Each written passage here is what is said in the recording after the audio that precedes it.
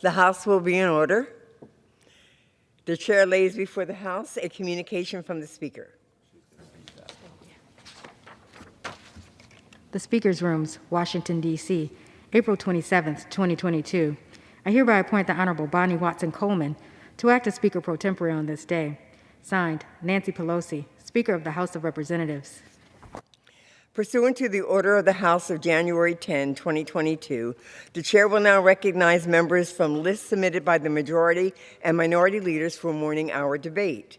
The chair will alternate recognition between the parties, with time equally allocated between the parties, and each member other than the majority and minority leaders and the minority whip limited to 5 minutes, but in no event shall debate continue beyond 11:30 a.m. 11:50 a.m. The chair recognizes the gentleman from Arkansas, Mr. Wormack, for 5 minutes.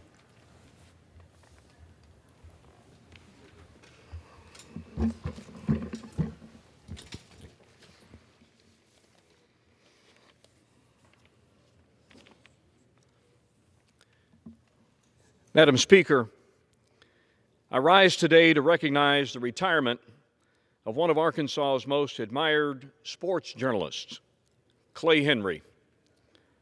Clay has retired after decades of covering Arkansas Razorback athletics, notably the publisher of Hogs Illustrated, the weekly publication dedicated to the coverage of our beloved Hogs. It was natural for Clay, given that he was the son of another sports legend in Arkansas journalism, Orville Henry. I'm quite confident his introduction to Razorback sports was while he was still in diapers. Then later, as a stat man for the Arkansas Gazette at the age of 14. He was produced by the best, tutored by the best, and like those before him, became the best.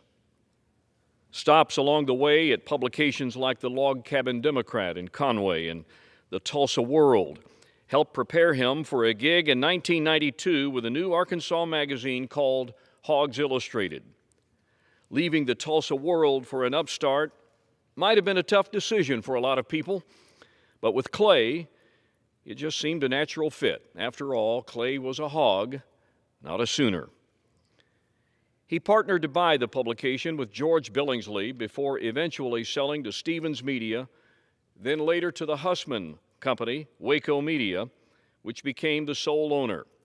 In every step, the common denominator that found its way into the mailboxes of hog fans everywhere was Clay Henry. Lots of contributing writers, amazing photographers, great salesmen, but only one, Clay Henry. 27 years as publisher. And now it's off to the Norfolk River, where the trout now have a full-time enemy. That is when Jean Ann, his bride of 43 years, doesn't have him doing honeydews or assuming the Razorbacks don't come calling. Congratulations, my friend, for a journalism career of enormous success and professionalism. The Hog Nation is forever grateful.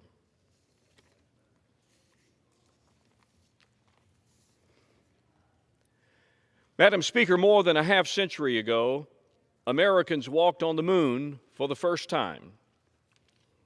Now, a new lunar mission is upon us in 2024, and the 3rd District of Arkansas will support this next step in space exploration. NASA has chosen Canoe, a high-tech mobility company with announced headquarters and facilities in northwest Arkansas, to produce a transportation fleet for astronauts, part of the Artemis program. That's right. As the crew prepares for their historic launch, they will be moved by state-of-the-art vehicles manufactured in Bentonville, Arkansas. A demonstration of ingenuity and the natural state's focus on harnessing emerging technology and novel ideas, great things can be achieved when the public and private sectors work together. I'm so proud that the future of space discovery is being supported by the 3rd District and our incredible workforce. The pioneering spirit of Arkansas and America will be on display as fully suited astronauts ride to their liftoff location. Congratulations to Canoe. you are playing a role in such an incredible moment in American history.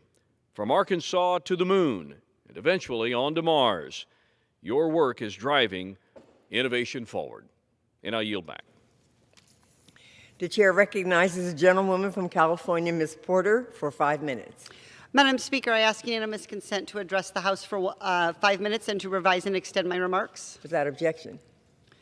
Trying to cancel a subscription can take you in as many circles as looking for summertime parking at Newport Beach. I've experienced it myself. For too long, dishonest companies have gotten away with trapping Americans into subscriptions by intentionally making it easy to start and nearly impossible to stop. As a longtime consumer advocate, I'm pleased that the Federal Trade Commission is now holding corporations accountable for this abusive practice. The FTC has made clear that businesses should make it as straightforward for customers to unsubscribe as it was to sign up. If they don't and they lock consumers in with abusive practices, they will face penalties. Policing unfair and deceptive business practices makes our capitalist economy stronger, safer, and more competitive. That's the FTC's job, and I'm glad they're a cop on the consumer protection beat. I'm committed to saving Orange County families time and money. If a company won't let you cancel a subscription, you can report this fraud on the FTC's website or contact my office for help. I rise today on behalf of David Lin, my constituent, who has been imprisoned in China since 2006 on charges of contract fraud. Although the Chinese government has reduced David's sentence, the fact remains that David has been separated from his family for nearly 16 years and may die in prison. He has already missed his children's graduations, his daughter's wedding, and the birth of his grandchild. At age 67, his health is declining, and he may never have the opportunity to hold his grandchildren or see his family again. Recently, his daughter was diagnosed with breast cancer. This is urgent. Americans wrongfully detained overseas should be allowed to come home to their loved ones, and I urge President Biden to continue doing everything in his power to secure David's release. Orange County infrastructure is getting an upgrade because of federal funds. Last week, I had the opportunity to wear an orange safety vest and a hard hat and join the Southwest Regional Council of Carpenters Local 714 at one of their job sites. I saw firsthand how they are working to improve our freeways and keep families safe. Their commitment to quality work was an inspiration. This project will improve 16 miles of the 405 in Orange County. It will revamp road conditions and upgrade bridges with safer sidewalks and bike lanes. And it was paid for in part through federal funds. I was proud to support the bipartisan infrastructure law, which makes additional investments to create millions of jobs and strengthen our economy. This law will make necessary infrastructure projects possible, and I'll continue supporting federal legislation that brings resources back home to Orange County. I yield back. The chair recognizes the gentleman from California, Mr. LaMalfa, for 5 minutes.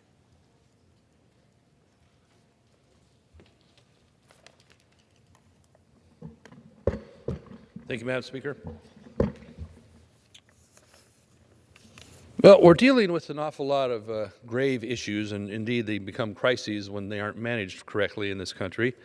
So we're hearing a lot about inflation and feeling the effects, especially regular people, middle income, lower middle income people, low income people are being very harmed by the policies that have been put forth the last year and a quarter. Hear a lot about the Americans are paying more for vehicles. You can't hardly find a new vehicle, and the price of used vehicles is skyrocketing. Gas at the pump, do I need to talk about that anymore?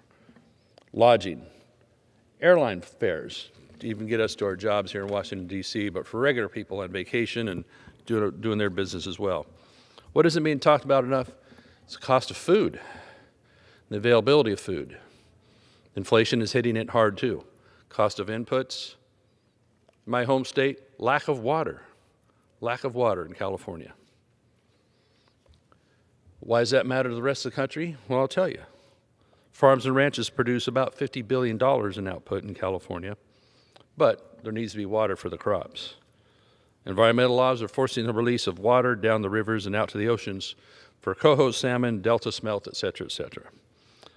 Now, our ag sector in California is the most important in the United States. There's a lot of other very important sectors as well, but I'll tell you this, is that we lead the nation in over 77 different crops, including many fruit and vegetable specialty crops. Our top commodities are milk, almonds, grapes, cattle and calves, strawberries, pistachios, lettuce, walnuts, floriculture, tomatoes, rice, broilers, carrots, hay, broccoli, tangerines, oranges, and lemons, to name a few. Our state is the only producer, which means 99% or more, of almonds, artichokes, celery, figs, garlic, raisins, kiwis, honeydew, nectarines, olives, cling peaches, pistachios, plums, sweet rice, and walnuts.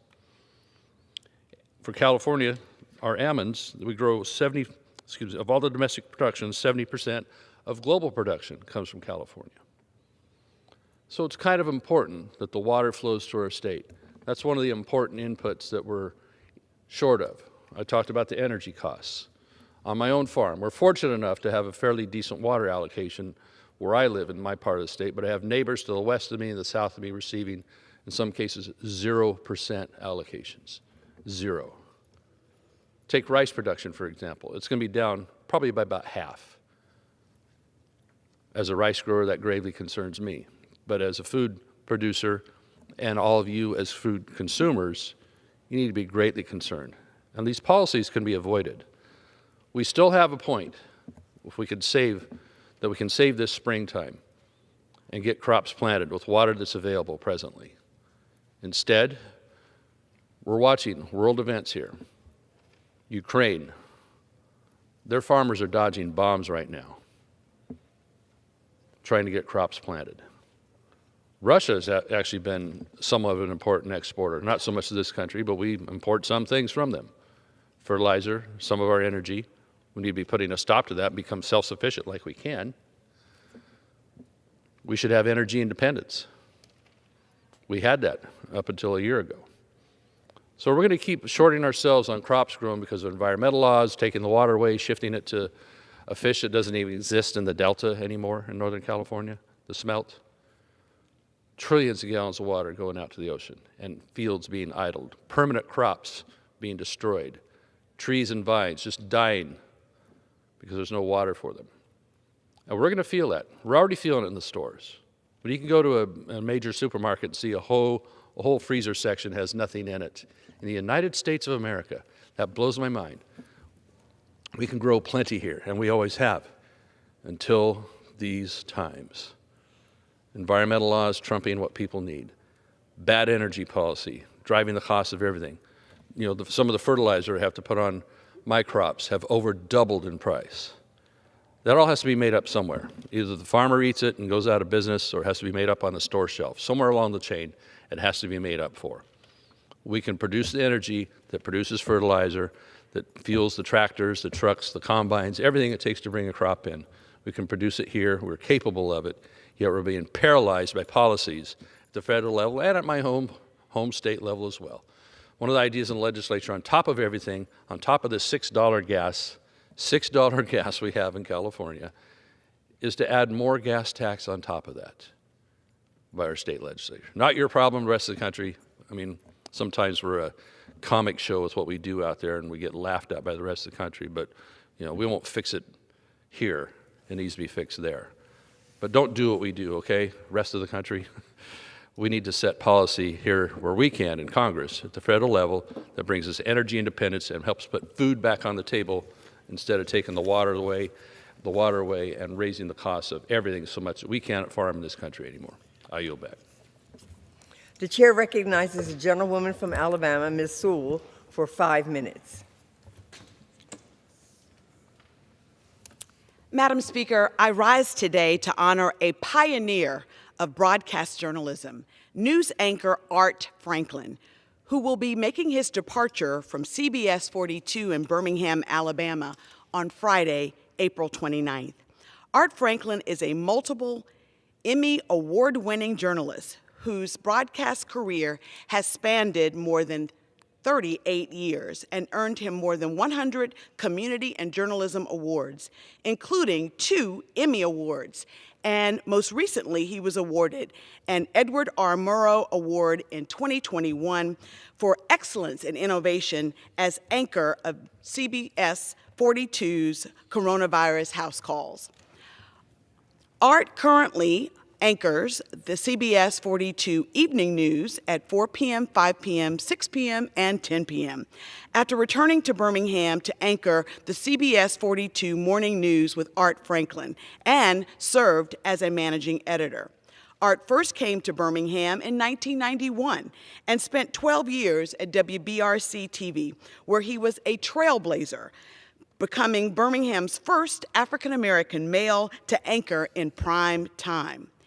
During his career of almost 4 decades, Art has worked as a radio announcer, a radio news director, a production manager, a talk show host of both radio and television, a television news producer, host of a television public affairs show, and the producer of the National Association of Black Journalists Awards show that was aired on BET. In addition to his time as a journalist, Art was a CEO of Atlanta-based independent record company 285 Records. The author of a book, Give It All You Got, Art launched in 2021 the Art Franklin Collection, a clothing line of men's ties, bow ties, shirts, and custom suits. Art sits on numerous boards in the state of Alabama. He is an avid cook and tennis player, and he is a proud member of Omega Psi Phi fraternity. I asked my colleagues to join me in recognizing Art Franklin in his extraordinary career and contributions to broadcast journalism. Congratulations, Art. We in Birmingham are so proud of all that you have done, and we wish you much luck in your endeavors.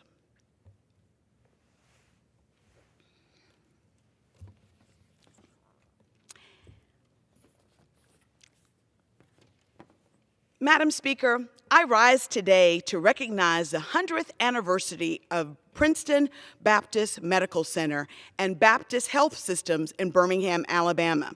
For a century, the Princeton Baptist Medical Center has been dedicated to serving the most vulnerable in our communities by prioritizing community health and expanding access to health care. As a faith-based hospital, Princeton was built on the premise that it would provide services to patients regardless of their ability to pay. During its first days of operation, Princeton served 39 patients, with 11 more admitted by the day's end without any operating capital. Since then, the Princeton Baptist Medical Center began expanding rapidly, undergoing multiple major hospital renovations. As the hospital's infrastructure grew, so did its network, expanding to meet the needs of its patients by adding new departments to expand critical services and research, as well as to keep abreast on the latest medical developments. During the 1990s, additional hospitals joined Princeton Baptist to build one of our state's largest and most comprehensive network of acute care hospitals, the Brookwood Baptist Health. Since its humble beginnings, Princeton Baptist Medical Center has remained active in the community, hosting several residency and mentoring programs. It even became the first healthcare center in the United States to implement a pastoral education program and student internship.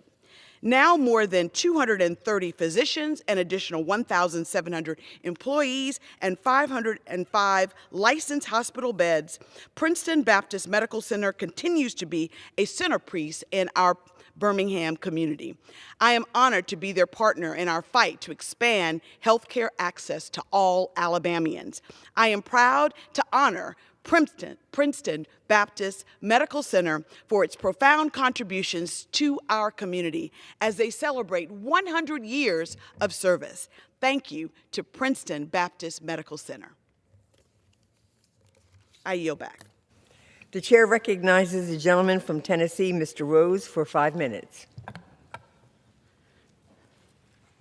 Madam Speaker, reports of clandestine flights taking thousands of illegal immigrants across the country on behalf of U.S. taxpayers are extremely concerning. In his 45 years as United States Senator and Vice President and now President, Joe Biden has sworn to defend the U.S. Constitution from all enemies, foreign and domestic, on 8 separate occasions, presumably including invasions of our border. Nowhere in the Constitution does it describe using taxpayer dollars to transport illegal immigrants to every corner of this country. Employees of the airline in question are fearful that they may be participating in human trafficking as unaccompanied minors are on many of these flights. Department of Homeland Security Secretary Mayorkas must answer whether American taxpayers are paying for these secret flights, and if so, why. All parties involved should be held accountable, including President Biden. None of this would be an issue if we had just followed through on President Trump's plan to build a wall at our southern border and secure our borders. Instead, President Biden seems determined to make every town in America a border town. Madam Speaker, I rise to recognize the late Millard Vaughn Oakley, one of the greatest Tennesseans I have ever known. His legacy will live on in our state's history for generations to come. He started life as a shoeshine on the Livingston, Tennessee Square and checked out as a multimillionaire chasing the excitement of the next great business deal or opportunity or challenge. He was a faithful husband, a loving father and grandfather, an exemplary public servant, and a passionate believer in his small town and the surrounding region. If you took a trip to Overton County, Tennessee, you wouldn't have to look far to find someone directly blessed by Millard Vaughn Oakley. That is certainly true of me. We come from opposing political parties. I am a conservative Republican. He was a Southern Democrat, having served as a state representative and state insurance commissioner under a Democratic governor. But that never impeded his willingness to encourage me or hear me out. Our debates and disagreements were always cordial. There was never a time when I did not glean something valuable from a conversation I had with him. He cared and believed in me, and that meant the world. Countless Tennesseans would say the same about this mighty man. There was not a person in the town who Mr. Oakley did not endeavor to know. Whether you were the gas station clerk, a sheriff's deputy, or a student, you mattered to Millard Vaughn Oakley. What I will always miss is his most sincere compassion. He gave life to the dreams of many. His generosity will live on through the numerous funds and scholarships to multiple schools and foundations. As you venture down Interstate 40 in Cookeville and exit to State Route 111, you will find yourself on Millard Vaughn Oakley Parkway. That's the main thoroughfare into the town so dearly loved by this treasure of a Tennessean. Up that straight route, you will find an impressive public library giving children and adults access to thousands of books and a new magnificent county building, each made possible by the generosity of Mr. and Mrs. Oakley. There is no replacing Millard Vaughn Oakley, only honoring him by being better, doing better, and leaving this world a little better in memory of a great Tennessean who did it better than anyone I have ever known. I pray that we will all take up the mantle and leave our communities a little better than we found them. Thank you, Madam Speaker, and I yield back. The chair recognizes the gentleman from Connecticut, Mr. Larson, for 5 minutes. Thank you, Madam Speaker. I rise to address the body for 5 minutes and revise and extend my remarks.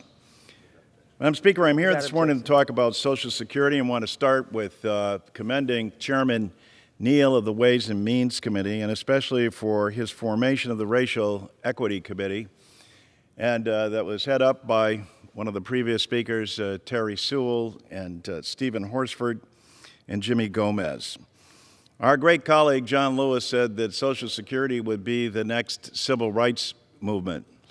John had probably no idea about what the pandemic would bring, but what the pandemic has done has underscored the plight and the need of all of our fellow Americans. What I mean by that is this. This pandemic has hit the country hard. It's turning everybody's lives upside down.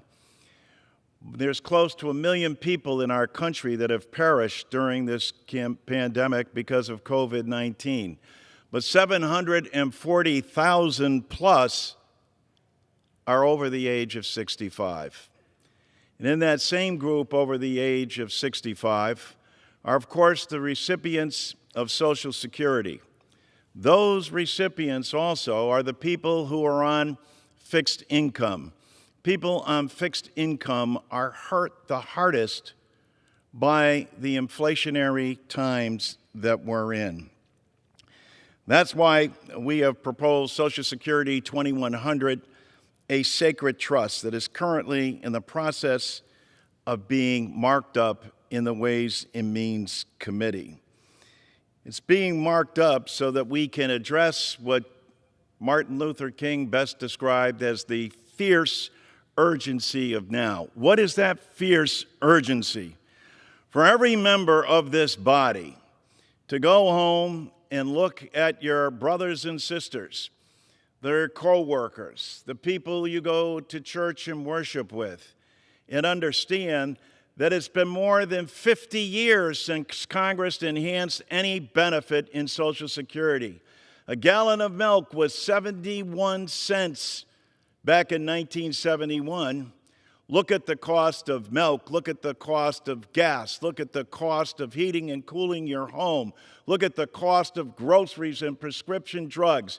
And for Congress to be negligent and not address this issue, this is not something, Madam Speaker, that can be done through executive order, nor is the Supreme Court going to adjudicate. This is the direct responsibility of the United States Congress, and the last time it did something was in 1983. Ronald Reagan was the president. Bob Dole was the Senate leader, and Tip O'Neill the Speaker. They made the program more solvent then, but they did it by cutting benefits, the last of which just went into effect this January with raising the age to 67. Now, it sounds good when you say, well, people are living longer, so we've got to raise the age. But consider the logic. If you're living longer, how is it that you can sustain a cut in Social Security? It hasn't been enhanced in more than 51 years. It's Congress's responsibility. 10,000 baby boomers a day become eligible for Social Security. It affects our rural communities more than it affects our urban communities. And in doing so, who is it impacted? Close to 5 million of our fellow Americans who get below poverty level checks from the federal government at a time we're passing out tax cuts to the wealthiest 1% in this country. If indeed Black Lives Matter and is more than just a slogan, we will be voting on this issue on this floor to send a message to the more than 65 million Social Security recipients that help is on the way. No one will ever work all their lives and then retire into poverty, because we're going to create a new floor that will be 125% of what the poverty level is. And with that, Madam Speaker, I want to urge the body to take a look at Social Security 2100, a sacred trust. This is bipartisan. If you look at the data, 80% of Democrats, 75% of independents, 69% of Republicans agree that these benefits need to be enhanced. It's a common sense, practical way in this pandemic to both deal with inflation and give long overdue relief to our senior citizens. Social Security is the #1 anti-poverty program for the elderly. It's the #1 anti-poverty program for children. And our veterans utilize Social Security disability more than the VA. It's long overdue for this body to do one simple requirement that we all take an oath of office for, and that's to vote. And vote on increasing and enhancing Social Security and its benefits, something that hasn't been done in this body for more than 50 years. With that, I yield back. The chair recognizes a gentleman from Pennsylvania. Mr. Fitzpatrick for 5 minutes. Madam Speaker, I rise today to recognize the tremendous accomplishment of the 2020 Penridge High School women's varsity soccer team. At a time when our schools were just reopening, the Penridge women's soccer team seized a moment and went on to win their first PIAA Class 4A title on November 21st of 2020. This victory was years in the making, following a 2018 overtime loss in the final tournament game. Thanks to the visionary leadership of Coach Audrey Anderson, the Penridge women's varsity team pushed past the adversity and clinched the championship win. With both teams battling through a contentious 80 minutes of regulation and 27 minutes of overtime, freshman forward Tori Angelo chipped a pass over to junior Leah Malone to score the game winner with just a few minutes remaining. Madam Speaker, I'm proud to recognize these champions today for their leadership and their outstanding efforts in their 2020 season, and I'd formally will be reading their names and entering their names into the record. Head Coach Audrey Anderson, Assistant Coach Jason Lawler, Assistant Coach Aaron Stevenson, Captain Lindsay DeHaven, Captain Leah Malone, Captain Maddie Angelo, Captain Emily Criney, Sierra Schaefer, Katie McKean, Anna Croyle, Zoe Sable, Liv Grenda, Riley Hepler, Tori Angelo, Kara Dam, Casey Malone, Brielle Tasher, Jess Levish, Joey Tomlinson, Lauren Atchley, Lavi Baldwin, Lindsay Balmer, Raina Adelman, Sophie Craig, Aubrey Long, Avery Drumbor, Danae Lookie, Lauren Moylan, Maggie Hayes, Ryan Hodder, Sammy McBride, Sam Kiwak, and Fia Lowry. Madam Speaker, along with that victory, it is with a heavy heart that I recognize the team's assistant coach who recently passed away, Robert Lee Miller. Anyone who had the privilege of knowing Robert knows that he could always be found on the soccer field, lending his strengths and gifts to coach dozens of teams and mentor thousands of youth players. And as our Bucks County community mourns his loss and remembers his passion for the game, I would like to offer a moment of silence for Robert Miller.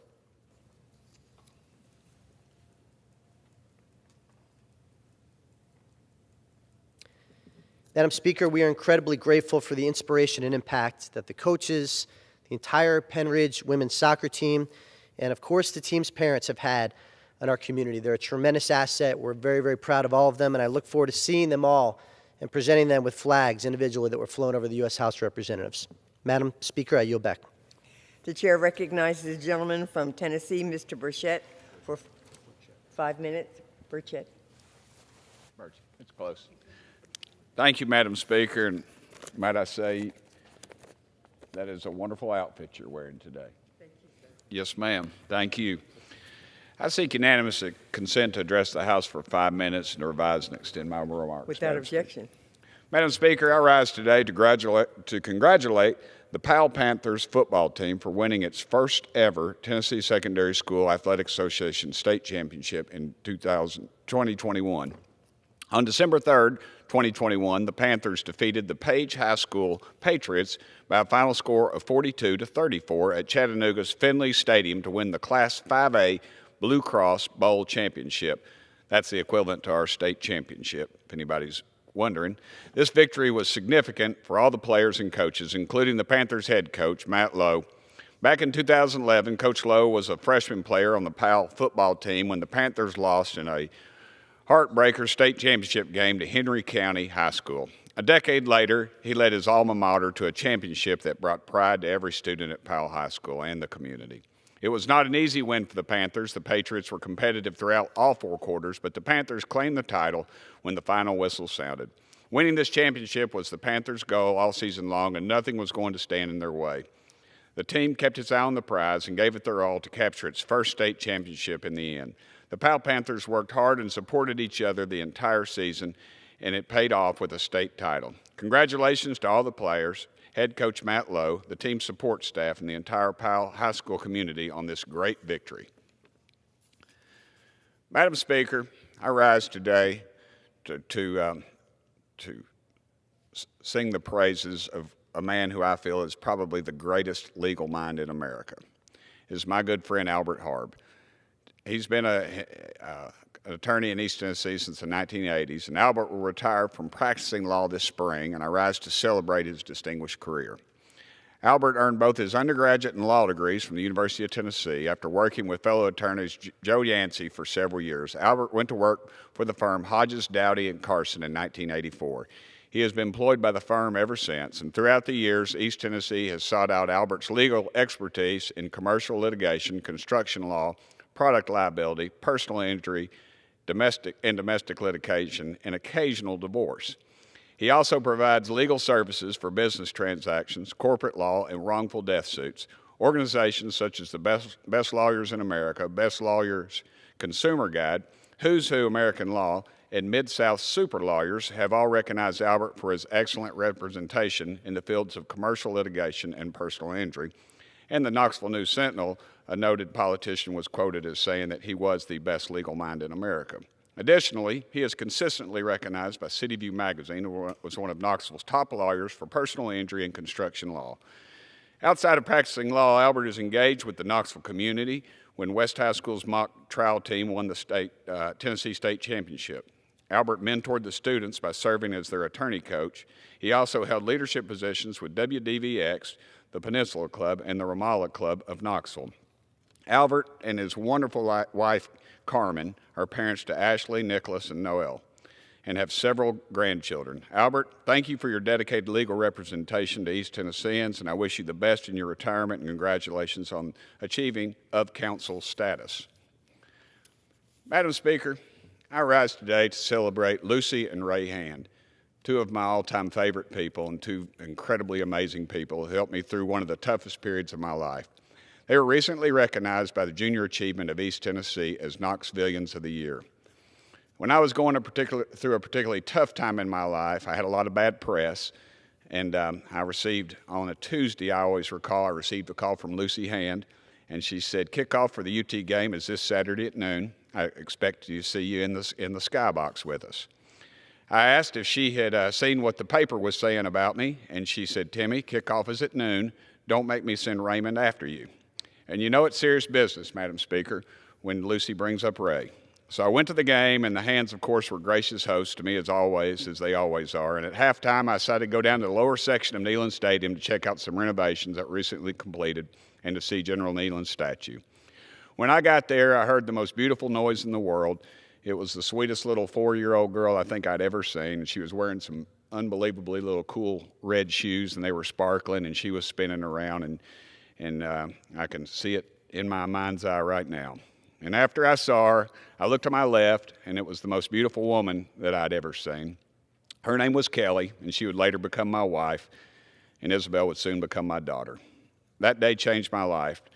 Lucy and Ray Hand were there for that moment, just like they were there when my parents died, when I married Kelly, when I adopted my Isabel. They were also here in Washington in 2019 when I was sworn into Congress. I remember when they were standing in line, and the Capitol policeman asked me if they were my family because they were escorting family through, and I looked at him. I said, yes, they are my family. And Madam Speaker, they are my family. I want to thank them for being my friend, and thank you for bringing Kelly and Isabel and me all together, and that created a wonderful family for me. And congratulations on winning Knoxvillians of the Year. Thank you, Madam Speaker, and I'll yield the remainder of my time. Chair recognizes the gentleman from South Carolina, Mr. Wilson, for 5 minutes. Thank you, Madam Speaker, and we appreciate your $1 million smile.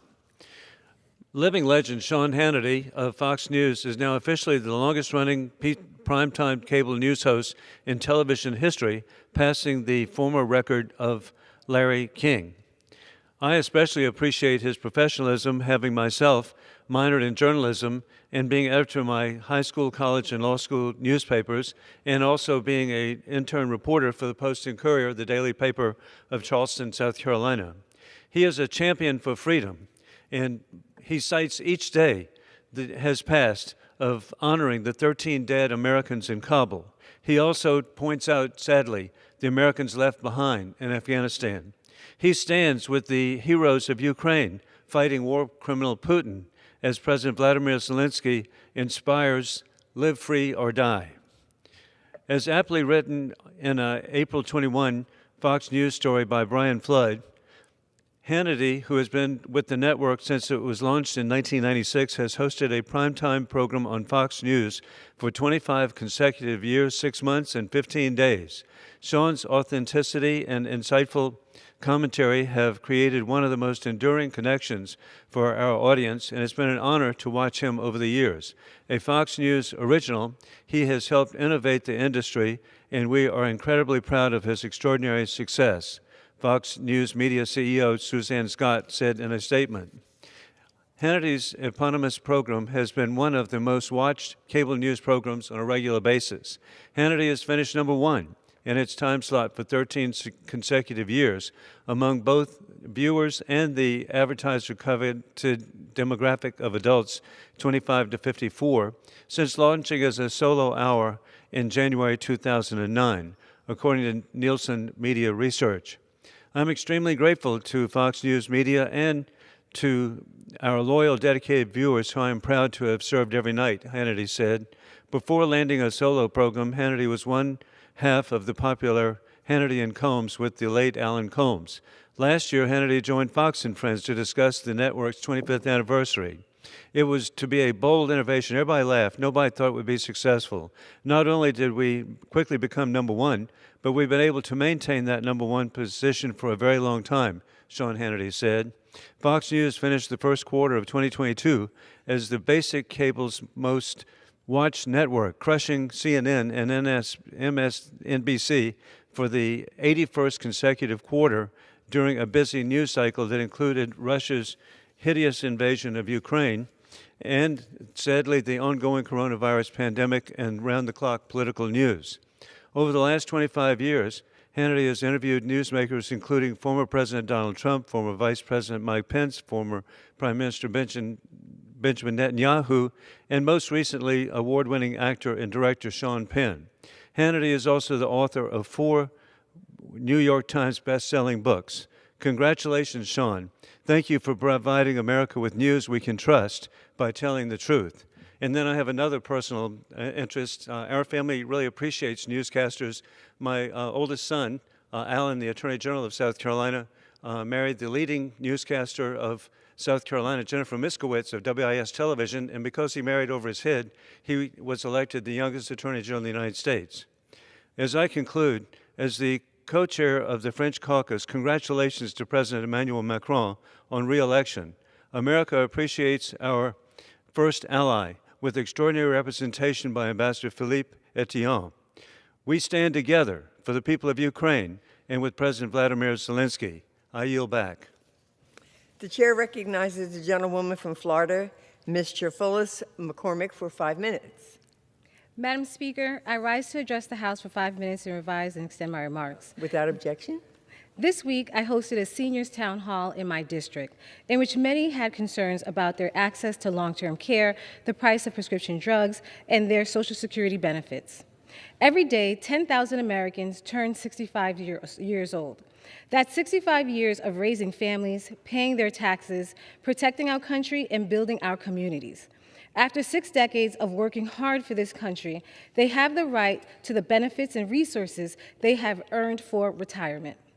We do not need to cut benefits, but instead expand access to full range of long-term care services that help seniors within their communities. Unfortunately, it has become far too expensive for middle-class friends and families to care for our seniors. Prescription drug prices are a major component of the overall cost of caring for the elderly. While Medicare Part D pays for some medications for those enrolled in the plan, it is reported that over 65% of our seniors' prescription drugs costs are out of pocket. No American should ever have to break the bank to pay for life-saving care. But today, too many Americans are forced to make the decision between paying their bills or buying their pills. Democrats have been fighting to bring down health care costs and lower prescription drug prices by holding insurance companies and drug companies accountable and strengthening the Social Security and Medicare and Medicaid. In his State of the Union address, President Biden announced an initiative to improve quality long-term care for our nation's beloved seniors and people with disabilities. The announcement uplifts what I've long championed. Every person in the United States deserves to age with dignity, respect, and access to quality health care. These actions will be part of a long overdue comprehensive reform to protect the welfare, safety, and rights of seniors and people with disabilities living in nursing homes. Our country and our economy are stronger and healthier when every American has access to quality, affordable health care and long-term care. I look forward to working with my colleagues to make sure these issues are addressed and that we support and look out for our nation's seniors. I yield back the balance of my time.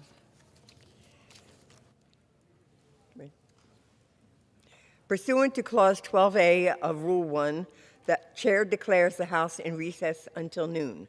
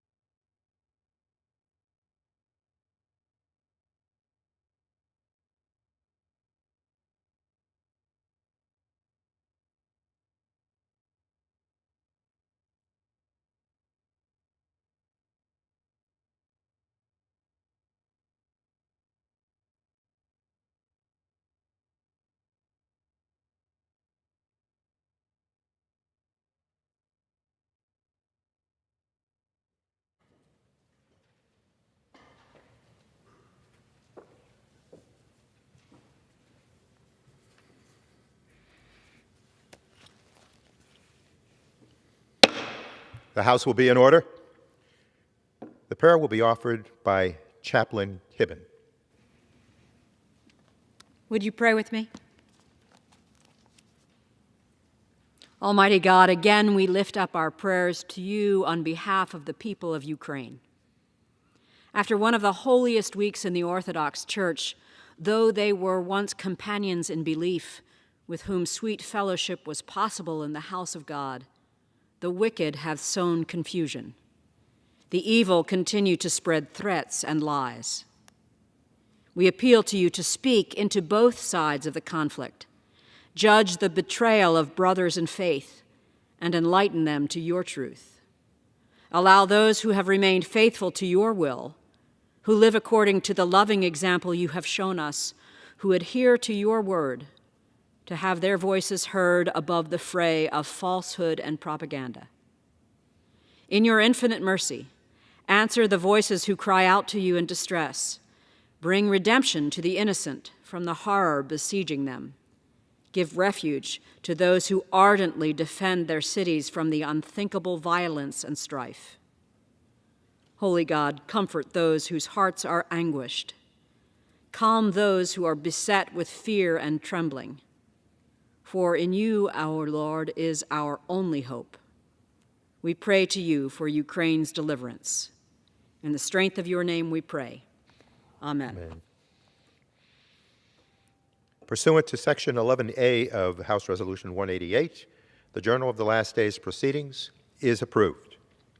The Pledge of Allegiance will be led by the gentleman from Michigan, Mr. Wahlberg. Please.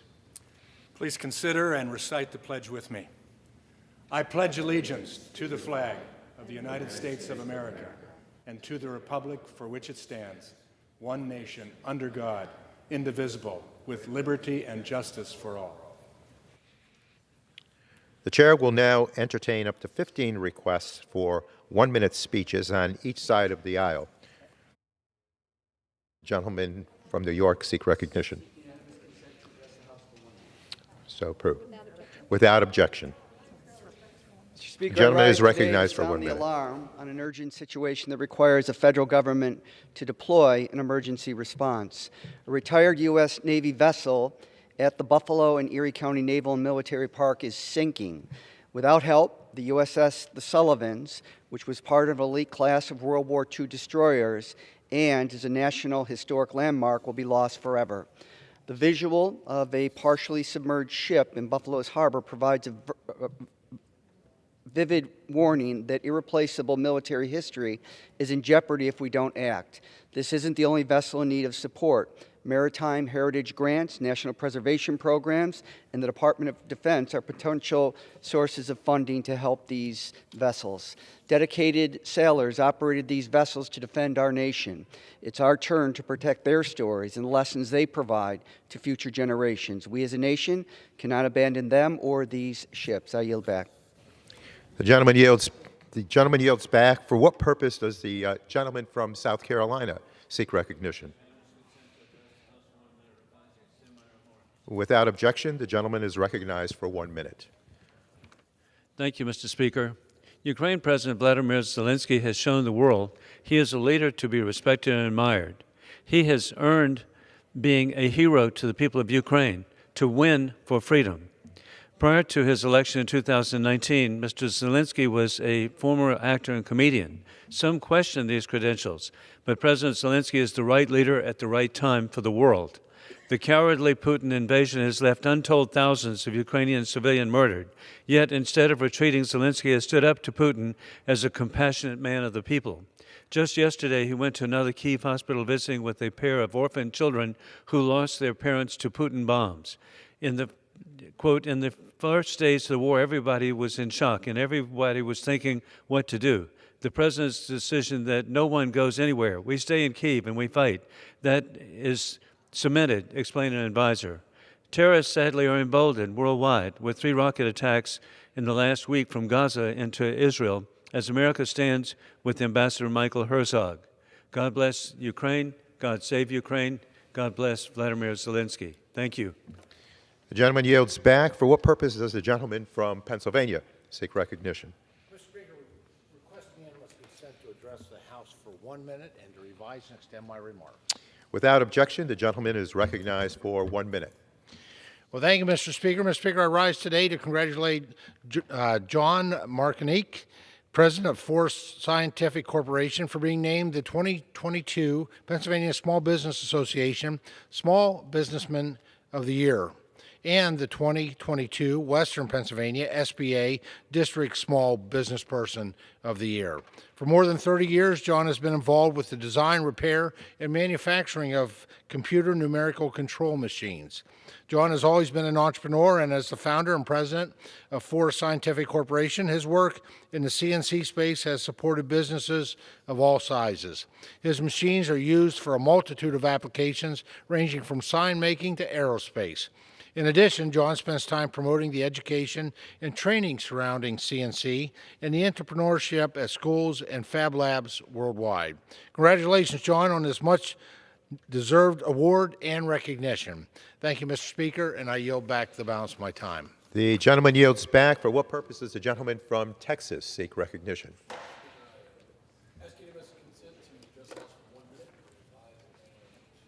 Without objection, the gentleman is recognized for 1 minute. Mr. Speaker, today is a momentous day as we have just received the news that my constituent, Trevor Reed, a Texan, a Marine, and a patriot, has been released from a Russian prison after being held for an anguishing 985 days as a political pawn. Trevor's parents, Paula and Joey Reed of Granbury, Texas, have been tireless advocates for the release of their son, and I cannot imagine the relief that they are feeling right now. The Reeds have been living a 2.5-year nightmare, fighting every day for their son's release, and today our prayers have been answered. I would like to thank my colleagues in Congress on both sides of the aisle for working in a bipartisan manner to pass the resolution calling for Trevor's release and continuing to draw attention to his case, including my predecessor, Mike Conaway, Chairman Mike McCall, Senator Cornyn, Leader McCarthy, Congresswoman Jackson Lee, and Congressman Castro, and my entire office that represents the 11th District, my staff. I especially would like to recognize Ambassador Sullivan and his team, as well as those that work in the NSA, the NSC, and the SPIHA. Finally, President Biden, thank you for bringing Trevor Reed home. Thank you for believing in not leaving no American overseas. And with that, I yield back. The gentleman yields back. For what purpose does the gentleman from Michigan seek recognition? Mr. Speaker, unanimous consent to address the House for 1 minute. The gentleman is recognized without objection for 1 minute. Mr. Speaker, I just returned from a trip to Ukraine with my colleague, Representative Sparts, last night. We were invited by Ukrainian officials to see firsthand their immediate needs. The destruction and loss of life was heartbreaking. Everywhere we went, we saw the evidence of Putin's war crimes. One stop we made at a residential building in Odessa that had been hit by the Russian missile the day before. A grandmother, her daughter, and her daughter's baby were killed in that same apartment. They were among 18 other innocent victims killed in the attacks. Yet in the face of such evil actions, the Ukrainian spirit remains strong. To aid their fight for freedom, more must be done by both the United States and the international community. Advanced weaponry, humanitarian supplies, and much more can and should be ramped up. The Ukrainians are brave people, and they'll win the war against Russia's invasion if they have the tools, the resources to do so in hand. God bless Ukraine. I yield back. The gentleman yields back. For what purpose does the gentleman from California seek recognition? Without objection, the gentleman is recognized for 1 minute. Thank you, Mr. Speaker. You know, the situation with our border, it couldn't be a whole lot worse. Here's the numbers for February and March. Border crossings were 220,000. The number just keeps going up. So at a time here where a recent decision by a judge enabled us to not have to wear masks to get on airplanes or other public transportation because America's health is improving, the president wants to get rid of the Title 42 provision put in place by President Trump to help keep America safe from those that have health issues or disease issues from coming across our border, exacerbating already this giant problem we have. If Title 42 is allowed to expire, then this will open the floodgates even wider. So I appreciate the decision to at least uphold Title 42 while our federal government fights that decision and resources are used by legal folks, Department of Justice, whatever, to make it where Title 42 is waived. I want to ask, what side is the President and this administration on, if not for the American people's health? The gentleman's time has expired. The gentleman yields back. For what purpose does the gentleman from Alabama seek recognition? Without objection, the gentleman is recognized for 1 minute. Mr. Speaker, in the last 15 months, President Biden and House Democrats have dumped trillions of dollars on the struggling economy already weighed down by left-wing overspending. We warned them that if they continue to print money to fund their reckless liberal wish list, inflation would hammer the American people. Now, inflation will cost the average American family an extra $5,000 this year. Folks are traveling less, they're buying less because of Joe Biden. Inflation is crushing the working class people. Last week, I introduced a Household Income Tax Suspension Act to provide the equivalent of 6 months federal income tax holiday for millions of hardworking Americans. Americans want relief.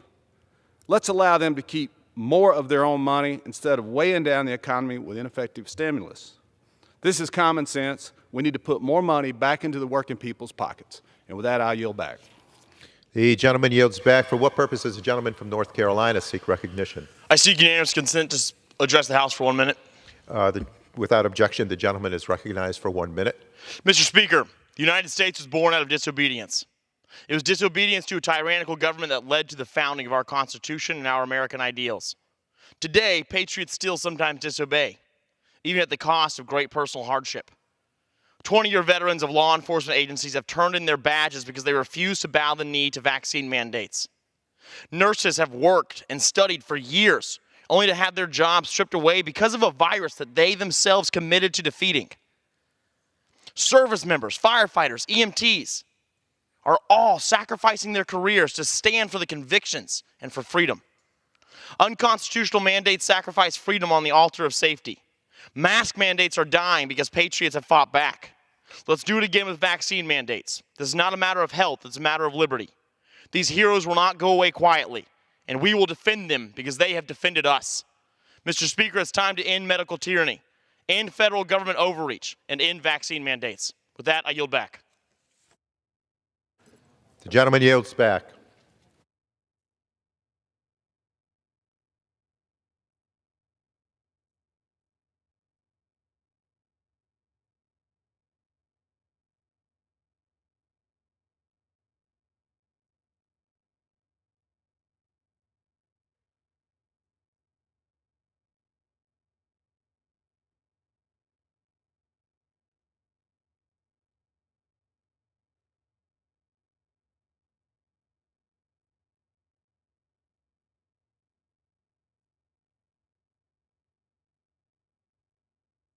Clause 8 of Rule 20. The chair will postpone further proceedings today on motions to suspend the rules on which the yeas and nays are ordered. The House will resume proceedings on postponed questions at a later time.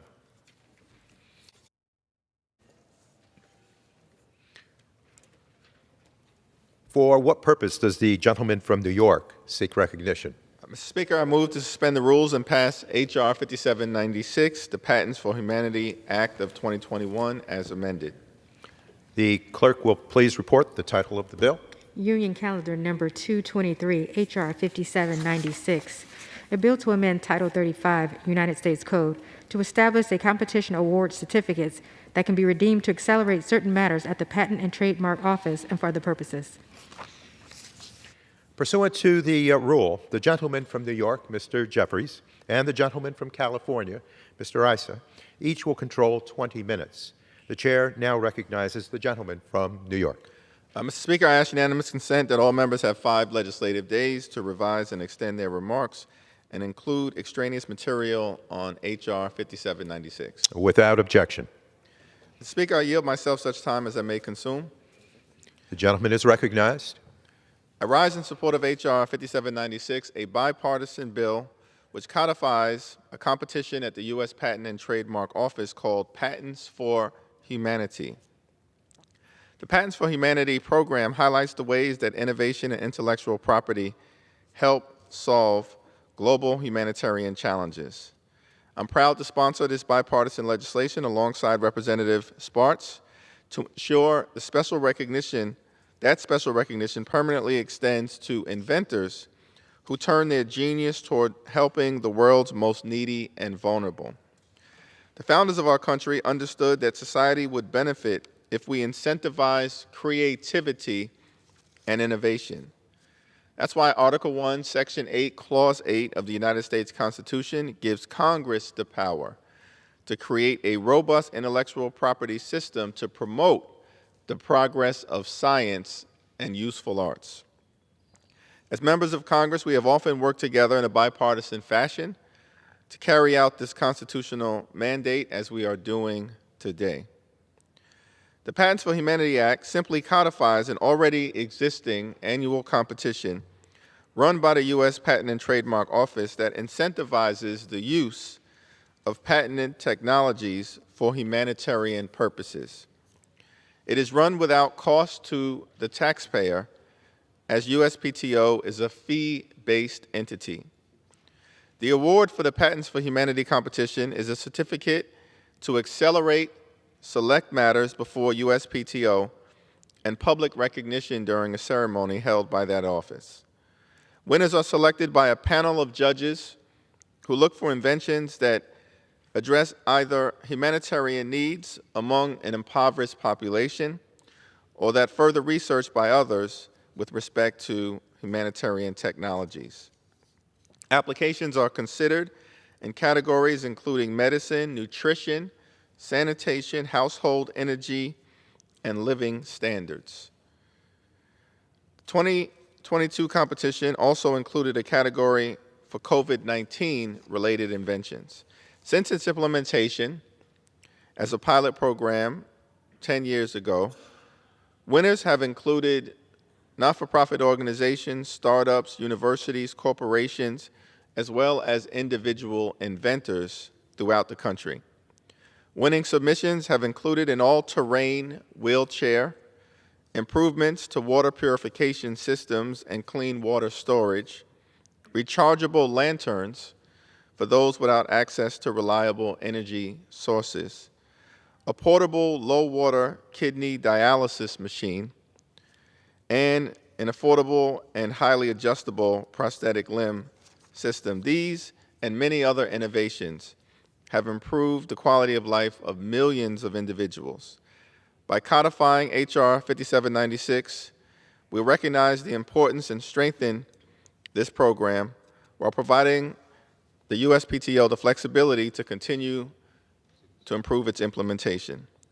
In December, this bill passed the House Judiciary Committee unanimously, building upon the work of Representative McBath, who successfully led a bipartisan effort to pass the Patents for Humanity Program Improvement Act into law last Congress, which allows award certificates to be transferable. Today, we go a step further by ensuring this program is a permanent feature of our innovation system and economy. Once again, I thank Representative Victoria Spartz for her partnership on this legislation, as well as her leadership as it relates to the terrible situation in Ukraine. I also thank my colleague, Representative Issa, for his leadership as well. The Patents for Humanity program shows how American innovation and creativity can continue to change the world. I urge my colleagues to support this bipartisan legislation and vote yes on H.R. 5796 and reserve the balance of my time. The gentleman from New York reserves. The gentleman from California is recognized. Thank you, Speaker. I yield myself such time as I may consume. Mr. Speaker, I join with my colleagues in what I believe will be a unanimous support for the continued promotion of works useful to humanity. This pilot program, after 10 years, has proven to be not only a good one, but one that continues to be necessary. In 1790, when President Washington evaluated and signed the first patent, he did so in a matter of a few weeks from submission. It was an expectation that a timely patent was in fact critical. That first patent improved the production of potash, often used in fertilizer. The fact is, over the years, our ability to quickly evaluate patents has, in fact, not continued to keep pace. And so when you have something like these humanitarian offerings, the fact that we're able to, at least in these cases and for known inventors, reward them with an accelerated consideration as part of their continued work, I think is the kind of an award that means a great deal when it's the advancement of items of humanitarian interest and need. So my colleague from New York did a wonderful job of talking about some of those inventions. We could go on for hours at what the inventive genius has come from this and other incentives. So I urge my colleagues to vote for this renewal, and lastly, to recognize that the one area that America leads in is innovation, and this body has a continued obligation to do everything it can to promote that innovation, including the modernization and the improvement of the Patent and Trademark Office. And with that, I reserve the balance of my time. The gentleman from California reserves. The gentleman from New York is recognized. Mr. Speaker, I have no further speakers, and I am prepared to close. The gentleman reserves. The gentleman from California. Always take yes for an answer. I yield back. The gentleman yields back. The gentleman from New York is recognized. I thank the distinguished gentleman from California for his continued leadership in this area. And once again, Congress is coming together in a bipartisan way to uplift American innovation and innovators. And I urge all of my colleagues to support this important piece of legislation and yield back the balance of my time. The gentleman yields back. The question is, will the House suspend the rules and pass the bill H.R. 5796 as amended? In the opinion of the chair, those in favor say aye. Those opposed say no. In the opinion of the chair, two-thirds being in the affirmative, the rules are suspended, the bill is passed, and without objection, the motion to reconsider is laid on the table. Purpose does the gentleman from New York seek recognition? Mr. Speaker, I move to suspend the rules and pass S. 3059, the Courthouse Ethics and Transparency Act.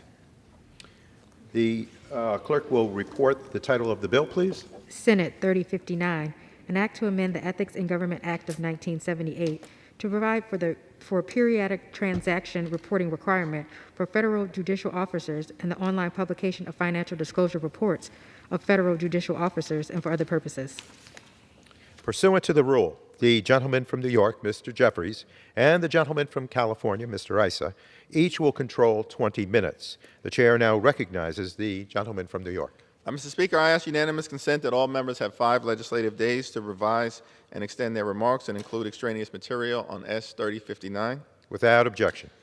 Mr. Speaker, I yield myself such time as I may consume. The gentleman is recognized.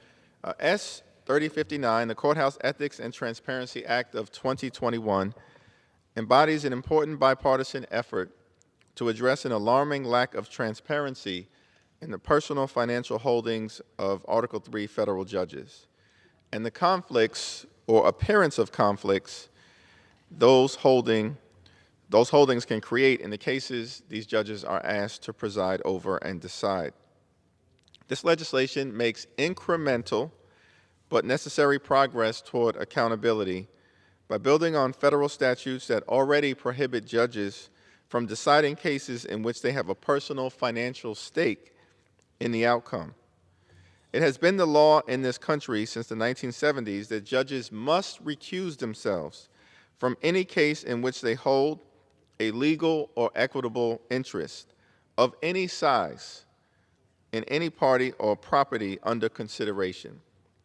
To help ensure that recusals occur as required, federal law often mandates that judges file annual reports disclosing their personal financial interests so that the litigants, press, and the general public can monitor and check these responsibilities.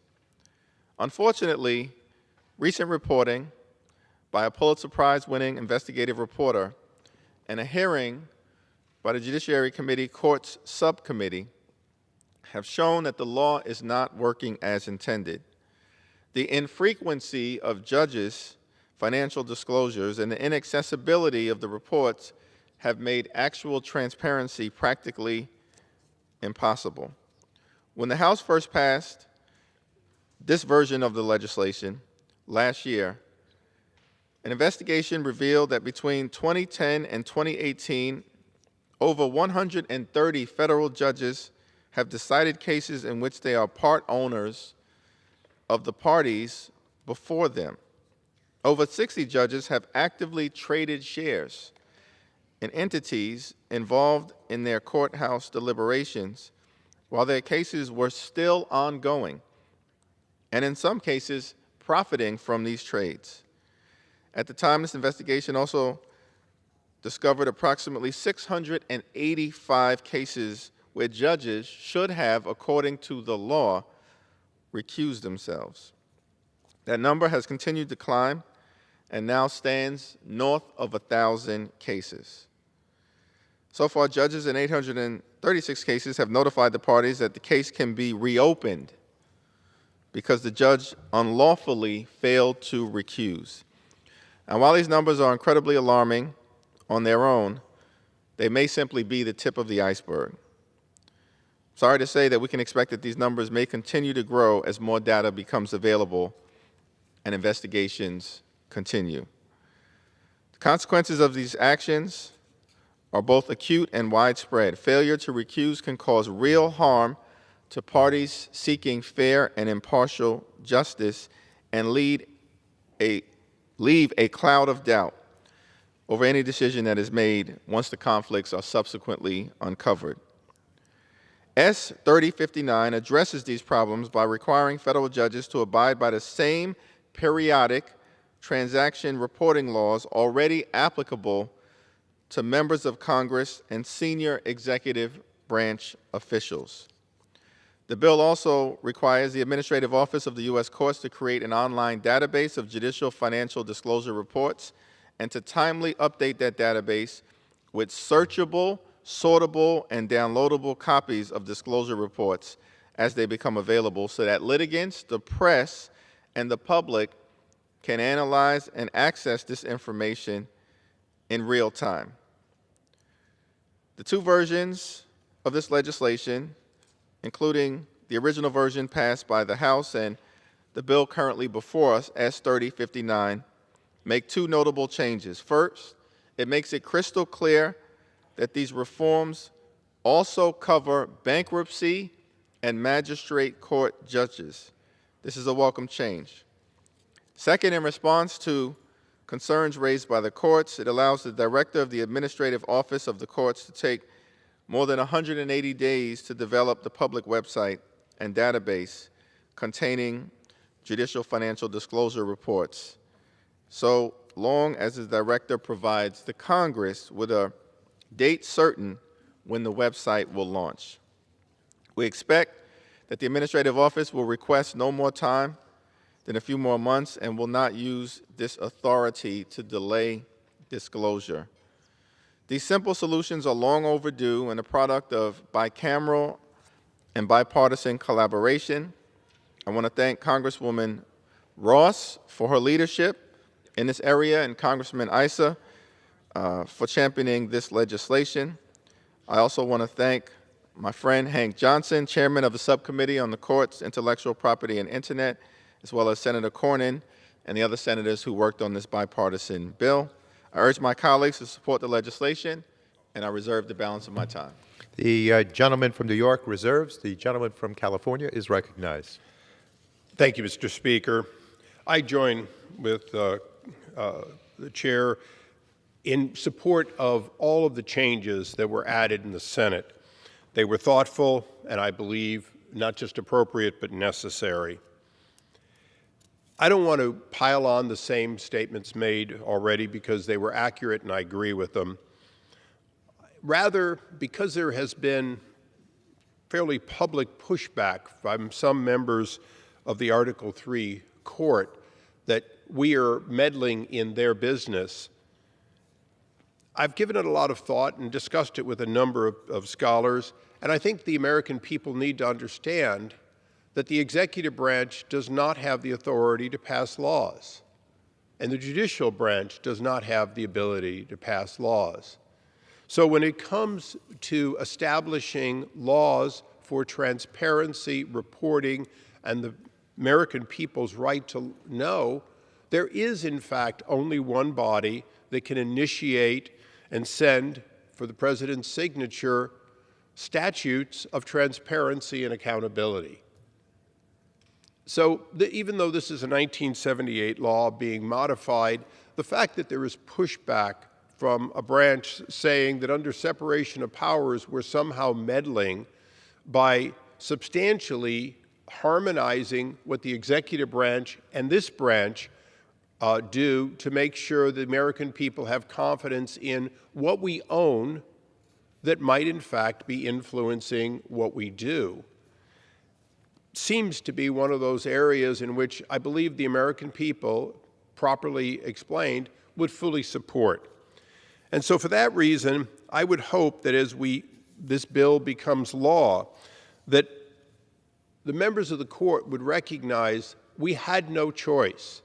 Faced with clear examples, even one being too much, of a judge who had holdings and simultaneously affected the value of those holdings while either owning them or trading them or both, that we had no choice but to recognize that that absence of transparency was critical.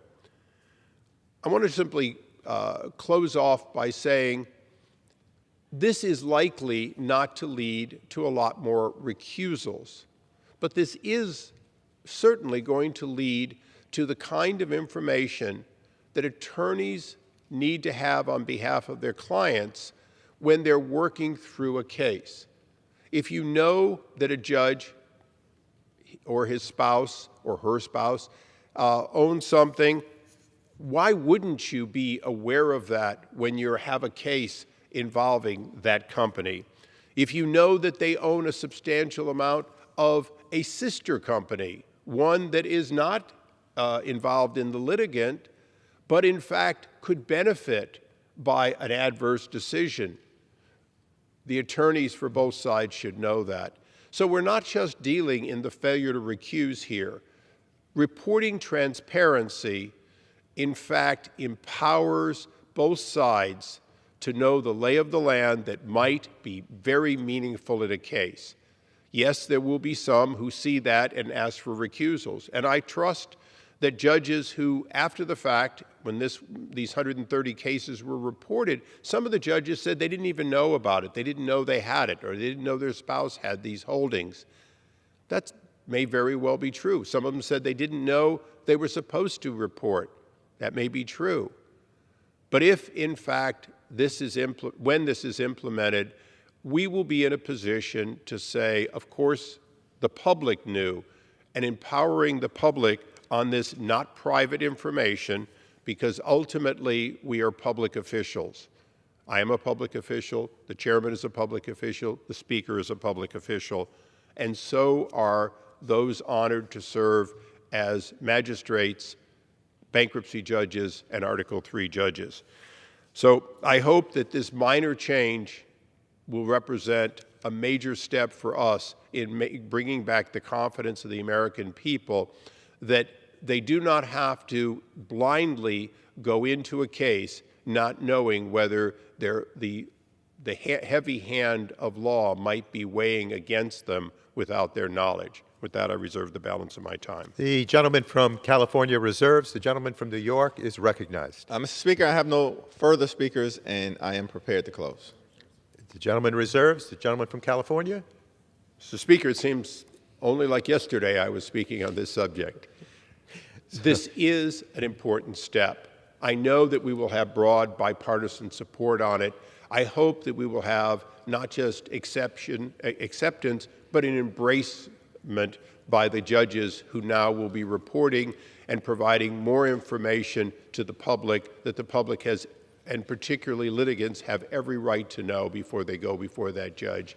And with that, I thank the chair for his help in shepherding this bill, and I yield back. The gentleman from California yields back. The gentleman from New York is recognized. Mr. Speaker, the framers, in their infinite wisdom, created a system of government with three separate and co-equal branches: the Article I legislative branch, the Article II executive branch, the Article III judicial branch. Three separate but co-equal branches of government. Justice Brandeis once said that in a democracy, sunlight is the best of disinfectants.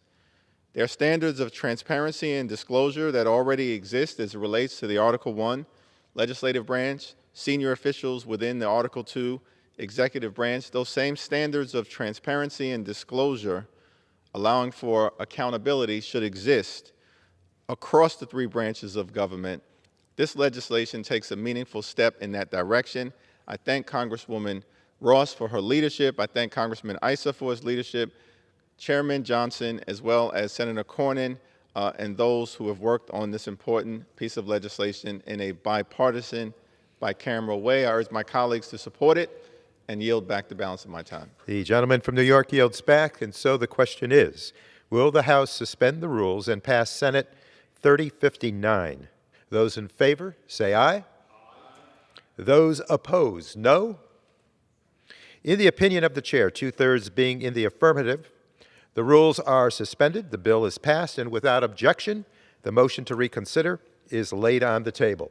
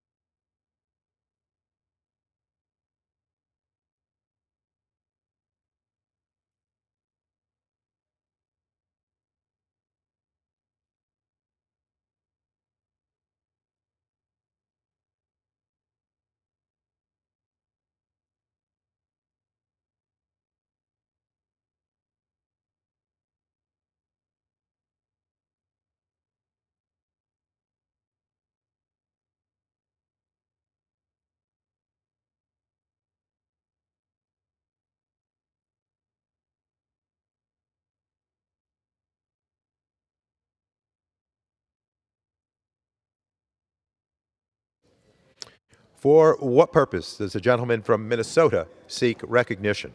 Mr. Speaker, I move that the House suspend the rules and agree to HRES 336, calling on the government of the Russian Federation to provide evidence or to release United States citizen Paul Whelan, as amended. The clerk will please report the title of the resolution. House Resolution 336, resolution calling on the government of the Russian Federation to provide evidence or to release United States citizen Paul Whelan. Pursuant to the rule, the gentleman from Minnesota, Mr. Phillips, and the gentleman from South Carolina, Mr. Wilson, each will control 20 minutes. The chair now recognizes the gentleman from Minnesota. Thank you, Mr. Chairman. I ask unanimous consent that all members have 5 legislative days in which to revise and extend their remarks and include extraneous material in HRES 336 as amended. Without objection. I yield myself such time as I may consume. The gentleman is recognized. Thank you, Mr. Speaker. I rise today in strong support of HRES 336, calling on the government of the Russian Federation to provide evidence or to release United States citizen Paul Whelan. I thank Representative Stevens for her tireless work on behalf of her constituent, Paul Whelan, whom Russia has held hostage as a political prisoner for over 3 years. For more than 1,300 days, the Russian government has put Paul and his family through unimaginable torment, taking away Paul's freedom, threatening his health, and denying him his most basic human rights, all for the purpose of using an American citizen, a human being, as a political bargaining chip. Paul's treatment at the hands of the Russian government and its so-called justice system is shocking, but unfortunately hardly surprising. As we witness the horrors committed by Putin, his enablers, and Russian forces in Ukraine, we are reminded of the lengths that the authoritarian regime in the Kremlin will go to achieve its nefarious objectives. But neither Paul nor any political prisoner is a tool to be used to an end. They are human beings with families who just want to see justice served and see their loved ones home safe and sound.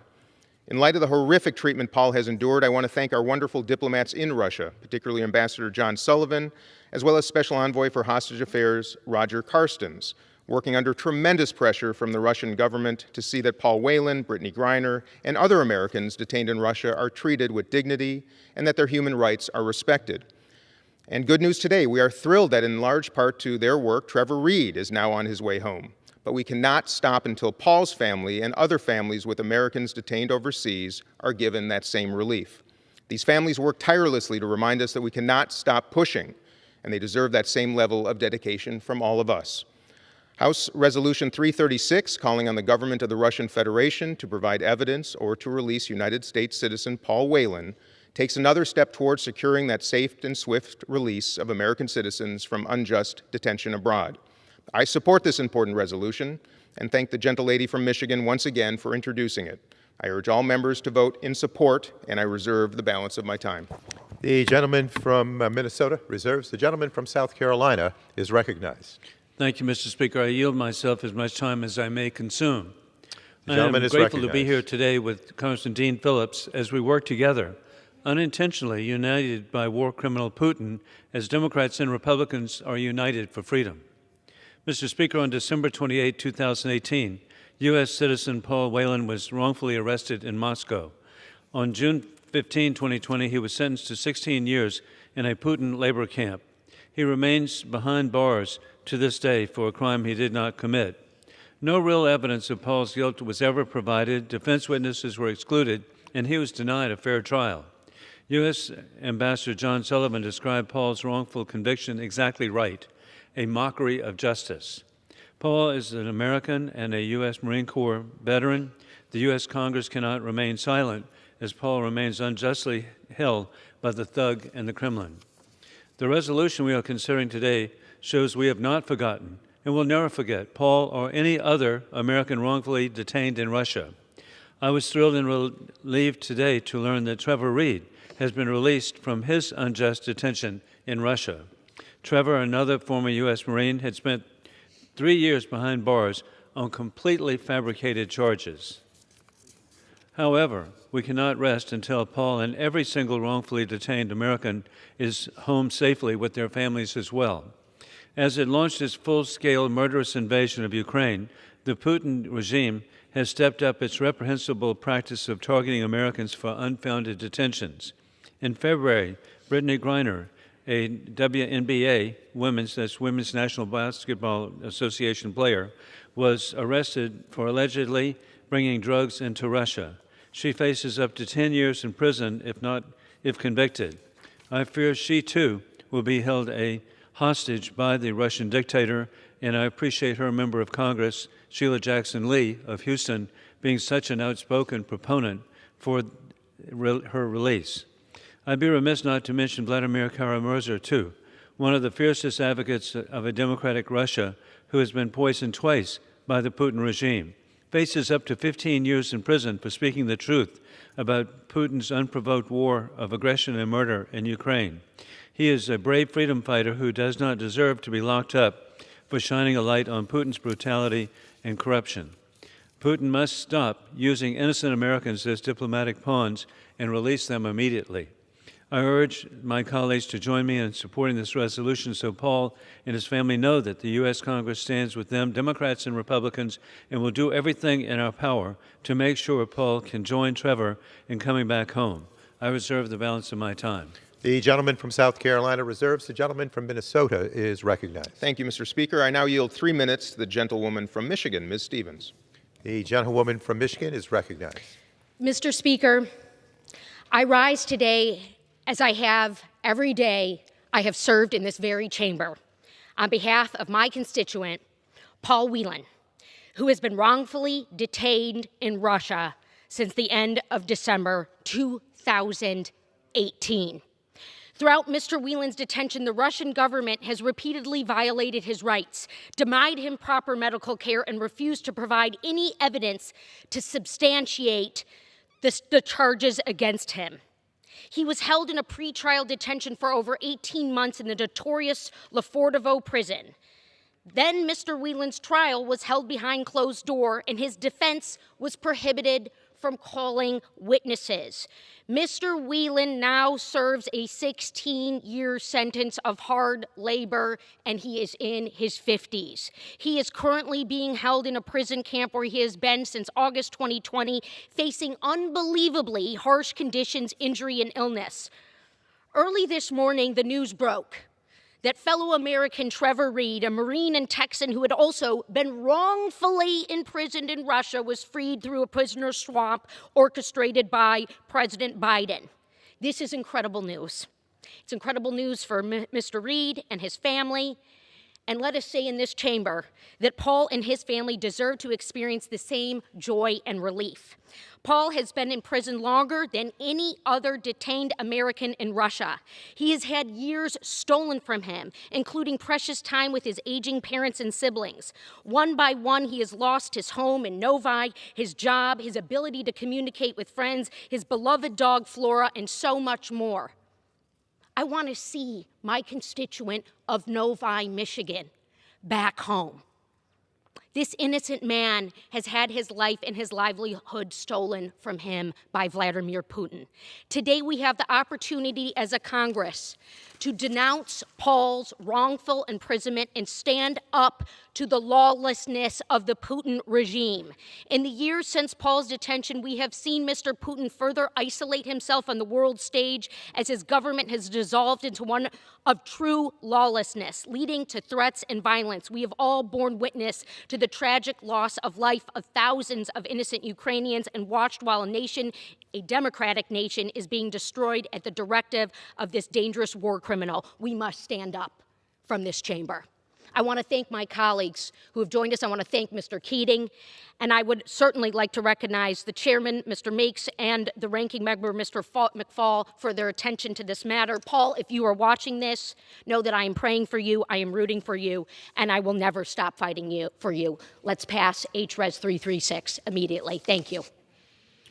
The gentlewoman from Michigan yields back. The gentleman from Minnesota reserves. Mr. Speaker, I have no further requests for time, and I reserve the balance. The gentleman from Minnesota reserves. The gentleman from South Carolina is recognized. Mr. Speaker, I'm pleased to yield 3 minutes to the gentleman from Arkansas, Mr. French Hill. The gentleman from Arkansas is recognized. Thank you, Mr. Speaker, and let me thank my friend from South Carolina for the time, and of course thank my friend Mr. Phillips for leading the debate on this important issue. Once again, we gather on the House floor in unity, Republicans and Democrats, to counter Putin's behavior.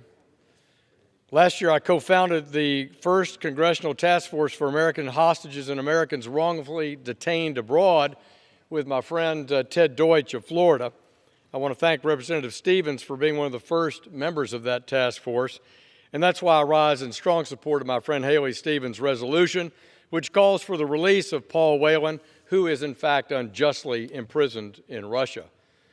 We've heard today in the debate some of the details of Paul's arrest and nearly 2 years in pretrial detention, with evidence publicly presented justifying wrongdoing. All parts of our government, especially the members of Congress who directly represent the families of those held hostage or wrongfully detained, must engage with friends and enemies alike to ensure that Americans in situations like Paul Whelan's are expeditiously brought home. Further, Congress must continue to engage with the administration in situations like this to disincentivize the wrongful detention or hostage-taking of Americans. Last year, we passed a similar resolution on this floor in support of Trevor Reed and Paul Whelan. Therefore, it was in fact rewarding this morning to learn that Trevor was released. But he should have never been held, and the exchange of prisoners should have never been necessary. But today, Mr. Speaker, on a combined basis, Republicans and Democrats, let us issue a message to Paul Whelan. We have not forgotten you. And let this message be clear that countries that engage in political hostage-taking must stop the disgraceful practice and be held accountable. I urge all my colleagues to support Representative Stevens' resolution, and I yield back the balance of my time. The gentleman from Arkansas yields back. The gentleman from South Carolina is recognized. Mr. Speaker, I'm pleased to yield 3 minutes to the gentleman from Michigan, Mr. Tim Walberg. The gentleman from Michigan is recognized. I thank my friend. Mr. Speaker, I rise today in support of House Resolution 336 and once again call on the Russian government to release American citizens Paul Whelan. And I thank my colleague, Congressman Haley Stevens, for her undying leadership in fighting this travesty. And it is a travesty. It has now been over 3 years since Paul Whelan, a Marine veteran and a Michigan resident, and most importantly, an American citizen, was imprisoned in Russia without proper evidence or a fair trial. Sham trial. That is the messaging Paul wanted to convey to the world as an unjust Russian judicial system handed out a ridiculous sentence. Throughout his detainment, he has also been denied access to proper medical treatment, despite a sharp decline in his health. Just this week, I returned from Ukraine, where Russian atrocities have been on display to the entire world. Make no mistake about that. We saw heartbreaking devastation that has impacted so many lives. But tragically, Vladimir Putin's barbaric behavior is not new. He has no concern for even the most basic of human rights. Today, the House must send an unequivocal message to the Kremlin. It is time to end the maltreatment of Paul Whelan. We just learned the good news that Trevor Reed, another American detained in Russia, was released from prison. We are calling for Paul to be next. I want to close with a message to Paul's dear parents, Rosemary and Ed, who live in my district in Manchester, Michigan, and to Paul's siblings, Elizabeth, David, and Andrew. I know this has been an incredibly trying time for your family.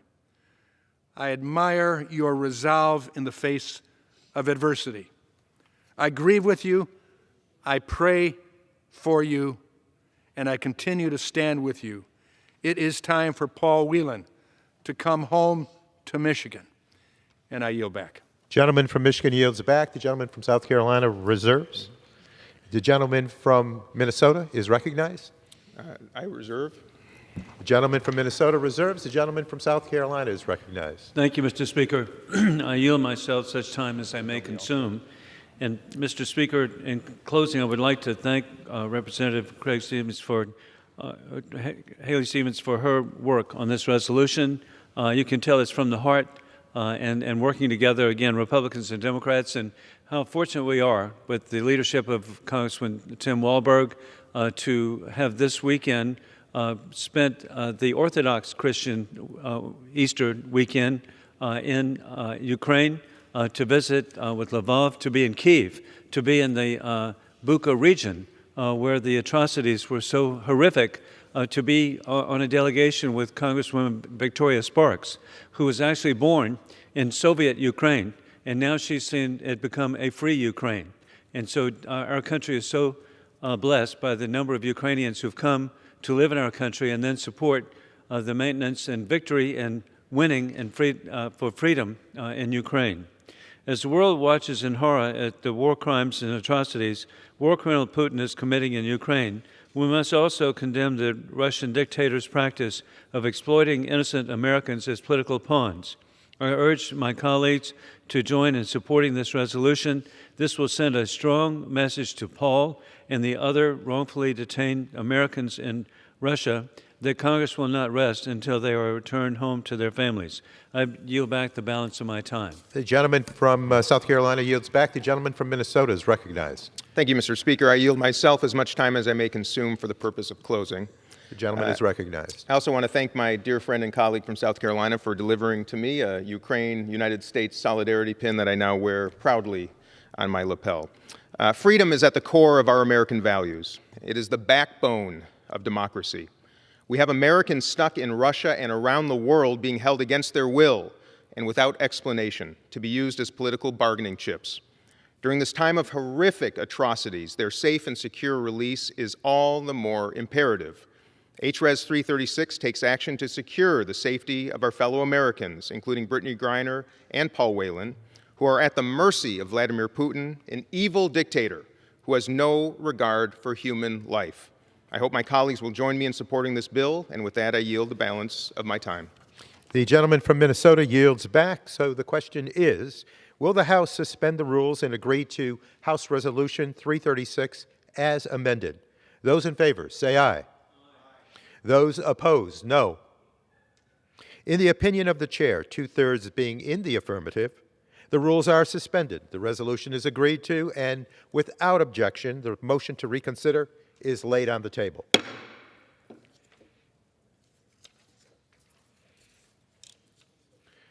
For what purpose does the gentleman from Minnesota seek recognition? Mr. Speaker, I move that the House suspend the rules and pass H.R. 7314, the Access Act, as amended.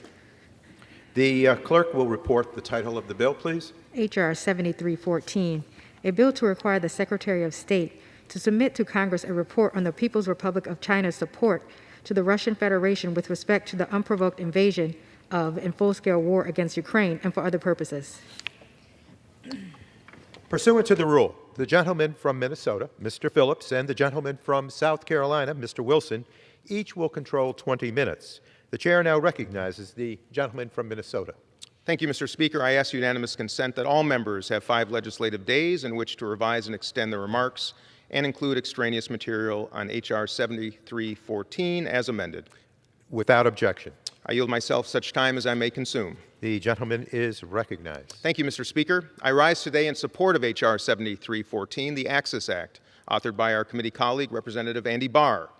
The world watched in horror as Russia launched its latest invasion of Ukraine, marking an egregious violation of Ukrainian sovereignty and a disdain for the rules-based international order. Russia has mercilessly killed thousands of innocent civilians. Graphic images of death and destruction from Bucha and Mariupol lay bare.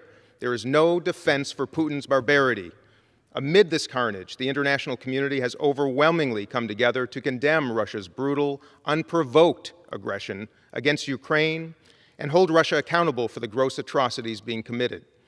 While China has tried to distance itself from Russia's war of choice against Ukraine, it has, at best, remained neutral in the face of this violence, demonstrating a woeful abdication of its self-proclaimed role as a responsible stakeholder. Worse, growing signs indicate that China is aligning itself more closely with Russia. Just before Russia's invasion of Ukraine, President Putin and Chairman Xi released a joint statement calling for closer strategic cooperation.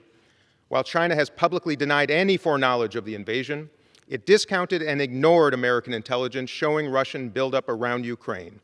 And at no point since the invasion began has China condemned Russia for its invasion, nor for its subsequent human rights atrocities. The PRC has chosen to employ a disinformation campaign to spread harmful narratives about Russia's assault on Ukraine. Both within China and abroad, the PRC is promoting Russian propaganda about the war and echoing Russia's absurd justifications for the invasion, going so far as accusing the United States for Russia's one-sided aggression. President Biden has warned China that there will be consequences if it decides to materially support Russia's war or if it helps skirt U.S. export controls and sanctions. H.R. 7314 would require the Secretary of State to report on any efforts made by the PRC to support Russia's unprovoked, unjust, and illegal invasion of Ukraine. This bipartisan measure is vital to ensure Congress and the American people stay informed about how, if at all, China might be supporting Russia in Ukraine. I support the swift passage of this timely and urgent bill and urge my colleagues to do the same. And with that, I reserve the balance of my time. The gentleman from Minnesota reserves. The gentleman from South Carolina is recognized. Thank you, Mr. Speaker. I yield myself as much time as I may consume. Mr. Speaker, I rise in support of the Access Act, AXIS, a bill that is to require the Department of State to report on China's support of Putin's unprovoked full-scale invasion of Ukraine. Mr. Speaker, the Chinese Communist Party is complicit in Russia's crimes against the people of Ukraine. Xi and Putin established a no-limits partnership with their joint statement that foolishly cast NATO as an aggressor. They coordinated the timing of the invasion to avoid disturbing the CCP's Genocide Olympics. The Chinese state media has regurgitated Russian propaganda, and instead of joining the world in sanctioning Putin, the CCP is working with Putin to avoid sanctions. We're already seeing the results of this unholy alliance between the two dictators, and it's essential the CCP support of the Russian invasion of Ukraine become a matter of public record. I want to thank our colleague from Kentucky, Mr. Andy Barr, for his introducing the Access Act. This bill requires an unclassified report on the full scope of the CCC support of the Putin invasion, from sanctions violations to disinformation to the sale of controlled technology. If the United States is going to counter the national security threat of a new axis of autocrats working together, we must understand how they're working together in the conflict between autocrats, which is ruled by gun, against democracy, which is ruled by law. Mr. Barr's bill fills this need, so I thank the gentleman for introducing the Access Act, and I urge our colleagues to support this bill. I reserve the balance of my time. The gentleman from South Carolina reserves. The gentleman from Minnesota is recognized. I reserve the balance of my time. The gentleman from Minnesota reserves. The gentleman from South Carolina is recognized. Mr. Speaker, I'm pleased to yield 4 minutes to the gentleman from Kentucky, Mr. Andy Barr. The gentleman from Kentucky is recognized. Thank you, Mr. Speaker, and I thank my friend, the gentleman from South Carolina, for his leadership on the Foreign Affairs Committee, his leadership in the Congress, and his advocacy for the free people of Ukraine. Mr. Speaker, as the United States and our NATO allies and other allies respond to Vladimir Putin's unprovoked and brutal attack on the free, sovereign, and independent nation of Ukraine, we must assess the many ways in which Russia is seeking to evade sanctions. And that includes the extent to which Russia is turning to China to enable its aggression. Mr. Speaker, the unholy alliance between the Chinese Communist Party and the authoritarian oligarchs running the Kremlin is a serious threat to the United States and our allies, and it's enabling this illegal aggression against Ukraine. On February 4th, Russia and the CCP released a joint statement following a meeting with Vladimir Putin and Xi Jinping, outlining a strategic partnership with, quote, no limits. Following Russia's illegal invasion of Ukraine, China refused to condemn Russia's gross violation of international law. China has continued to be silent while Russia targets and kills innocent women, children, and civilians in Ukraine. Instead of condemning Putin's war crimes, the CCP is rewarding them. On February 28th, after the invasion, the CCP struck a massive deal with the Russian energy company Gazprom. Gazprom will deliver 50 billion cubic meters of natural gas per year to the CCP under the agreement. Mr. Speaker, it's time for the United States to confront this new axis of evil head on.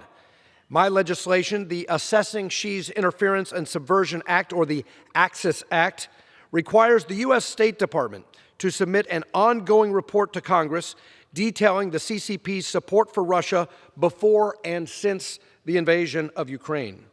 This includes troubling reports about CCP efforts to assist Russia in evading the effects of international sanctions. The Access Act also requires the State Department to submit its first report to Congress within 30 days of the bill being enacted and 90 days thereafter. I plan on receiving a commitment from Secretary Blinken at tomorrow's Foreign Affairs Committee hearing that he will comply with this deadline. I want to thank my Democrat and Republican colleagues on the House Foreign Affairs Committee, including Chairman Meeks and Ranking Member McCall. I want to thank my friend from Minnesota for his support of this legislation, and my friend from South Carolina as well, and for helping us unanimously pass this bill out of committee. The threat that this new axis of evil poses to the United States is not a Republican or Democrat one, it's an American one.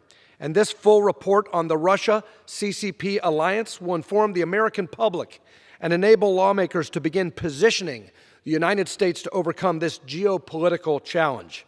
As a member of the House China Task Force, and as a strong belief that freedom must be defended when aggression from authoritarians like this invasion that we've seen, we must confront it, we must repel it, we must call it out when we see it, and that's why I urge all of my colleagues in the House to vote yes, and I yield back. The gentleman from Kentucky yields back. The gentleman from South Carolina reserves. The gentleman from Minnesota is recognized. Mr. Speaker, I have no further requests for time, and I reserve the balance. The gentleman from Minnesota reserves. The gentleman from South Carolina is recognized. Mr. Speaker, I am pleased to yield 3 minutes to the gentlelady from California, Ms. Kim. The gentlewoman from California is recognized. Thank you, Speaker, and thank you, Mr. Wilson, for yielding and for your leadership on this issue. I rise in strong support of the Access Act to take strong steps to investigate if and how the Chinese government and affiliated entities are helping Russia evade sanctions after Vladimir Putin's unprovoked invasion of Ukraine.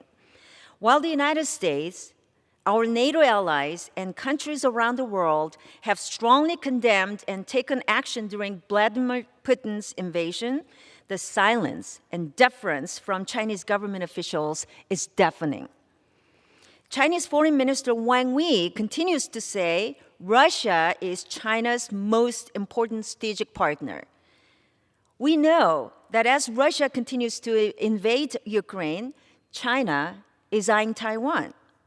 So we must show dictators that they cannot invade a free country, an ally, unprovoked without consequences. I'm proud to co-sponsor the Access Act, and I want to thank my friend, Congressman Andy Barr, for leading this bill. Thank you, and I yield back. And a woman from California yields back. The gentleman from South Carolina reserves.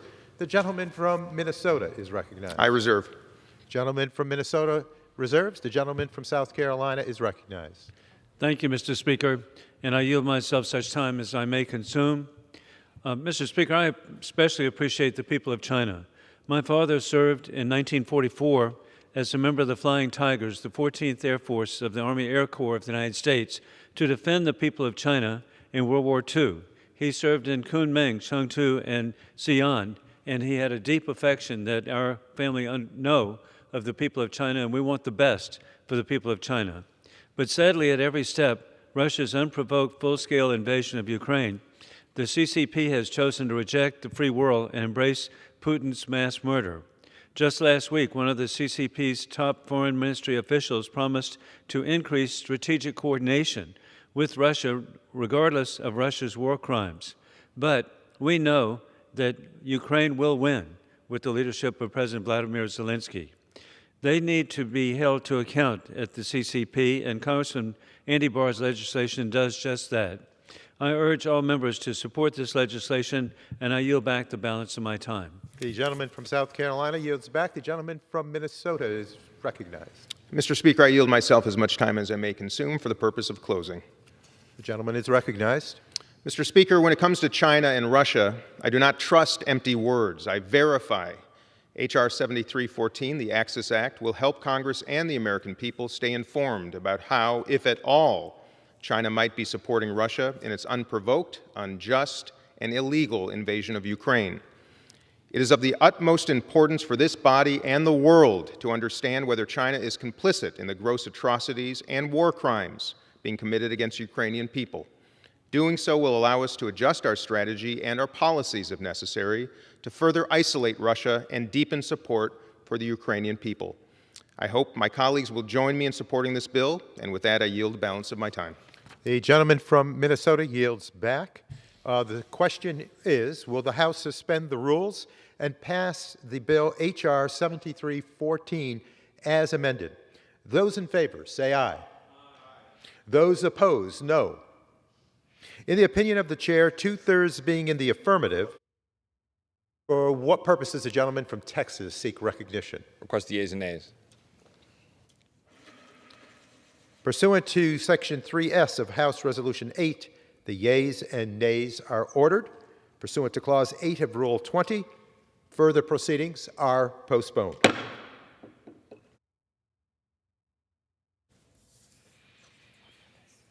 For what purpose does the gentleman from Minnesota seek recognition? Mr. Speaker, I move that the House suspend the rules and pass H.R. 7372, the Protecting Semiconductor Supply Chain Materials from Authoritarians Act. The clerk will please report the title of the bill. H.R. 7372, a bill to amend the Ukraine Freedom Support Act of 2014 to require the President to establish a semiconductor supply chain working group in response to the Russian invasion of Ukraine and submit reports to Congress on potential future disruptions to the supply chain. Pursuant to the rule, the gentleman from Minnesota, Mr. Phillips, and the gentleman from South Carolina, Mr. Wilson, each will control 20 minutes. The chair now recognizes the gentleman from Minnesota. Thank you, Mr. Speaker. I ask unanimous consent that all members have 5 legislative days in which to revise and extend their remarks and include extraneous material on H.R. 7372. Without objection. I yield myself such time as I may consume. The gentleman is recognized. Thank you, Mr. Speaker. I rise today in support of H.R. 7372, the Protecting Semiconductor Supply Chain Materials from Authoritarians Act. The pandemic has exposed how intricate, how fragile, and how globalized supply chains are in 2022. Many of the products our families know and use every day, whether it's our cars, our computers, our smartphones, or our refrigerators, are the products of complex components assembled all around the globe. Semiconductors are a prime example, as they power just about every electronic device in existence. America is the global leader in semiconductors because our semiconductor design companies are the global leaders. No country is capable of making advanced semiconductors without American innovation and know-how. But we are also reliant on other nations that are part of the semiconductor supply chain. Ukraine and Russia are crucial providers of important compounds and elements necessary for their production, including palladium, neon gas, helium, and C4F6. Without these gases, many types of semiconductors cannot be produced. Most chip-making companies had little extra supply of these products before Putin started his immoral, unjustifiable invasion, but these stores are quickly dwindling. This bill directs the President to quickly address this problem and forces the administration to work with our allies and our partners to ramp up production of these key elements and compounds. It also asks the administration to look ahead to future geopolitical threats and analyze how we can prepare for potential instability down the road. I thank Representative Titus for her work on this important bill and for working in a bipartisan way with Representative Meyer. I urge all my colleagues to support this valuable legislation, and I reserve the balance of my time. The gentleman from Minnesota reserves. The gentleman from South Carolina is recognized. Thank you, Mr. Speaker. I rise and yield to myself so much time as I may consume. The gentleman is recognized. Mr. Speaker, I rise today in support of the Protecting Semiconductor Supply Chain Materials from Authoritarians Act. H.R. 7372 would set up a high-level interagency task force to make sure that we have a whole government effort to anticipate and respond to the impacts of a supply chain for semiconductors. The semiconductor supply chain has long been under strain, which has only been exacerbated by the COVID pandemic. And on top of that, the war criminal Putin's invasion of Ukraine has only added to the problem. It has interrupted critical inputs into the semiconductor supply chain, such as palladium, neon gas, and helium. While it certainly is important to know the impacts of this critical supply chain caused by Russia's invasion, the United States must take a holistic approach and work with our allies and partners to strengthen the entire semiconductor supply chain and protect it from being dominated by the Chinese Communist Party. I'm pleased that this bill also requires forward-looking assessments to understand the supply chain impact of a possible invasion of Taiwan, a courageous beacon of democracy in the East, which manufactures 90% of advanced logic semiconductors. I urge my colleagues to support this bill, and I reserve the balance of my time. The gentleman from South Carolina reserves. The gentleman from Minnesota is recognized. I reserve. The gentleman from Minnesota reserves. The gentleman from South Carolina is recognized. Mr. Speaker, I'm pleased to yield 3 minutes to the gentleman from Michigan, Mr. Peter Meyer. The gentleman from Michigan is recognized. Thank you, Mr. Speaker. I rise today in strong support of H.R. 7372, the Protecting Semiconductor Supply Chains from Authoritarians Act. This bill, which I helped introduce with my colleague Representative Titus, is an incredibly timely piece of legislation focusing on two of the most pressing issues, the war in Ukraine and our semiconductor supply chain shortages. Over the past 2 years, we have seen unprecedented challenges to our supply chain, and the current war in Ukraine has exacerbated each and every one of these challenges, threatening both our supply of critical minerals, including the supply for semiconductors. From cell phones to cars to medical devices, we all know the integral role that semiconductors play in our everyday lives. My home state of Michigan knows all too well the challenges that the semiconductor shortage have created for our economy. A threat to our supply chains is a matter of both economic and national security, and we need a robust and coordinated response to any threats to our semiconductor supply chain. This bill offers just that. By establishing a working group focused specifically on the threats to our semiconductor supply chain as a result of Putin's illegal war of aggression in Ukraine, we can ensure that all available resources and expertise are being used to examine the critical mineral supply chain and how it is affected by the ongoing war. This legislation also examines how we can bolster our supply of critical minerals, as well as how we in Congress can offer legislative solutions to help support and strengthen our supply chains. We know now that our global supply chain is at a critical juncture, and if it can be disrupted for semiconductors, the threats will be endless to our economic and national security might. This legislation allows us to take meaningful steps to identify how the ongoing war threatens the chain and what we can do to shore up our supply domestically. I want to thank my colleague, Representative Titus, for leading this effort, and I encourage my colleagues to support this bill. Thank you, Mr. Speaker. I yield back. The gentleman from Michigan yields back. The gentleman from South Carolina reserves. The gentleman from Minnesota is recognized. I reserve. The gentleman from Minnesota is reserves. The gentleman from South Carolina is recognized. I yield myself as much time as I may consume. The gentleman is recognized. Mr. Speaker, the U.S. share of global semiconductor production has dropped from 37% in 1990 to 12% today, and is projected to decline even further without a comprehensive U.S. strategy to support the industry. This bill is a small step in the right direction, but we must do more to ensure this vital supply chains are existent for semiconductors. If we fail, the impacts on our economy and national security will be monumental. We're in a conflict of democracy with rule by law, opposed by authoritarians of rule by gun. I urge my colleagues to support this bill, and I yield back the balance of my time. The gentleman from South Carolina yields back. The gentleman from Minnesota is recognized. Thank you, Mr. Speaker. I yield myself as much time as I may consume for the purpose of closing. The gentleman is recognized. H.R. 7372 is important legislation that will take practical steps to solve supply chain problems that would affect all Americans in a bipartisan way.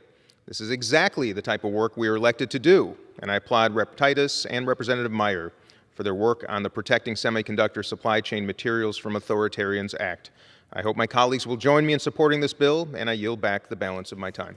The gentleman from Minnesota yields back, and so the question is, will the House suspend the rules and pass the bill H.R. 7372? Those in favor, say aye. Those opposed, no. In the opinion of the chair, 2/3 being in the affirmative, for what purpose is the gentleman from Texas seeking recognition? Request the yeas and nays. Pursuant to Section 3S of House Resolution 8, the yeas and nays are ordered. Pursuant to Clause 8 of Rule 20, further proceedings are postponed. For what purpose does the gentleman from Minnesota seek recognition? Mr. Speaker, I move that the House suspend the rules and pass H.R. 496, the Ukraine Religious Freedom Support Act, as amended. Does the gentleman call up the bill as amended? As amended, yes. As amended, okay. The clerk, please, will report the title of the bill. H.R. 496, a bill to oppose violations of religious freedom in Ukraine by Russia and armed groups commanded by Russia. Pursuant to the rule, the gentleman from Minnesota, Mr. Phillips, and the gentleman from South Carolina, Mr. Wilson, each will control 20 minutes. The chair now recognizes the gentleman from Minnesota. Thank you, Mr. Speaker. I ask unanimous consent that all members have 5 legislative days in which to revise and extend their remarks and include extraneous material on H.R. 496 as amended.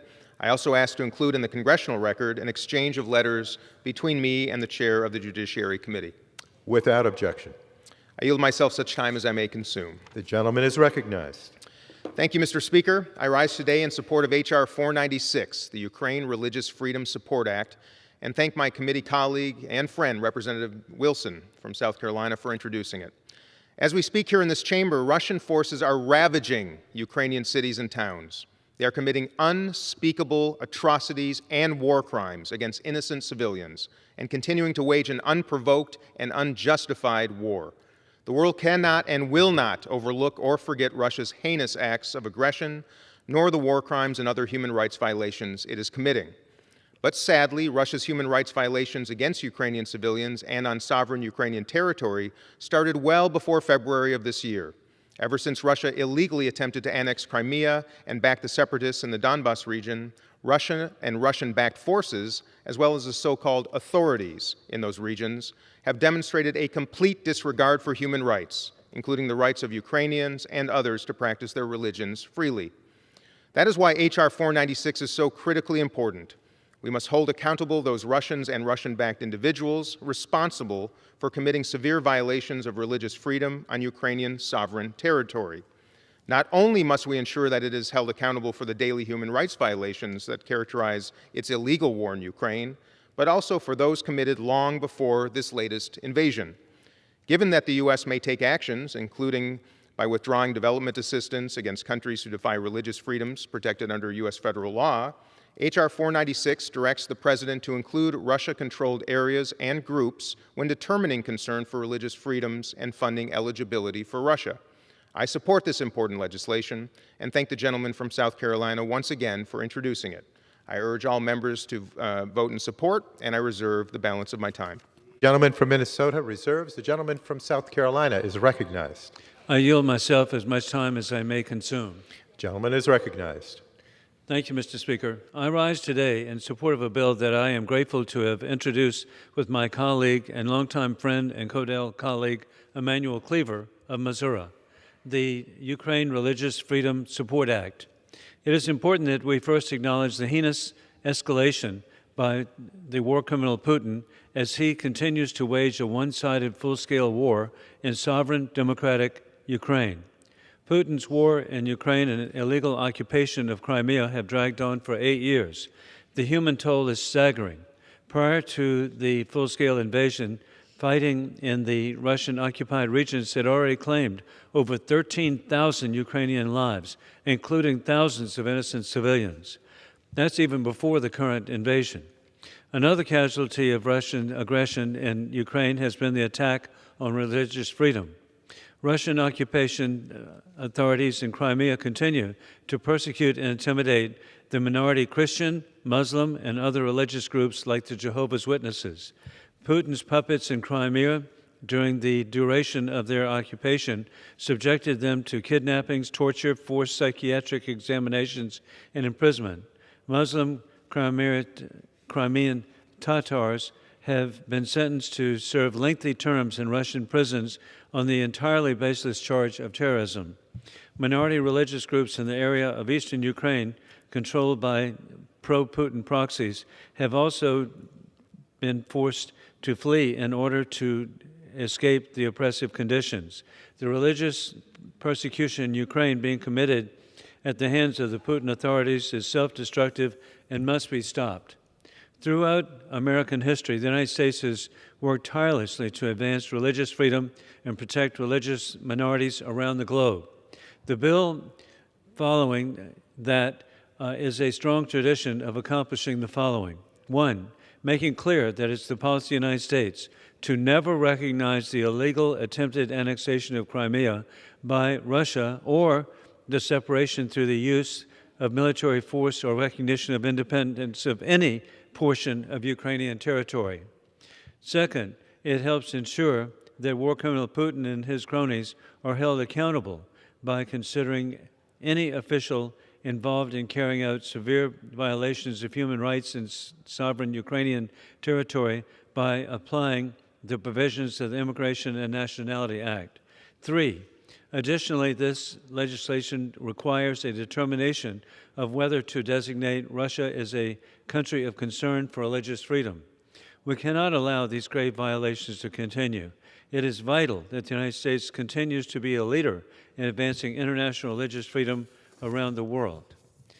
This bill not only brings international attention to the religious persecution being committed in the territory of Ukraine that Putin illegally occupies or controls through illegal armed groups it commands, but also ensures that war criminal Putin and his thugs are held accountable.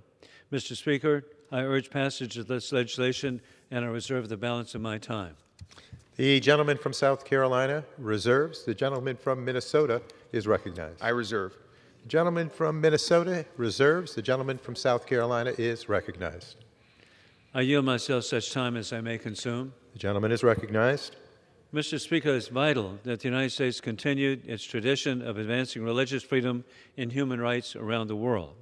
This bill brings accountability to the Putin regime for its crimes of oppressing religious minorities as it illegally occupies sovereign Ukrainian territory. Additionally, it is so critical that the United States continue to send a clear message that it will never recognize Putin's illegal occupation of sovereign Ukrainian territory. Mr. Speaker, as ranking member of the Helsinki Commission, I want to especially recognize our dear friend, the late Chairman L.C. Hastings, for championing this issue, and the Helsinki Commission for prioritizing human rights and holding war criminal Putin accountable for his continued violations of human rights and religious liberty in Ukraine. I urge my colleagues to support this bill and yield back the balance of my time. The gentleman from South Carolina yields back. The gentleman from Minnesota is recognized.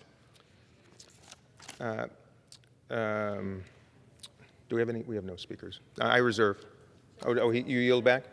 The gentleman has I'm sorry. the only time remaining. I'm sorry. I yield myself as much time as I may consume for the purpose of closing. The gentleman is recognized. I want to thank my friend and colleague from South Carolina. You're a gentleman, a champion of religious freedoms around the world, and this is an example of what this institution, we Americans can do together when we find common ground and set our minds to it in the face of such aggression and risk around the world.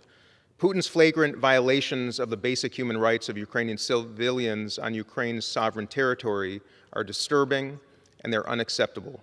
Freedom of religion is a moral imperative that the United States must continue to strive to defend as we support the people of Ukraine through these incredibly trying and horrific times. This is personal to me.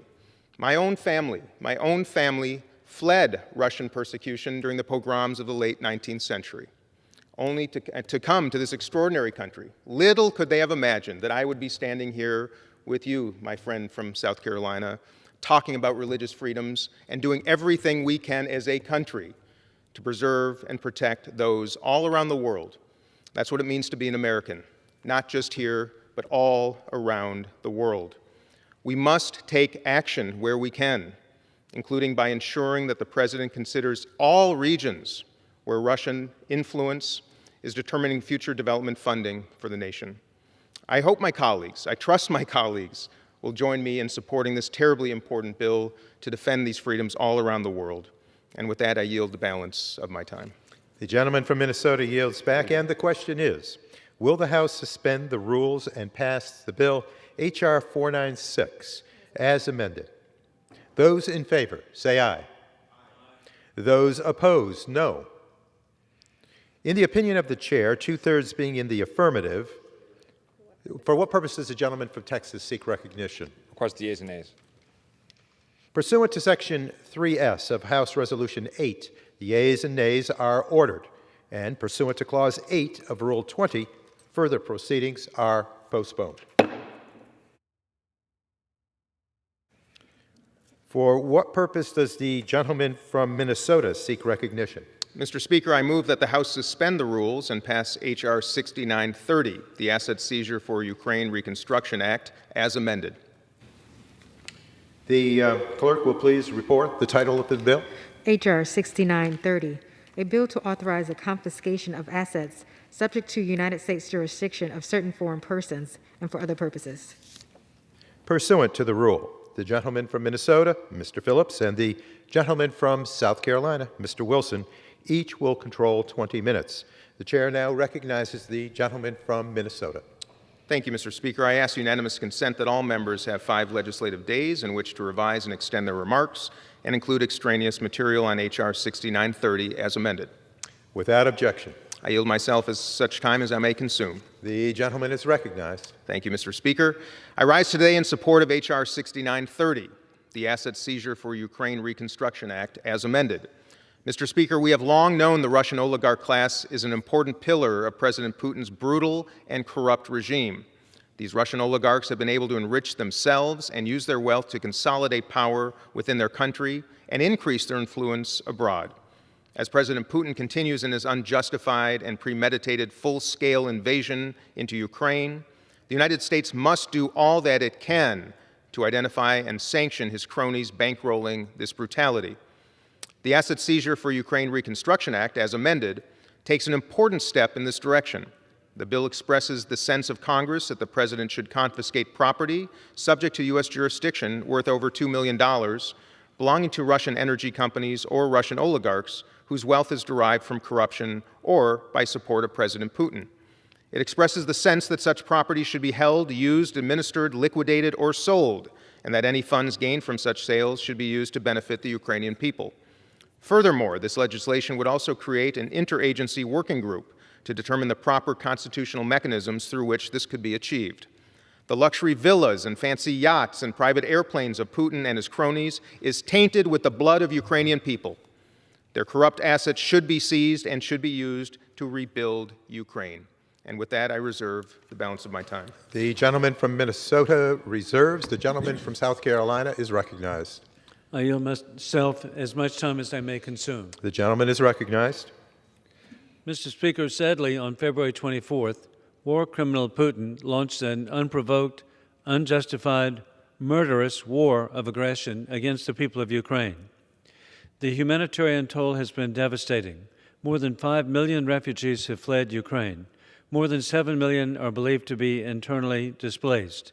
And we've seen on our screens the heart-wrenching images of Putin's horrific war crimes in Bucha, Mariupol, and elsewhere. The economic toll for Ukraine is no less devastating. The World Bank has forecast that Ukraine's economy could contract by 45% this year, with a worst-case scenario seeing a GDP shrink of 75%.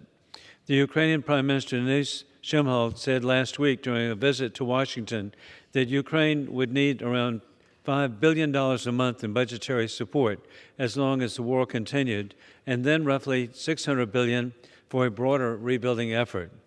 To rebuild this country, the Ukrainian Prime Minister requested not only additional financial support from the United States and its allies and partners, but also the transfer of Russian assets that have been frozen by the global sanctions of the regime to be provided to Ukraine.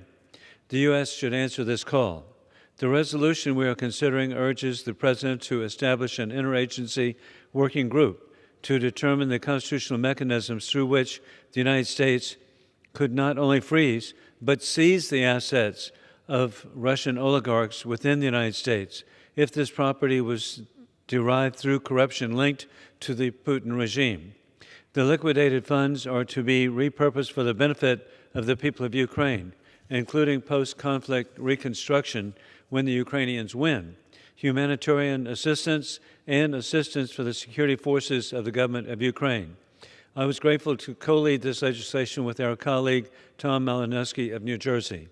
Thanks to an amendment from our colleague Peter Meyer, the bill also urges the administration to expand sanctions on the members of the Russian parliament, the Duma, who voted in support of recognizing the Donetsk and Luhansk People's Republic, which are illegal fabrications. This vote served as a part of Putin's pretext to Russia's unprovoked and unjustified war of aggression against the people of Ukraine. Anyone who supported that vote must fall under U.S. sanctions, full stop. The administration needs to seriously consider how we can use the frozen Russian assets to help Kyiv fight and continue winning, then rebuild its country. Therefore, I urge all colleagues to join me in supporting this important bill. I reserve the balance of my time. The gentleman from South Carolina reserves. The gentleman from Minnesota is recognized. I reserve. The gentleman from Minnesota reserves. The gentleman from South Carolina is recognized. Mr. Speaker, I'm pleased to yield 3 minutes to the gentleman from Michigan, Mr. Peter Meyer. The gentleman from Michigan is recognized. Thank you, Mr. Speaker. I rise today in strong support of the Asset Seizure for Ukraine Reconstruction Act, which I was proud to help introduce with my colleague, Congressman Malinowski. This bill sends a strong and clear message of support to the Ukrainian people and a clear message to Putin and his cronies that their ill-gotten assets are no longer welcome in the United States. The Asset Seizure for Ukraine Reconstruction Act encourages the administration to take necessary steps allowed by the Constitution and existing laws to seize Russian assets valued over $2 million and repurpose them towards post-conflict reconstruction and humanitarian assistance in Ukraine. It also includes my amendment that aims to expand sanctions on members of Russia's parliament who took the reckless and illegal vote to recognize 2 breakaway states in the Donbass and authorize Putin to use military force in Ukraine. Although the Biden administration sanctioned 328 Duma members who voted on February 15th for a resolution calling on Putin to recognize the Ukrainian breakaway states, the so-called Luhansk People's Republic and Donetsk People's Republic, it has still not imposed similar sanctions on the remaining Duma members and the 154 members of the Federation Council who voted just 1 week later to authorize Putin's senseless war in Ukraine. These Russian politicians, as well as the oligarchs who so comfortably store their assets on U.S. territory, play a role in Putin's illegal war, and they all deserve to be punished. Our bill ensures that they do not escape accountability for their complicity in the atrocities against Ukraine, which has left thousands of civilians dead and many millions displaced. I urge support for this critical and urgent bill, and I yield back. The from Michigan yields back. The gentleman from South Carolina reserves. The gentleman from Minnesota is recognized. I reserve. Gentleman from Minnesota reserves. The gentleman from South Carolina is recognized. I yield myself such time as I may consume. Gentleman is recognized. Mr. Speaker, rather than financing war crimes in Ukraine and multi-million-dollar yachts and real estate for Putin's cronies, this money could be much better spent on urgently needed humanitarian aid and weapons for Ukraine. This makes sense for the people of Ukraine as well as for the American taxpayer. I therefore urge my colleagues to join me in supporting this bill. I yield back the balance of my time. The from South Carolina yields back. The gentleman from Minnesota is recognized. I yield myself as much time as I may consume for the purpose of closing. The gentleman is recognized. Mr. Speaker, the Asset Seizure for Ukraine Reconstruction Act, as amended, sends a statement to Vladimir Putin and his cronies that the U.S. Congress will make sure the United States is not a safe haven for their corrupt assets. The legislation makes it clear that the President should take measures to seize and confiscate their assets subject to U.S. jurisdiction and use the proceeds from such sales to help the Ukrainian people, all while protecting and preserving the rights enshrined in our Constitution. I thank Representative Malinowski for authoring the bill, and I urge my colleagues to support the legislation. With that, I yield back the balance of my time. The gentleman from Minnesota yields back, and so the question is, will the House suspend the rules and pass the bill H.R. 6930 as amended? Those in favor, say aye. Aye. Those opposed, no. In the opinion of the chair, 2/3 being in the affirmative, for what purposes does the gentleman from Texas seek recognition? Request the yeas and nays. Pursuant to Section 3S of House Resolution 8, the yeas and nays are ordered, and pursuant to Clause 8 of Rule 20, further proceedings are postponed.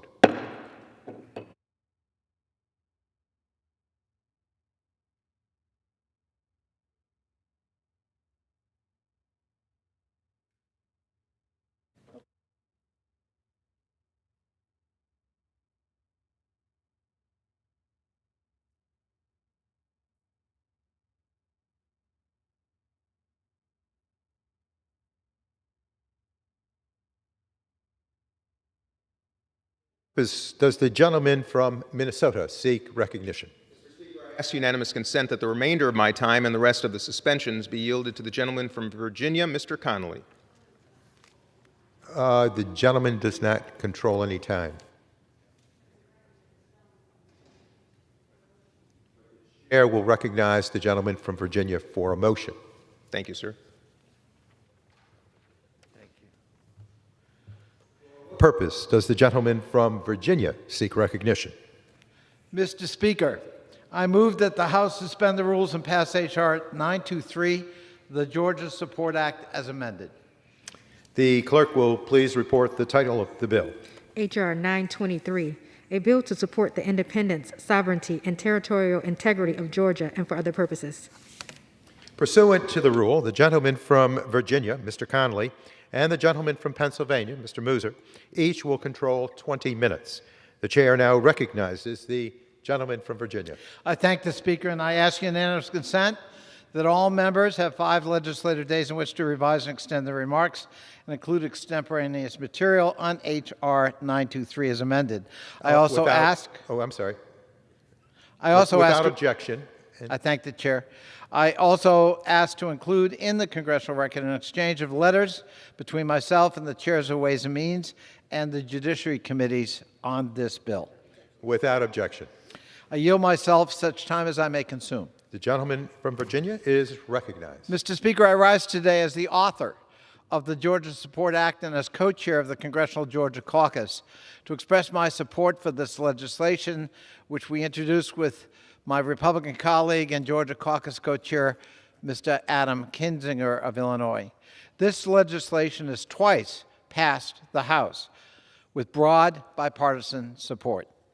This bipartisan effort enhances the U.S.-Georgia relationship on several fronts by bolstering security assistance, promoting democratic governance reforms, enhancing cooperation to fight Russian disinformation, and strengthening economic ties.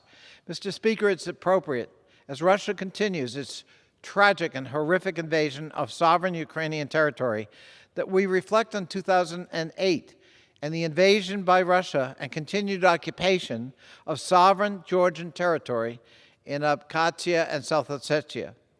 To this day, Russian troops committing abhorrent violations of human rights, international humanitarian law, and war crimes in sovereign Ukrainian territory are the same troops that have fomented unrest, aided separatist movements, and committed clear and evident violations of human rights for the past 14 years in the Russian-occupied parts of Georgia. This bill directs the United States government to enforce targeted sanctions on malign actors committing these violations in Russian-occupied territory. The Georgia Support Act also requires the administration to examine how best we can utilize the $35 million or more of United States aid that we provide Georgia in security assistance every year, and reinforces U.S. policy to never recognize Russian sovereignty over Georgian territory. As the #1 per capita contributor of forces in Afghanistan, Georgia demonstrated its dedication to security cooperation with the Western Alliance, and the United States must continue to reciprocate by helping Georgia develop the capacity to defend itself against further incursion of Russian forces. Mr. Speaker, attacks on Georgian sovereignty have not been simply through the occupation of Abkhazia and South Ossetia, as bad as that is. This bill directs the administration to enhance cooperation with our Georgian partners to help them defend themselves from the various cyber attacks and disinformation and propaganda campaigns Russia has launched with the goal of undermining the sovereignty and democratic institutions of the country of Georgia. Mr. Speaker, I traveled to Tbilisi numerous times, both with the NATO Parliamentary Assembly, of which I'm president, and with the House Democracy Partnership to meet with government officials, civil society, and Georgian people. I'm pleased that this iteration of the Georgia Support Act seeks to buttress Georgian democratic institutions through U.S. democracy and governance, programs that promote Georgian judicial independence, electoral reforms, freedom of the press, and accountability for attacks on independent media and Tbilisi Pride activists in 2021. This legislation provides an opportunity for the United States to express its robust, bipartisan support for Georgia's sovereignty, continued democratic and economic development, and security against renewed Russian aggression. I urge my colleagues to support the Georgia Support Act, and I reserve the balance of my time. The gentleman from Virginia reserves. The gentleman from Pennsylvania, Mr. Muser, is recognized. Thank you, Mr. Speaker. I yield myself such time as I may consume. The gentleman is recognized. So, Mr. Speaker, I rise today in support as well of H.R. 923, the Georgia Support Act. Since Russia had invaded Georgia in 2008, Putin has illegally occupied 20% of Georgia's territory, embroiling Georgia in an existential battle for its sovereignty. The ongoing flagrant invasion of Ukraine proves that Putin will stop at nothing to accomplish his heinous goals. Our allies in Georgia need strong U.S. support now more than ever. It must be made abundantly clear to Putin that the American people stand with Georgia, and we will not tolerate a further incursion into Georgia's territory.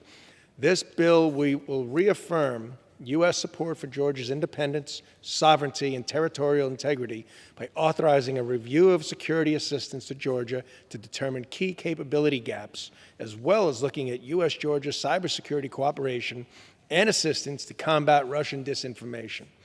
Russian meddling in Georgia's political processes and active disinformation campaigns continue to threaten Georgia's democratic trajectory. But critically, the bill also addresses the need for Georgia to maintain its focus on democracy and governance development in order to stay on its Euro-Atlantic path. Finally, this bill authorizes the president to impose sanctions on individuals responsible for human rights abuses in Georgia's occupied territories, Abkhazia and South Ossetia. By erecting and constantly moving the border further into Georgia's territory, restricting freedom of movement and conducting arbitrary detentions, killings, and kidnappings, Putin has jeopardized the lives of all Georgians on both sides of the boundary line with his occupied territories. Passing this bill is a timely opportunity to show support for an ally that has been on the front line of Putin's belligerence for well over a decade. I urge my colleagues to support this legislation, and I reserve the balance of my time. The gentleman from Pennsylvania reserves. The gentleman from Virginia is recognized. We continue to reserve, Mr. Speaker. The gentleman from Virginia reserves. The gentleman from Pennsylvania is recognized. I yield myself as much time as I may consume. The gentleman is recognized. Mr. Speaker, we cannot allow Putin to believe he can turn to Georgia next after his despicable invasion of Ukraine. Georgia, a longstanding U.S. partner in a tough neighborhood, has for too long been on the front line of Putin's unchecked aggression. This bill passed the House the last two Congresses by an overwhelming bipartisan majority, and I urge my colleagues to support our Georgian allies yet again. I yield back the balance of my time. The gentleman from Pennsylvania yields back. The gentleman from Virginia is recognized. Mr. Speaker, I want to thank my friend for his support. And I think it is very important that there be a clarion statement from this Congress, not only about Ukraine, but about other nations that are threatened by Russian aggression. Georgia and Moldova are two of the most prominent. It is critical that the Congress speak with one voice to those nations, to those peoples, and to Vladimir Putin and Russia, should he have further designs on either of those two countries. So I think this is an important piece of legislation. I urge its passage, and I yield back the balance of my time. The gentleman from Virginia yields back. And so the question is, will the House suspend the rules and pass the bill H.R. 923 as amended? Those in favor, say aye. Aye. Those opposed, no. In the opinion of the chair, two-thirds being in the affirmative, for what purpose does the gentleman from Texas seek recognition? As for the yeas and nays. Pursuant to Section 3S of House Resolution 8, the yeas and nays are ordered, and pursuant to Clause 8 of Rule 20, further proceedings are postponed.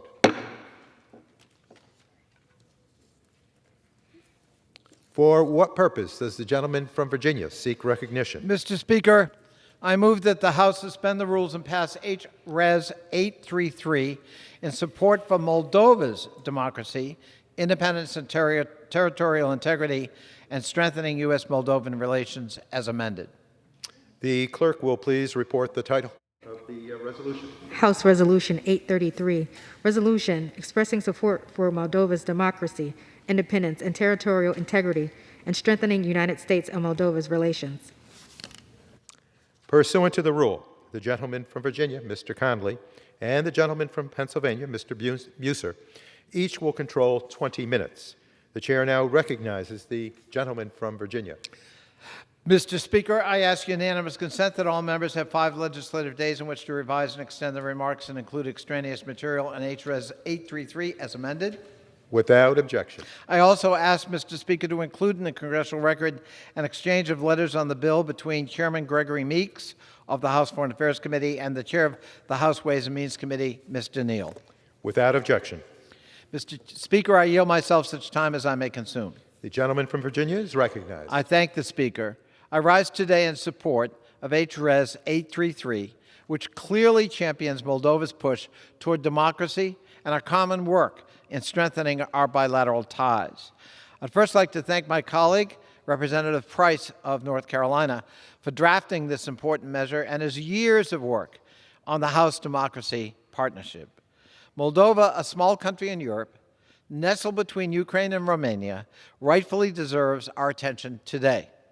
After centuries of being fought over and by larger neighboring powers, the country is making strides toward democracy, combating deep-seated corruption, and moving closer to the Euro-Atlantic community. With the Russian invasion in Ukraine, the stakes are now so much greater. Indeed, more than 400,000 Ukrainian refugees have arrived in tiny Moldova since February, a number that represents more than 10% of Moldova's own population. Furthermore, Moldova is no stranger to malign Russian influence and interference. Transnistria, a Kremlin-backed breakaway region in Moldova's east, is an area of active risk. Moscow uses the wound to manipulate fears and politics in Moldova. We're reminded of that constant potential with the explosion in the region earlier this week and the constant dangerous rhetoric from the so-called authorities there. Thankfully, despite these challenges, the Moldovan government is in a position to tackle them and advance an agenda to modernize and democratize society and its economy. President Maia Sandu and the parliament in Moldova are ambitiously fighting corruption and implemented needed reforms, all while strengthening relations with the European Union and with the United States. The Moldovan people's good work to build a stronger democracy is admirable and deserves our full support, especially today. And passing this resolution, coupled with the Biden administration's highlighting of Moldova's progress during the Summit for Democracy, sends a strong signal that the entire United States government stands with them. This resolution looks to build on the momentum in this decisive moment for Moldova, ensuring that the progress is meaningful and sustainable. I support this resolution and urge all of my colleagues to do the same. And I reserve the balance of our time. The gentleman from Virginia reserves. The gentleman from Pennsylvania is recognized. Thank you, Mr. Speaker. I rise today in support of House Resolution 833, which expresses support for Moldova's democracy, independence, and territorial integrity, and calls for strengthening U.S. and Moldova relations. Needless to say, this is an especially opportune time to consider this resolution, not only because this year marks the 30th anniversary of diplomatic relations between our two countries, but also given the ongoing Russian aggression against Ukraine and the challenge it poses to other countries in the region, including Moldova. Moldova's humanitarian response to Russia's full-scale invasion of Ukraine and its generosity have been truly remarkable. For example, Moldova has accepted nearly 434,000 Ukrainian refugees. To put that into perspective, that is around 5% of Moldova's entire population. Not only does this resolution commend Moldova's strong support for Ukraine, but also commits the U.S. to continue to assist Moldova in addressing the economic impacts of the crisis, its energy security, and advancing democratic reforms. I urge all my colleagues to join me in supporting this resolution to show that the U.S. Congress is committed to a long-term partnership with Moldova. I reserve the balance of my time. The gentleman from Pennsylvania reserves. The gentleman from Virginia is recognized. We reserve, Mr. Speaker. Gentleman from Virginia reserves. The gentleman from Pennsylvania is recognized. I will close at this time. Okay, the gentleman is recognized. Mr. Speaker, in closing, I would like to thank Representatives Price and Pfluger for their work on this resolution. Russia's war of aggression against Ukraine is making the whole of Europe less secure. U.S. support for our allies and partners must therefore extend to Ukraine's neighbors like Moldova. The ominous threat made by a Russian general last week that the Kremlin aimed to seize a land bridge from the Donbas to Odessa and then to Transnistria, the Russian-supported breakaway region in Moldova, shows why the U.S. must pay close attention to Moldova and its security. Therefore, I urge my colleagues to join me in supporting this resolution to demonstrate the U.S. Congress's strong support of our friends in Moldova. I thank my friend. I yield back the balance of my time. From Pennsylvania yields back. The gentleman from Virginia is recognized. Thank you, Mr. Speaker. And again, I want to thank my friend for his bipartisan leadership and his support for this important piece of legislation. Again, combined with the Georgia Support Act, this resolution sends a clear message from this body on a bipartisan basis that we will not tolerate Russian aggression in Europe in 2022. Combined with our solidarity in opposition to the tragedy unfolding in Ukraine, it's a powerful message backed up with, of course, support by our government. And the bipartisan nature of this is just so critical. And the people of Moldova and the people of Georgia and the people of Ukraine, they're watching and they're listening, as we hope is Vladimir Putin and his cronies in Moscow. I urge support for this resolution, and I yield back the balance of our time. The gentleman from Virginia, Mr. Conley, yields back. And so the question is, will the House suspend the rules and agree to House Resolution 833 as amended? Those in favor, say aye. Those opposed, no. In the opinion of the chair, 2/3 being in the affirmative, for what purpose does the gentleman from Texas seek recognition? Request the yeas and nays. Pursuant to Section 3S of House Resolution 8, the yeas and nays are ordered. And pursuant to Clause 8 of Rule 20, further proceedings are postponed.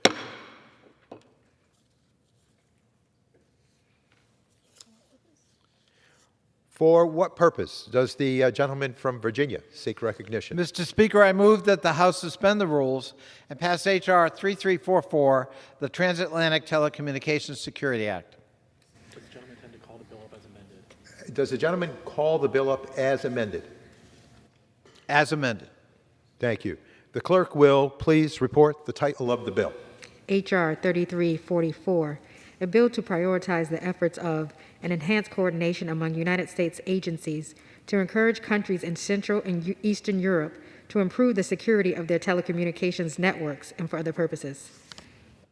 Pursuant to the rule, the gentleman from Virginia, Mr. Conley, and the gentleman from Pennsylvania, Mr. Muser, each will control 20 minutes. The chair now recognizes the gentleman from Virginia. I thank the Speaker, and I ask unanimous consent that all members have 5 legislative days in which to revise and extend their remarks and include extraneous material on H.R. 3344 as amended. Without objection. Mr. Speaker, I yield myself such time as I may consume. The gentleman from Virginia is recognized. Mr. Speaker, thank you. I rise today in support of H.R. 3344 as amended, the Transatlantic Telecommunications Security Act. Let me start by thanking Representative Marcy Kaptur of Ohio, the chairwoman of the Ukraine caucus here in Congress. She's been an incredible leader and a very important voice for Ukraine, not just these past 2 months, but for decades as a member of Congress. This bill is part and parcel of her many efforts to aid the people of Ukraine and Eastern Europe. I want to emphasize a key point throughout my remarks today. Telecommunications security is a central pillar of national security.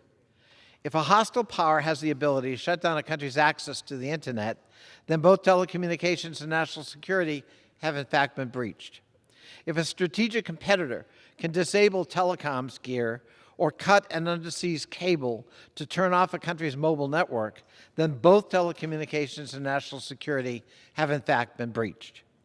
And if foreign rivals can snoop on a country's calls and steal classified information because they can access the network, then both telecommunications and national security have in fact been breached. The lesson is clear. The United States and its allies cannot rely on telecoms gear produced and supplied by countries and companies close to the People's Republic of China government or the Putin regime in Moscow. This is especially true in Eastern Europe, as President Putin has decided to act on violent imperial hubris rather than respect the law of nations.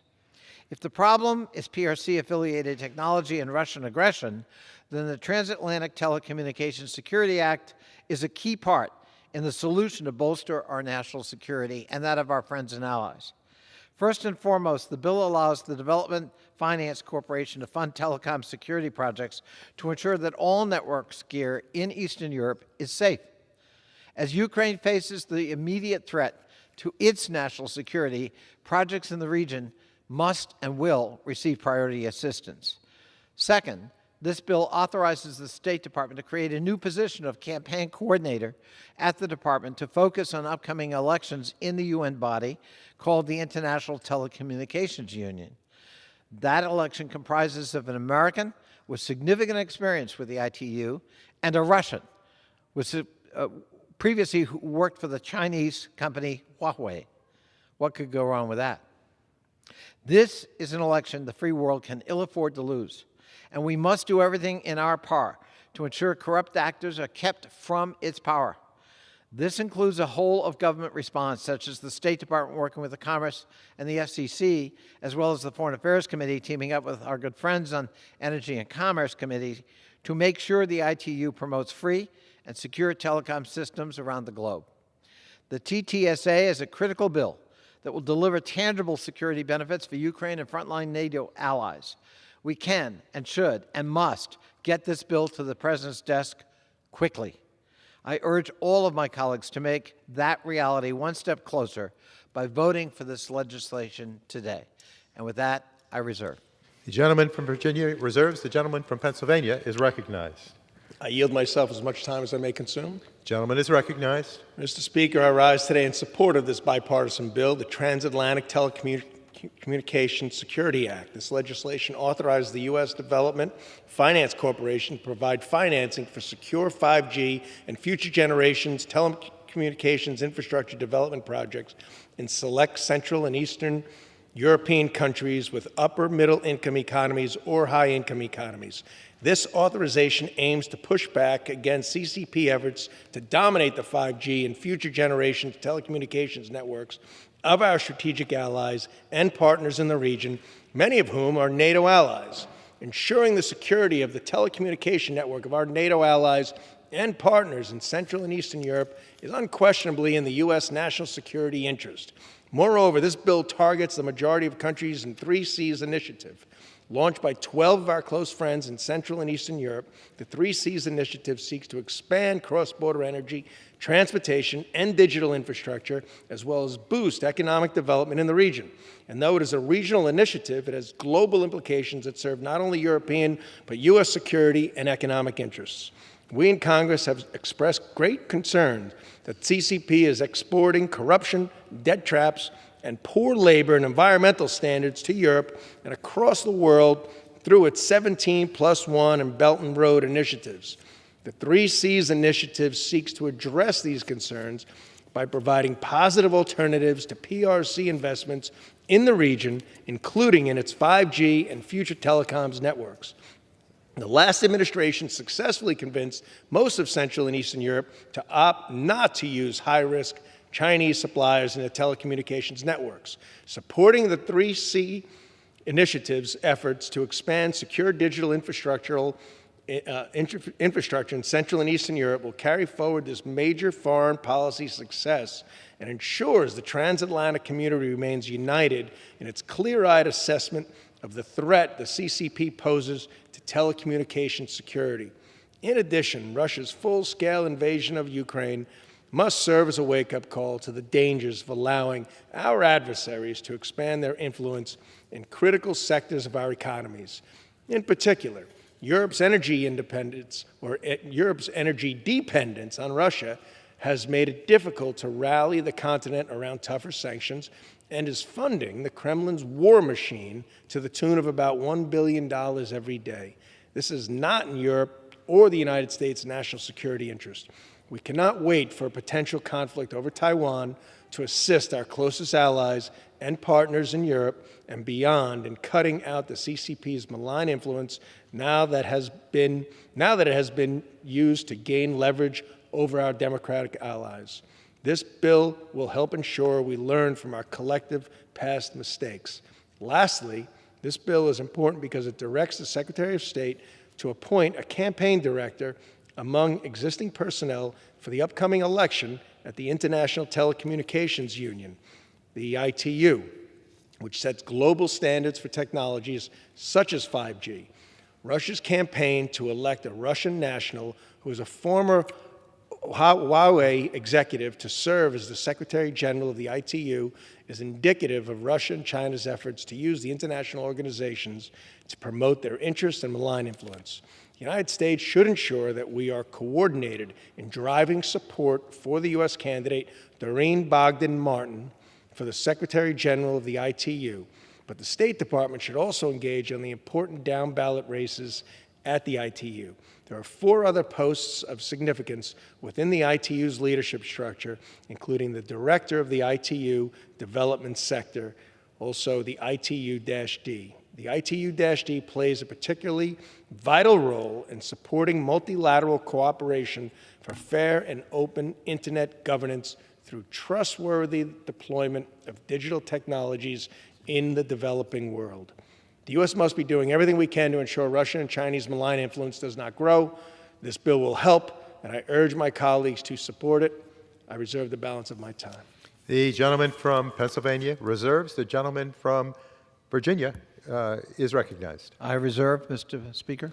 The gentleman from Virginia reserves. The gentleman from Pennsylvania is recognized. Are we closing?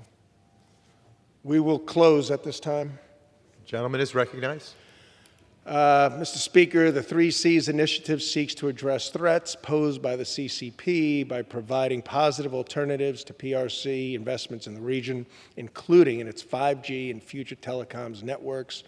We must support our allies in Central and Eastern Europe as they seek through the 3 Cs initiatives to reduce their dependence on Moscow and Beijing's economic overtures. Only together can we face the threats posed by the authoritarian regimes in China and in Russia. I urge my colleagues to support this bill, and I yield back the balance of my time. The gentleman from Pennsylvania yields back. The gentleman from Virginia is recognized. Thank you, Mr. Speaker. Again, I want to thank my friend for his leadership and his bipartisanship on this critical piece of legislation. I think it is timely. I think it's urgent. I urge my colleagues to support the legislation, and I yield back the balance of our time. The gentleman from Virginia yields back, and so the question is, will the House suspend the rules and pass the bill H.R. 3344 as amended? Those in favor say aye. Aye. Those opposed, no. In the opinion of the chair, 2/3 being in the affirmative, for what purpose does the gentleman from Texas seek recognition? As for the yeas and nays. Pursuant to Section 3S of House Resolution 8, the yeas and nays are ordered, and pursuant to Clause 8 of Rule 20, further proceedings are postponed.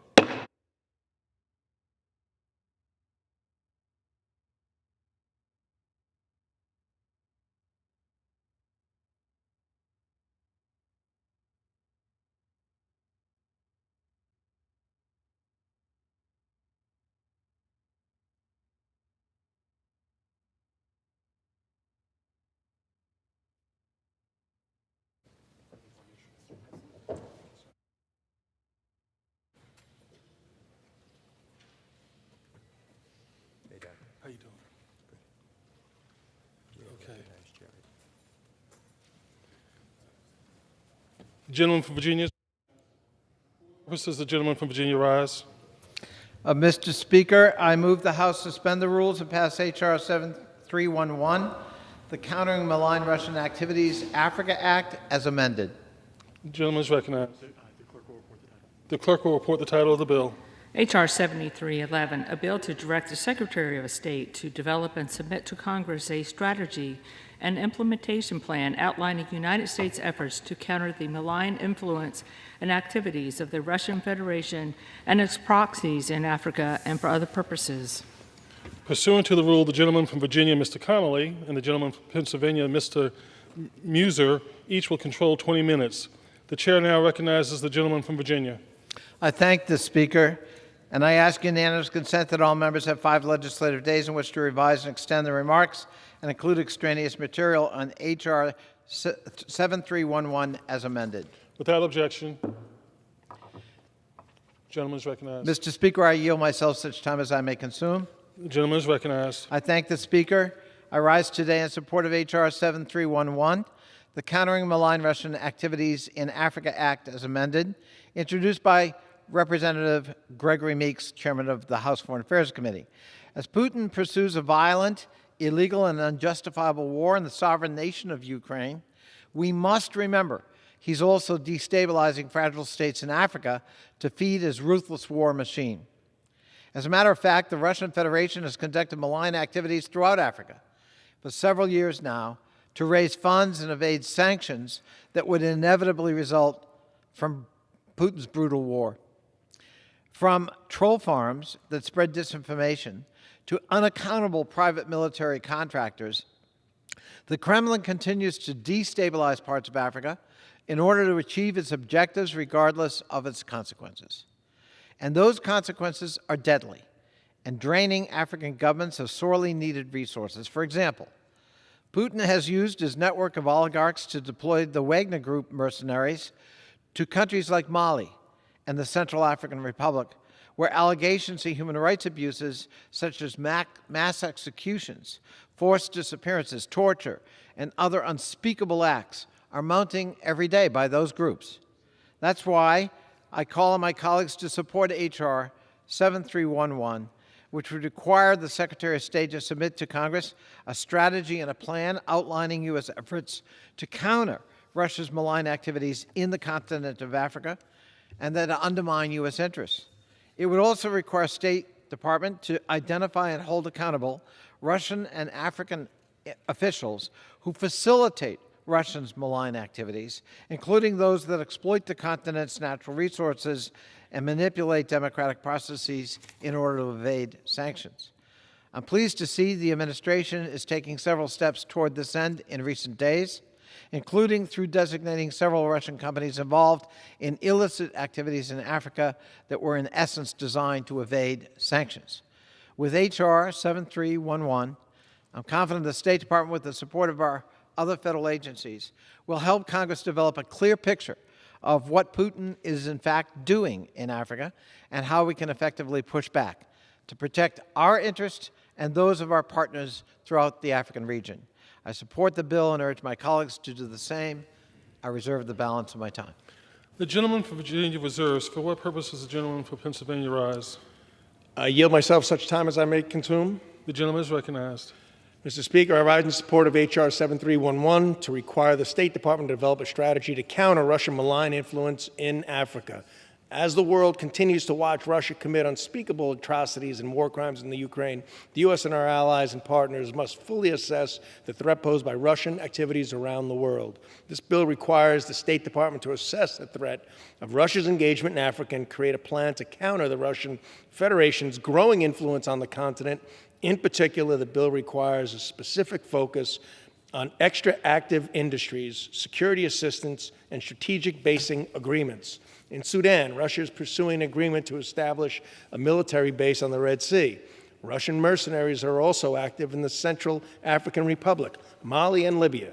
While they claim to support stabilization efforts, in reality they are committing gross violations of human rights and exploiting natural resources. Just last month, Russian mercenaries were implicated in a massacre of over 200 people in Mali. This was the worst attack in Mali in over 10 years.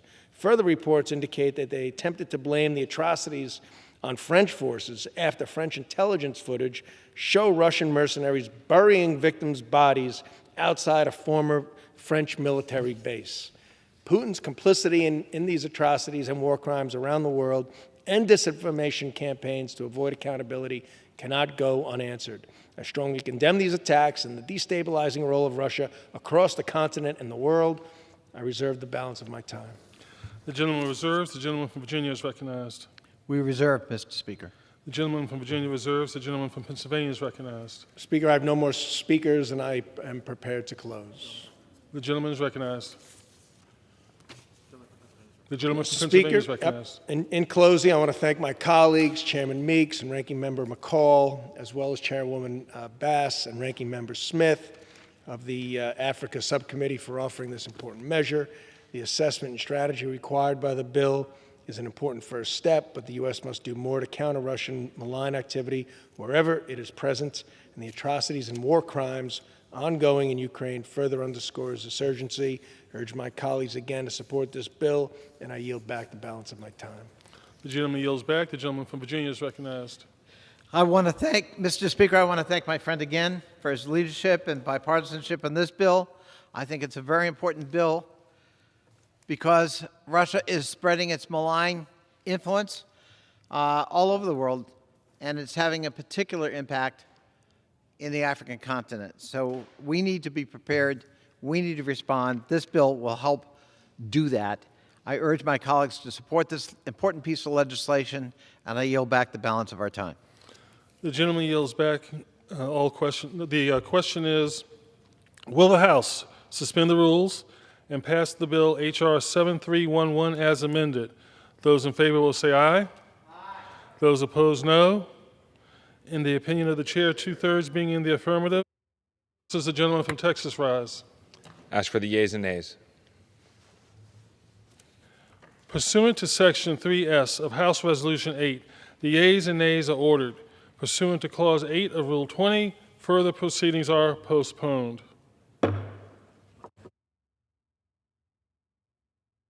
This is the gentleman from Virginia seek recognition. Mr. Speaker, I move the House suspend the rules and pass H.R. 4133, the Caribbean Basin Security Initiative Authorization Act. The clerk will report the title of the bill. H.R. 4133, a bill to authorize appropriations for the Caribbean Basin Security Initiative, enhance the United States Caribbean Security Partnership, prioritize disaster resilience, and for other purposes. Pursuant to the rule, the gentleman from Virginia, Mr. Connolly, and the gentleman from Pennsylvania, Mr. Muser, each will control 20 minutes. The chair recognizes the gentleman from Virginia. I thank the Speaker, and I ask unanimous consent that all members have 5 legislative days in which to revise and extend their remarks and include extraneous material on H.R. 4133. Without objection, it's so ordered. The gentleman from Virginia. Mr. Speaker, I yield myself such time as I may consume. The gentleman is recognized. I thank you. I rise today in support of H.R. 4133, the Caribbean Basin Security Initiative Authorization Act of 2022.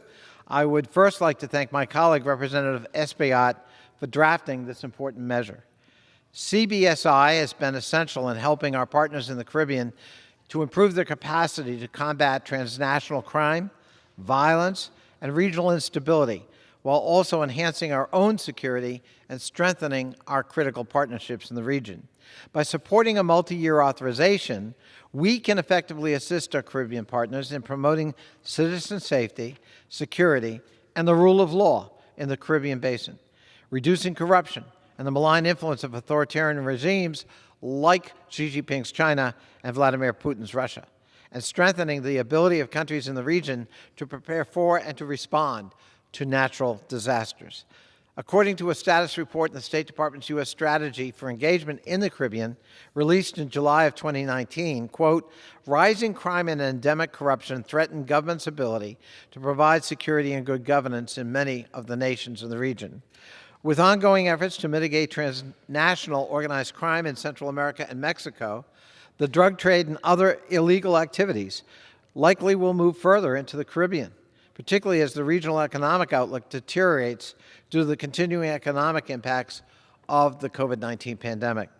Given the tragic impacts of the recent hurricane season in the Caribbean and trends pointing toward even more frequent and intense natural disasters, this renewed support for CBSI can also help make it possible for our friends in the region to become more climate resilient by building robust rapid response mechanisms and resilient infrastructure responses throughout the region. The support from CBSI can help to avoid a climate of fear and uncertainty among citizens that leads to diminished economic growth. I support this bill and urge my colleagues to do the same, and I reserve the balance of our time. The gentleman reserves. The chair will receive a message from the Senate. Mr. Speaker, messages from the Senate. Mr. Speaker, Madam Secretary. I have been directed by the Senate to inform the House that the Senate has agreed to H. Conrad 74, use of the Capitol grounds for the National Peace Officers Memorial Service and the National Honor Guard and Pipe Band exhibition. The gentleman from Pennsylvania is recognized. Mr. Speaker, I yield myself as much time as I may consume. The gentleman is recognized. Narcotics trafficking and illicit money from the Caribbean is fueling America's drug crisis and is destabilizing the Western Hemisphere. The same groups that traffic narcotics, weapons, and humans also spread misery throughout the region and into the U.S. homeland. At the same time, malign actors like the Chinese Communist Party spread their web of influence in the region. This problem is especially troubling since the Caribbean is home to a large concentration of Taiwan's diplomatic allies. As evidenced by Nicaragua's recent decision to sever longstanding ties with Taiwan, the CCP is employing a range of tools to advance its malign agenda in the Caribbean and throughout Latin America. Congress must remain committed to working with our allies to address shared security threats, cooperating on regional challenges, and promoting democratic governance. That's why I'm supporting the Caribbean Basin Security Initiative Authorization Act. As the CCP exerts its malign influence and drugs flow into the United States, now is the time to work with our allies in the region to ensure our national security interests are protected. This legislation will expand our Caribbean partners' ability to surveil illicit actors in the water and in the air, improve local enforcement's ability to intercept narcotics trafficking, strengthen local criminal justice institutions, and support natural disaster response efforts. I urge my colleagues to join me in supporting this bill, and I reserve the balance of my time. The gentleman reserves. The gentleman from Virginia is recognized. Mr. Speaker, it gives me great pleasure to yield 4 minutes to my good friend, the author of this legislation, the gentleman from New York, Mr. Espaillat. The gentleman is recognized for 4 minutes. Thank you, Mr. Speaker. I want to thank the gentleman from Virginia for this opportunity to speak about H.R. 4133, the Caribbean Basin Security Initiative. For more than 10 years, Mr. Speaker, Congress has supported funding CBSI, appropriating during that time $831 million in supporting 13 Caribbean nations.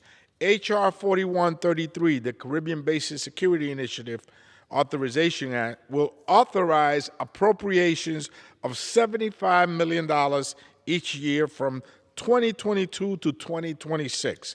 It also requires the Department of State to develop a strategy to improve disaster resilience in the Caribbean and to report progress made under the initiative. We all know how the Caribbean stands on the pathway of hurricanes and other natural disasters.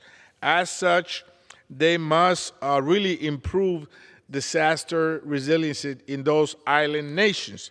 CBSI supports our allies in the Caribbean by promoting citizen safety, citizen security, and adhering to the rule of law. It also reduces the trafficking in narcotics. It will help us interdict narcotics in the Caribbean region, which is the third border of our country.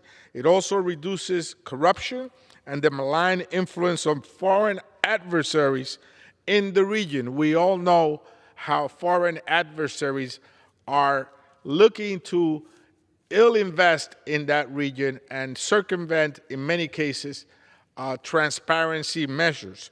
It strengthens the ability to respond, as I said earlier, Mr. Speaker, to natural disasters. So important.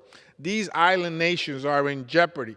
They're in serious trouble with hurricanes and rising sea levels and other natural disasters. You, better than anybody, Mr. Speaker, know about this. And this Caribbean Basin Security Initiative would also provide funding for that.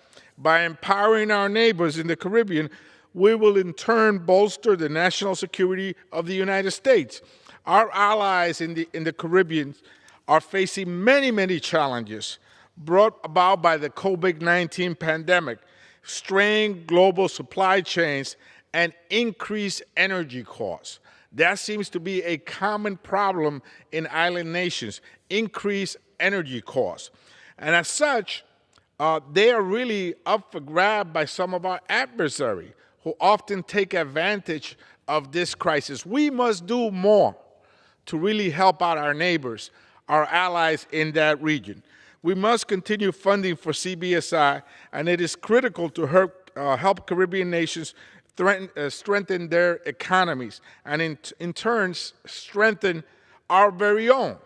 It is specifically and especially important that we continue our engagement in the Caribbean as our foreign adversaries attempt to spread their influence throughout the region. A safe and prosperous Caribbean region is in the United States' national security interest. As we prepare to host the 9th Summit of the Americas in California in June, I urge my colleagues to support CBSI and reaffirm our commitment to enhancing U.S.-Caribbean relations. Thank you, Mr. Speaker. The gentleman from New York yields back. The gentleman from Virginia reserves. The gentleman from Pennsylvania is recognized. Mr. Speaker, I have no more speakers. I am prepared to close. The gentleman reserves. The gentleman from Virginia is recognized. The gentleman from Pennsylvania is reserved. The gentleman from Virginia is recognized. The gentleman reserves. The gentleman from Pennsylvania. Mr. Speaker, the U.S. and our partners must seriously confront the growing threat posed by the CCP in the Caribbean and beyond. And as the situation on our border gets worse, deadly drugs like fentanyl are surging across our southern border from illicit actors in Latin America. We must address the issue immediately. We cannot ignore the Caribbean, America's third border. I would once again like to thank Mr. Espoya, Mr. Meeks, Mr. Ceres, Mr. Green, and Mr. Connolly for leading this measure. I urge my colleagues to join us in supporting this legislation. I yield back the balance of my time. The gentleman yields back. The gentleman from Virginia is recognized. I thank the Speaker, and I thank my friend again for his leadership and bipartisanship on this important bill. I really can't add to the eloquence of our friend and colleague from New York, Mr. Espaillat. I urge our colleagues to support this important and critical piece of legislation, and I yield back the balance of our time. The gentleman yields back. The question is, will the House suspend the rules and pass the bill H.R. 4133? Those in favor will say aye. Those opposed, no. In the opinion of the chair, 2/3 being in the affirmative, for what purpose does the gentleman from Idaho rise? Request the yeas and nays, please. Pursuant to Section 3S of House Resolution 8, the yeas and nays are ordered. Pursuant to Clause 8 of Rule 20, further proceedings are postponed.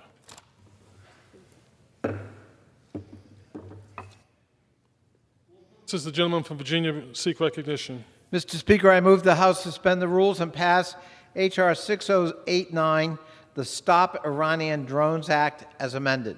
The clerk will report the title of the bill. H.R. 6089, a bill to clarify that Section 107 of the Countering America's Adversaries Through Sanctions Act applies sanctions with respect to unmanned combat area vehicles following a 2019 change by the United Nations providing additional clarity to the United Nations Register of Conventional Arms. Pursuant to the rule, the gentleman from Virginia, Mr. Connolly, and the gentleman from Pennsylvania, Mr. Muser, will control 20 minutes each. The chair recognizes the gentleman from Virginia. Thank you, Mr. Speaker, and I ask unanimous consent that all members have 5 legislative days in which to revise and extend their remarks and to include extraneous material on H.R. 6089. Without objection, is so ordered. I further ask to include in the congressional record an exchange of letters on this bill between the chairman of the House Foreign Affairs Committee, Mr. Gregory Meeks, and the chair of the House Judiciary Committee, Mr. Nadler. Without objection, is so ordered. The gentleman from Virginia. Mr. Speaker, I yield myself such time as I may consume. The gentleman is recognized. I thank you, Mr. Speaker, and I rise today in support of H.R. 6089, the Stop Iranian Drones Act, which was introduced by the ranking member, Mr. McCall, and Chairman Meeks, along with Congressman Ted Deutsch, Joe Wilson, Chair and Ranking Member of the Middle East, North Africa, and International Terrorism Subcommittee. As we've seen in recent months, Iran and Iranian-aligned terrorists and militia groups have been growing increasingly aggressive with their drone attacks throughout the Middle East, targeting U.S. troops, commercial vessels, partner countries, and more. Not long ago, an Iranian-sponsored militia in Yemen utilized drones to cause death and destruction in the UAE, hundreds of miles away. Similarly, Saudi Arabia has faced repeated drone attacks on its civilian areas and its critical infrastructure. This bill clarifies that existing conventional weapons sanctions against Iran include unmanned combat aerial vehicles and brings U.S. code up to date with the United Nations categories of major conventional arms. By doing this, this bill will allow the United States to better respond to the threat posed by Iran and its proxies' aggressive UAV tactics with respect to the United States and its partners. This is not a new sanction, but rather a clarification of current law, and it will in no way interfere with the ongoing nuclear talks. We have confirmed this with the State Department. The Biden administration is taking this threat seriously. They have sanctioned the top Iranian military official for his role in the July attack on a commercial shipping vessel in the Gulf of Oman. In addition to blacklisting a network of individuals and companies behind Iran's UAV program, we can do more, and we need our allies to do more as well. The clarification included in this legislation will help show the international community that Iranian UAV proliferation will not be tolerated by this government or this Congress. I ask for the full support of this House in passing this legislation so we can move it one step closer to the President's desk, and I reserve the balance of our time. The gentleman from Virginia reserves. The gentleman from Pennsylvania is recognized. Mr. Speaker, I yield myself as much time as I may consume. The gentleman is recognized. Iran and its proxies continue to threaten U.S. troops and our partners throughout the Middle East with drones. Iran-backed militia groups attacked U.S. troops in Iraq and Syria with UAVs throughout 2021. Houthi attacks on Saudi Arabia doubled over the first 9 months of 2021 compared to 2020, which included frequent UAV assaults. And where do the Houthis get much of their dangerous UAV technology? Iran. And Iran continues to use UAVs to threaten Israel, including in its deadly attack on an Israeli-owned tanker last summer. This is exactly why I'm opposed to striking another bad nuclear deal with Iran that would line the regime's pockets with cash. We need to be constraining Iran's resources, not filling its coffers. The more money Iran has, the more it will spend on threats to the U.S. and our partners, period. This situation is intolerable. The people of the Middle East, including Americans living there, cannot live in freedom, stability, or prosperity under assault by Iran's drones. We have to limit Iran's ability to build and supply drones. This crucial legislation will take the necessary steps to help reduce the threats of Iranian drones. It clarifies that our existing sanctions on Iran's conventional weapons program include the supply, sale, or transfer to or from Iran of combat UAVs. And it codifies that it is U.S. policy to prevent Iran and its proxies from acquiring UAVs that can be used in attacks against the U.S. and our partners. With this legislation, Congress is telling the world knows that the U.S. will use every tool to cut off Iran's UAV supplies, and that we will punish those who continue to supply Iran with UAVs and parts despite their destructive impact. Iran has long demonstrated its commitment to destabilizing the Middle East with its malign activities, but we are committed to countering Iran's attacks and keeping our partners safe. We will continue to adapt to this UAV threat. That includes robust sanctions enforcement against Iran's UAV program and proliferation. I urge my colleagues to join me in supporting this important measure, and I reserve the balance of my time. The gentleman from Pennsylvania reserves. The gentleman from Virginia is recognized. Mr. Speaker, I'm pleased to yield 4 minutes to my friend, our colleague on the Committee of Foreign Affairs, the gentleman from New Jersey, Mr. Malinowski. The gentleman is recognized.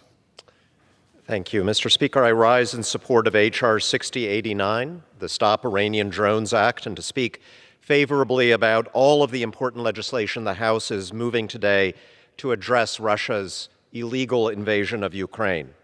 The Stop Iranian Drones Act codifies crucial language that ensures we can impose sanctions on Iranian drones under current laws. Sanctions are a very powerful tool, as we've seen in the last 2 months, as we have imposed powerful sanctions on Russia since its invasion. But I think we need to go further. And my bill, H.R. 6930, the Asset Seizure for Ukrainian Reconstruction Act, gives us the tools to do just that. Let me say a few words about it. In the last few weeks, we have seen across the United States and Europe and the world the seizure of yachts and villas, bank accounts belonging to Russian oligarchs that have supported the cruel regime of Vladimir Putin. Recently, with the help of the FBI, a $90 million yacht was seized in Europe. $90 million is actually pretty cheap for a Russian oligarch's yacht. Some of these boats run up to $600 million. Up to $300 billion of Russian central bank assets have been seized or frozen by the United States and our allies. And all these actions raise a very important question. Think about the destruction in Ukraine, the thousands of people who have been killed, the atrocities, the bodies of men and women left in the streets as Russian soldiers and occupiers are expelled by the brave Ukrainian defenders.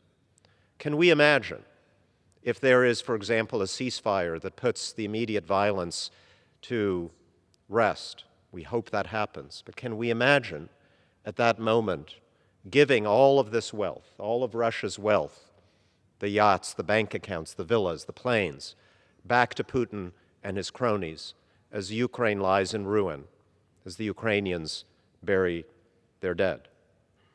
I think the answer is no.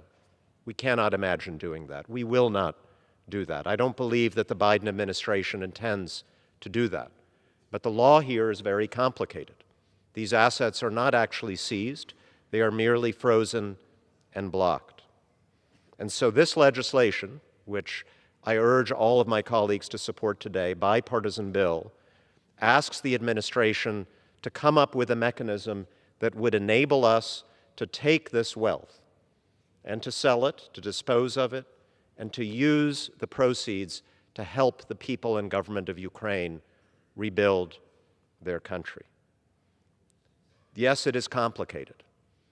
If we apply our American legal constructs to these men and women who have served Putin loyally all these years, it looks like they are the owners of these assets. One of them owns the Chelsea football team in Great Britain. Some own property in the United States. But in fact, if you understand how Russia works, you understand that the true owner of all of these assets is one man. It is Putin. These are pooled assets. He can use them whenever he wants. So I believe it is fitting that we should pass legislation encouraging the administration to use the wealth that has supported this cruel regime to help to rebuild the country that the Putin regime is destroying. It is the right thing to do. It is the practical thing to do because this reconstruction effort will, in fact, cost up to hundreds of billions of dollars, and we should not be saddled with the full cost of that. Let's use Russia's money to rebuild Ukraine. Thank you, and I yield back. The gentleman yields back. The gentleman from Virginia reserves, and the gentleman from Pennsylvania is recognized. Mr. Speaker, I have no speakers, and I am prepared to close. The gentleman yields back. The gentleman from Virginia is recognized. Mr. Speaker, I think this is an important piece of legislation in trying to contain the malign activities of the Iranian government, especially in a critical region, critical to us and critical to the world. I urge my colleagues to support this bill, and I yield back the balance of our time. The gentleman from Pennsylvania, the gentleman from Virginia yields back. The gentleman from Pennsylvania is recognized. Mr. Speaker, in closing, Iran is a state sponsor of terrorism that oppresses its own people and poses a grave threat to the U.S. and our allies in the Middle East. And the Iranian regime is using drones to expand that threat. Just last month, retiring CENTCOM Commander General McKenzie told Congress, and I quote, he was very concerned about the remarkable growth in the number and efficiency of Iran's UAV program and long-range drones. We have a responsibility to our men and women in uniform to do everything we can to counter Iran's dangerous UAVs. I am pleased we are taking the step today to clarify our sanctions laws and make it clear that they cover Iran's drones. I'm grateful that we can continue the long history of bipartisan cooperation to respond to Iran's threats, and I yield back the balance of my time. The gentleman yields back. The question is, will the House suspend the rules and pass the bill H.R. 6089 as amended? Those in favor will say aye. Aye. Those opposed, no. In the opinion of the chair, 2/3 being in the affirmative, for what purpose does the gentleman from Idaho rise? Request the yeas and nays, please. Pursuant to Section 3S of House Resolution 8, the yeas and nays are ordered. Pursuant to Clause 8 of Rule 20, further proceedings are postponed. For what purpose is the gentleman from Virginia seeking recognition? Mr. Speaker, I move the House suspend the rules and pass H.R. 4693, the Global Malnutrition Prevention and Treatment Act of 2021. The clerk will report the title of the bill. H.R. 4693, a bill to advance targeted and evidence-based interventions for the prevention and treatment of global malnutrition and to improve the coordination of such programs and for other purposes. Pursuant to the rule, the gentleman from Virginia, Mr. Connolly, and the gentleman from Pennsylvania, Mr. Muser, will each control 20 minutes. The chair recognizes the gentleman from Virginia. Thank you, Mr. Speaker, and I ask unanimous consent that all members have 5 legislative days in which to revise and extend their remarks and include extraneous material on H.R. 4693. It is so ordered. The gentleman from Virginia. Thank you, Mr. Speaker. I yield myself such time as I may consume. The gentleman is recognized. Mr. Speaker, I rise today in support of H.R. 4693, the Global Malnutrition Prevention and Treatment Act of 2021. In the wake of COVID-19, we've seen malnutrition rates climb and food insecurity become an ever greater challenge. Jarringly, it's predicted that disruptions to global food and health systems will double global malnutrition rates, double, with women and children bearing the brunt of those effects. It's estimated that in 2022, the devastating global effects of COVID-19 could add an additional 17 million severely malnourished children worldwide. We cannot stand by while millions of children's lives are on the line, with COVID, climate change, and conflict worsening the global situation.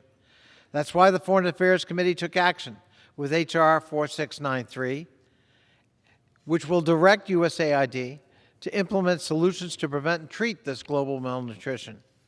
This bill establishes a Nutrition Leadership Council to identify populations most at risk to severe malnutrition and to prioritize prevention and treatment programs. Preventing and treating malnutrition is relatively inexpensive to implement and has high returns.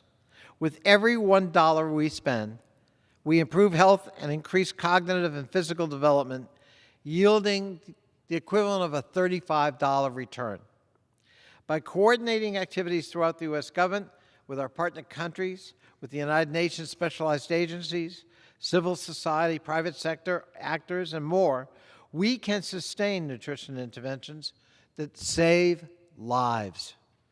This bill also requires USAID to provide Congress an implementation plan and annual reports concerning its programs for treating and preventing malnutrition. Mr. Speaker, we must do more to support those in dire need, and we must answer their call for help. H.R. 4693 is this Chamber's opportunity to do just that, to protect the lives of those suffering from malnutrition all around the world. This measure builds on the work and jurisdiction of USAID and will bolster efforts to respond and prevent malnutrition everywhere. While the United States has led the world in responding to COVID-19 and its effects around the world, we must also ensure we don't lose ground in long-standing investments such as food and food security. By supporting this legislation, we can take a meaningful step in doing both.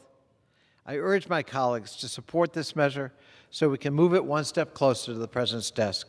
I reserve the balance of my time. The gentleman from Virginia reserves. The gentleman from Pennsylvania is recognized. Mr. Speaker, I yield myself as much time as I may consume. The gentleman is recognized. As we speak, millions of women and children are on the brink of starvation around the world. An estimated 3.1 million children perish every year due to malnutrition. In fact, almost half of the deaths among children under the age of 5 are linked to malnutrition, mainly in low, middle-income countries. In the 21st century, this tragedy should be prevented. This bipartisan bill will support efforts to scale up targeted and effective nutrition programs in countries most at risk for severe malnutrition that will help us have a real impact on people's lives around the world. Fallout from the Russian invasion of Ukraine and the administration's chaotic and deadly withdrawal from Afghanistan have compounded global humanitarian crises. Coupled with the COVID-19 pandemic, now more than ever, we must do everything we can to advance life-saving nutrition programs. And that starts with a strong and effective USAID who has the tools it needs to ensure no child dies from malnutrition. Every parent wants to be able to put food on the table, nourish their families, and provide for themselves. Support for low-cost, effective nutrition interventions mean an investment in the health, development, and productivity of the next generation of children. I urge my colleagues to support this important measure, and I reserve the balance of my time. The gentleman reserves. The gentleman from Virginia is recognized. We reserve, Mr. Speaker. The gentleman reserves. The gentleman from Pennsylvania is recognized. Mr. Speaker, I will close at this time. The gentleman is recognized. In addition to the crises in Ukraine, Afghanistan, and Ethiopia, the COVID-19 pandemic has erased years of progress towards ending extreme poverty. It has pushed millions more people into severe food insecurity and malnutrition and has destabilized fragile states. This legislation will help us reclaim lost ground in the battle against hunger and malnutrition. USAID plays a critical role in helping nations across the globe combat hunger and poverty. The agency, alongside our NGO and private sector partners, has helped secure nutrition stability for expectant mothers and young children, along with the countless others in need. But more must be done to truly end starvation.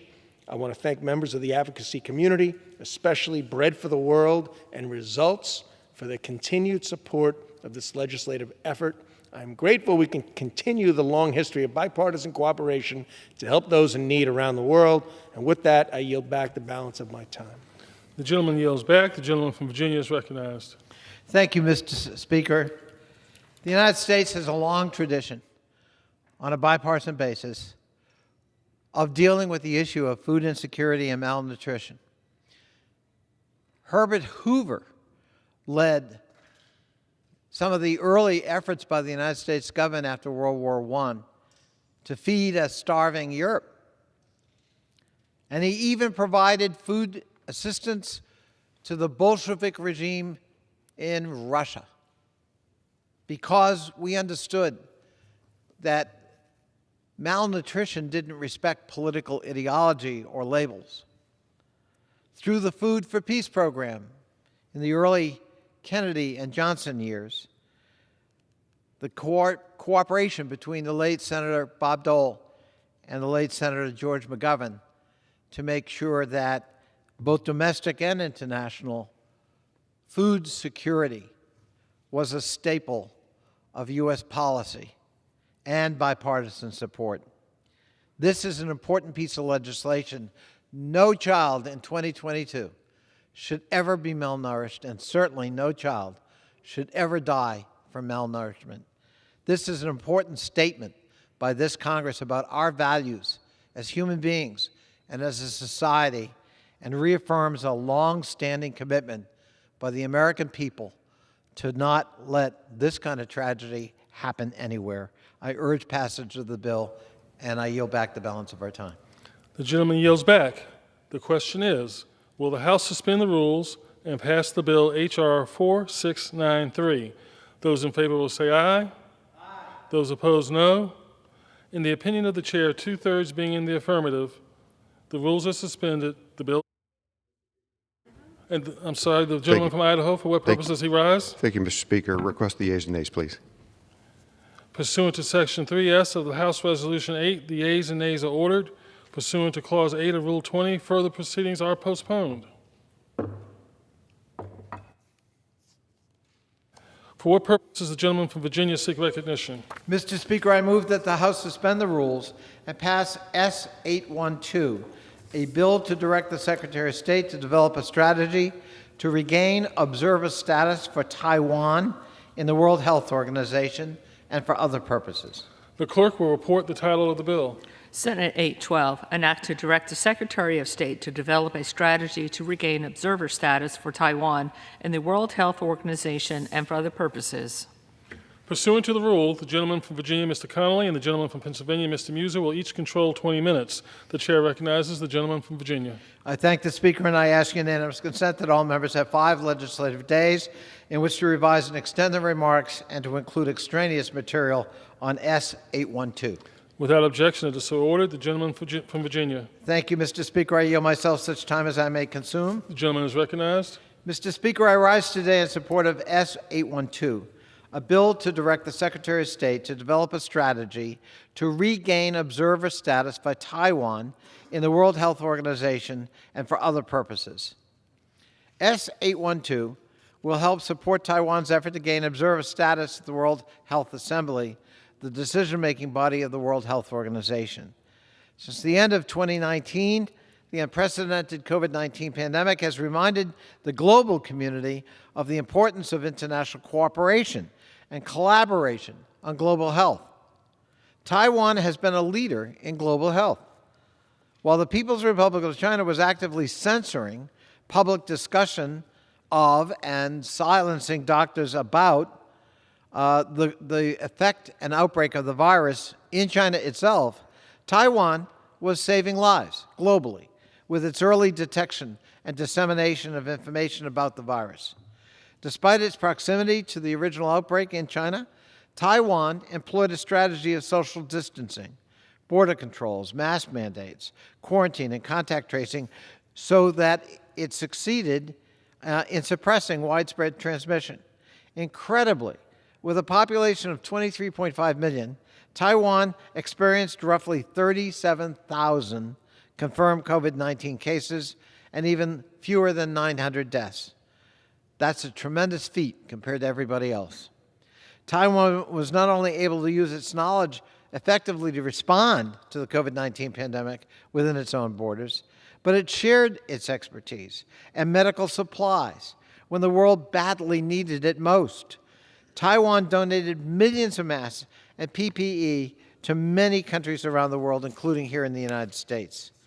Those actions symbolize Taiwan's leadership and contributions to global health security and demonstrate why it ought to be part of the global conversation on public health.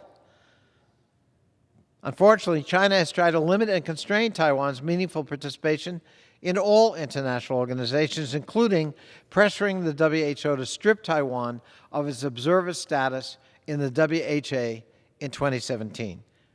As the co-chair of the Taiwan caucus, I can tell you that makes no sense. This bipartisan measure would support efforts that enable Taiwan to share its public health expertise and experience with the world at a time we need it badly. Led by Senator Menendez, this legislation has already passed the Senate. The House Foreign Affairs Committee was proud to pass out of committee a near identical bipartisan measure led by Representative Young Kim of California. Passage of this bill today, ahead of the World Health Assembly meeting next month, would not only be timely, it would also demonstrate the strong bipartisan bicameral commitment the U.S. Congress has to our democratic friend, Taiwan. I urge my colleagues to adopt this resolution, and I reserve the balance of my time. The gentleman from Virginia reserves. The gentleman from Pennsylvania is recognized. Mr. Speaker, I rise in support of S-812, directing the Secretary of State to develop a strategy to regain observer status for Taiwan in the World Health Organization. This bill has passed the House in each of the last 3 Congresses, so I'm glad the 2 chambers have finally come together to send this bill to the President's desk before the World Health Assembly next month. I want to thank Representative Young Kim for introducing the House version of this bill early last year, and former Representative Ted Yoho for his work on this issue in previous Congresses. Taiwan is a model contributor to global health, and Taiwan's exclusion from the WHO isn't just unfair, it's dangerous. The world is still paying the price of the Chinese Communist Party's cover-up of the original COVID-19 outbreak in Wuhan. Taiwan's exclusion from the World Health Organization made the situation even worse by depriving the world of Taiwan's early warning. Unfortunately, Xi Jinping and the CCP are continuing to jeopardize global health by marginalizing Taiwan. The CCP is hijacking the WHO to advance its own political agenda. Taiwan has been totally excluded from participating in the WHO's annual World Health Assembly since 2016. Despite the CCP's interference, Taiwan is a model democracy that makes the world a better place. The people of Taiwan deserve to participate in the World Health Organization, so I urge my colleagues to support this bill, and I reserve the balance of my time. The gentleman from Pennsylvania reserves. The gentleman from Virginia is recognized. We reserve, Mr. Speaker. The gentleman from Virginia reserves. The gentleman from Pennsylvania is recognized. Mr. Speaker, I'm pleased to yield 3 minutes to the gentlelady from California, Ms. Kim. The gentlelady is recognized. Thank you, Speaker, and thank you, Representative Muser, for yielding. I want to thank you and Representative Connolly, Chairman Mix, and Ranking Member McCall for their leadership on this very important issue. And I rise in strong support of this bipartisan, bicameral effort to help restore Taiwan's observer status at the World Health Organization and World Health Assembly. I'm proud to have introduced a House version of this bill, which has nearly 130 bipartisan co-sponsors. Time and time again, Taiwan has proven to be a trusted ally of the United States and to be a world leader in the global health security. From 2009 until 2017, Taiwan had observer status in the WHO and WHA, but it was revoked due to pressure from the Chinese government. This bill would direct the Secretary of State to implement a strategy to restore Taiwan's observer status. And I'm hopeful that today we can send a united message to the people of Taiwan that we value their input and that giving them a seat at the table benefits all of us. Support for Taiwan is more important than ever. We all know today that as Russia invades Ukraine, China is eyeing Taiwan. A threat to freedom anywhere is a threat to freedom everywhere. That is why I urge my colleagues to support this effort and give the people of Taiwan a voice in vital information sharing in the World Health Organization and World Health Assembly. I'm proud to lead this effort and will continue to be an unwavering voice for global human rights and freedom. With that, I yield back. The gentlelady yields back. The gentleman from Pennsylvania reserves. The gentleman from Virginia is recognized. We continue to reserve, Mr. Speaker. The gentleman from Virginia reserves. The gentleman from Pennsylvania is recognized. Mr. Speaker, I have no speakers and am prepared to close. The gentleman is recognized. Mr. Speaker, in closing, diseases and pandemics know no borders. Taiwan is a critical player in global health and a global transportation hub. In blocking Taiwan from the WHO, the CCP is placing the world at risk to soothe their own insecurities. I urge all members to support this legislation and yield back the balance of my time. The gentleman yields back. The gentleman from Virginia is recognized. Why is this bill important at this time, Mr. Speaker?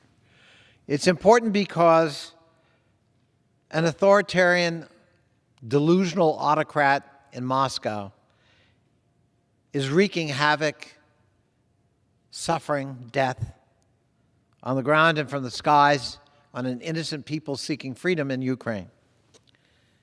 It's important that other autocrats and authoritarian regimes understand they will pay a heavy price for such behavior, that we will not resolve disputes that way in the 21st century, and that the consequences will be severe. Isolating Taiwan is part of a policy to intimidate, threaten, and assault the democracy on the island of Taiwan. And we can't be party to that. Taiwan has a voice. Taiwan has expertise. It can contribute in a pandemic. And it should not be silenced because of somebody's political agenda. That is what this bill is about. And that's why this Congress should speak with one voice and support this important piece of legislation. I urge its passage, and I yield back the balance of our time. The gentleman from Virginia yields back. The question is, will the House suspend the rules and pass Senate 812 as 812? Those in favor say aye. Aye. Those opposed, no. In the opinion of the chair, 2/3 being in the affirmative. For what purpose does the gentleman from Idaho rise? Thank you, Mr. Speaker. Ayes and nays, please. Pursuant to Section 3S of House Resolution 8, the yeas and nays are ordered. Pursuant to Clause 8 of Rule 20, further proceedings are postponed. Pursuant to Clause 12A of Rule 1, the chair declares the House in recess, subject to the call of the chair.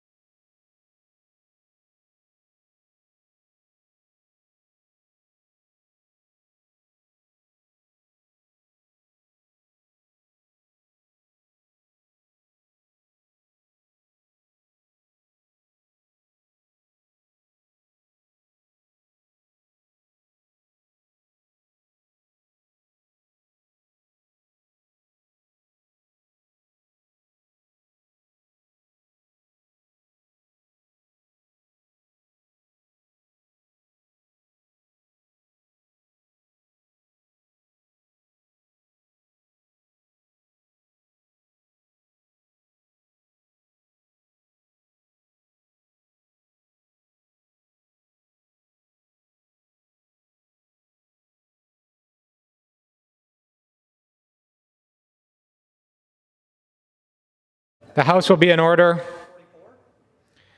Proceedings will resume on motions to suspend the rules previously postponed. Votes will be taken in the following order: H.R. 7314, H.R. 7372, H.R. 496, H.R. 6930, H.R. 923, H.Res. 833, H.R. 3344, H.R. 7311, H.R. 4133, H.R. 6089, H.R. 4693, and S. 812. The first electronic vote will be conducted as a 15-minute vote. Pursuant to Clause 9 of Rule 20, remaining electronic votes will be conducted as 5-minute votes. Pursuant to Clause 8 of Rule 20, the unfinished business is the vote on the motion of the gentleman from Minnesota, Mr. Phillips, to suspend the rules, pass H.R. 7314 as amended, on which the yeas and nays are ordered. The clerk will report the title. H.R. 7314, a bill to require the Secretary of State to submit to Congress a report on the People's Republic of China's support to the Russian Federation with respect to its unprovoked invasion of and full-scale war against Ukraine and for other purposes. The question is, will the House suspend the rules and pass the bill as amended? Members will record their votes by electronic device. This is a 15-minute vote.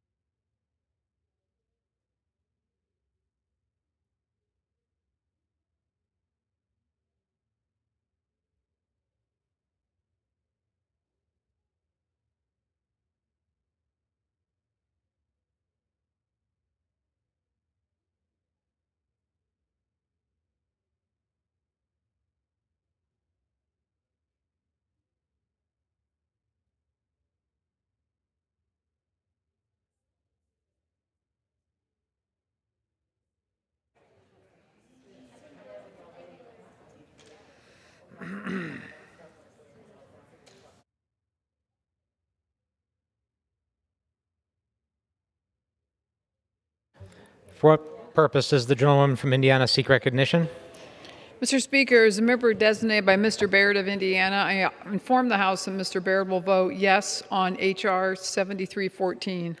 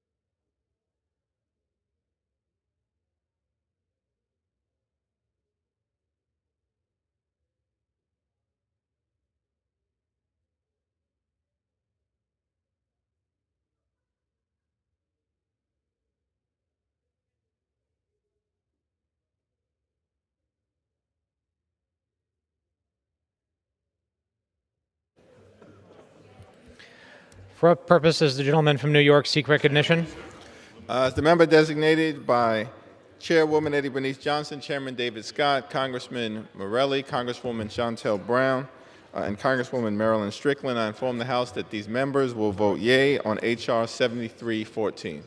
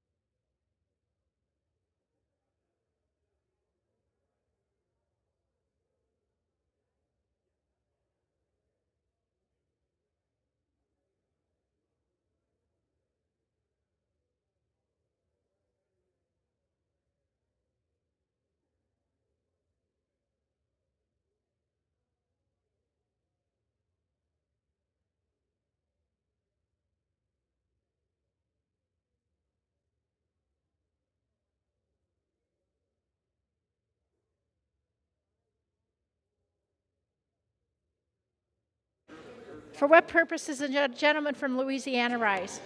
As a member designated by Congresswoman Joyce Beatty, I inform the House that the member will vote yes on H.R. 7314. For what purpose does the gentleman from Ohio rise? Madam Speaker, as a member designated by Mr. Calvert of California, I inform the House that Mr. Calvert will vote yea on H.R. 7314.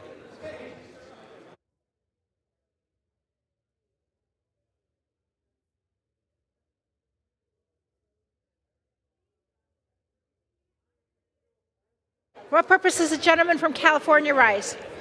Madam Speaker, as member designated by Joaquin Castro, Sylvia Garcia, and Julia Brownlee, I inform this House that the members, they will vote yes on H.R. 7314.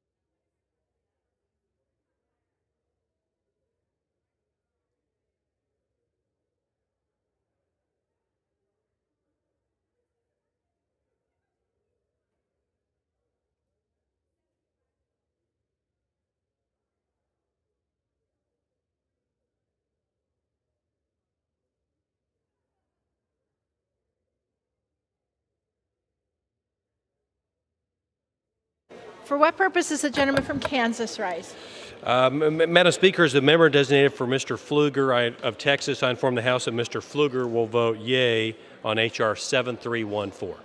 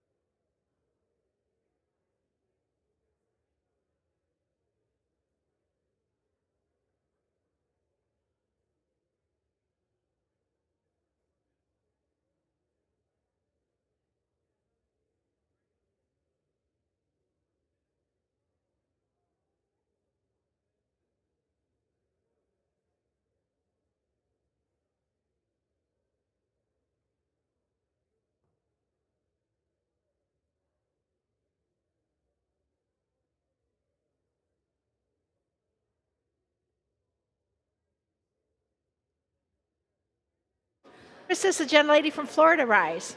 Madam Speaker, as a member designated by Misters Christ, Lawson, and Soto, I inform the House that these members will vote yea on H.R. 7314.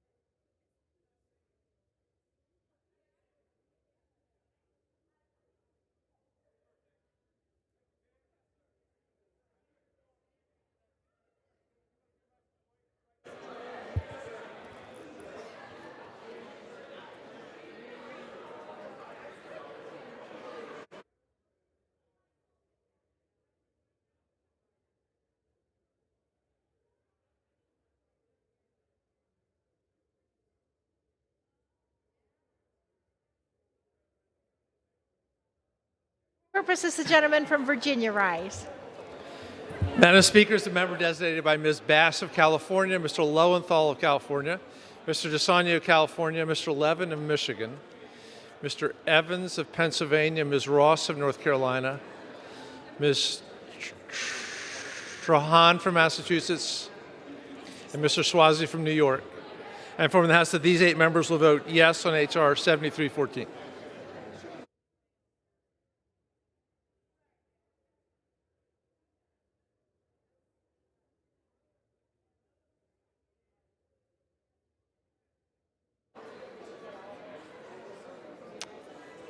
For what purpose does the gentleman from Arizona rise? Madam Speaker, as a member designated by Mr. O'Halloran, I inform the House that Mr. O'Halloran will vote yes on H.R. 7314.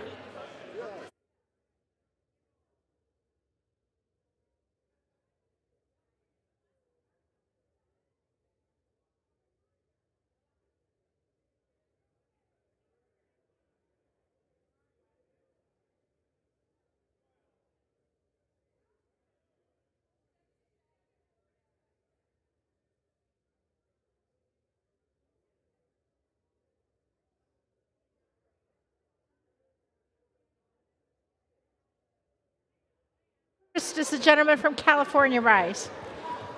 Madam Speaker, as the member designated by Chairwoman Waters, I inform the House that Chairwoman Waters will vote yes on H.R. 7314.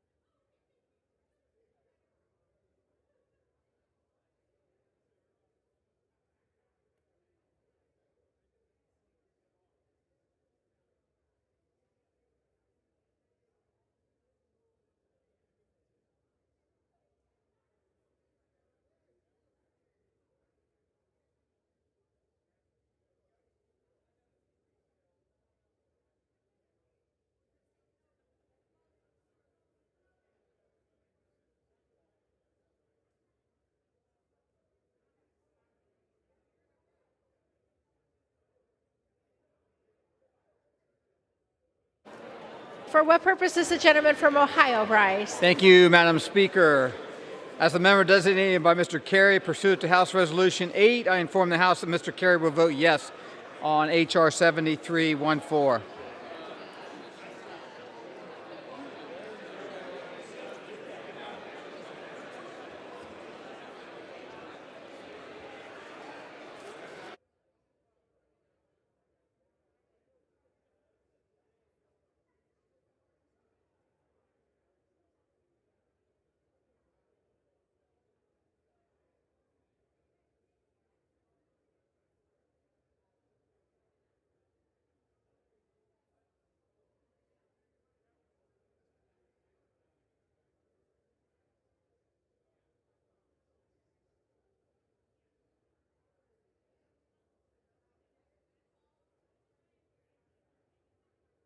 For what purpose does the gentleman from New Jersey rise?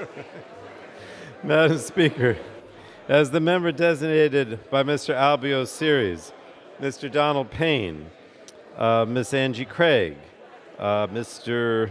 Paul Tonko, and Mr. Connor Lamb, I inform the House that these members will vote yes on H.R. 7314.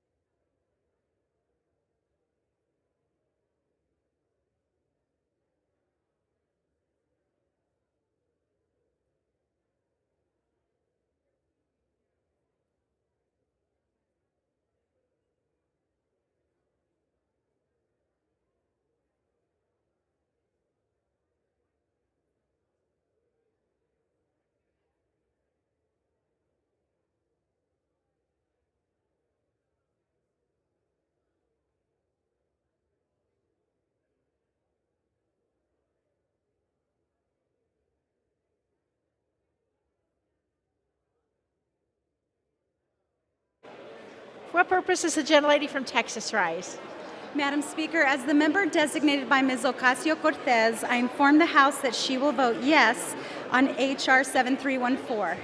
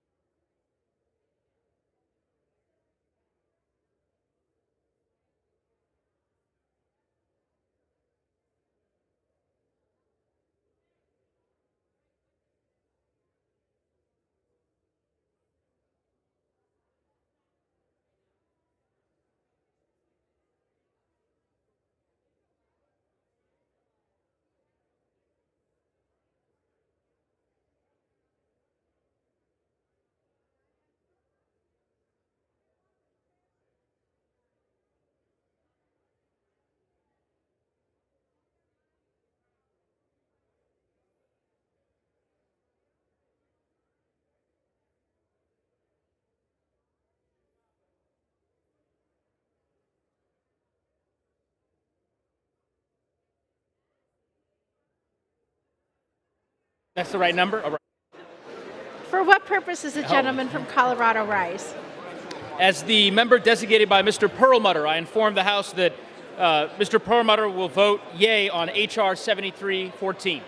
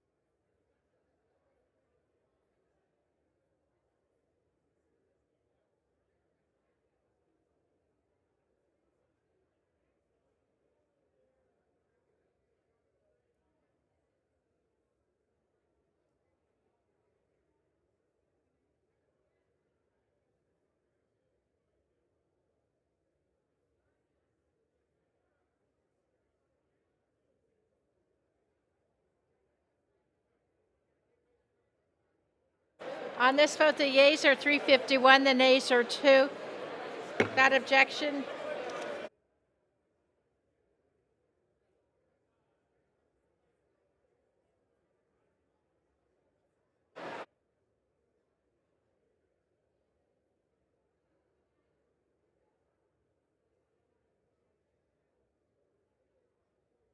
for what purpose is the gentlelady from Texas rise?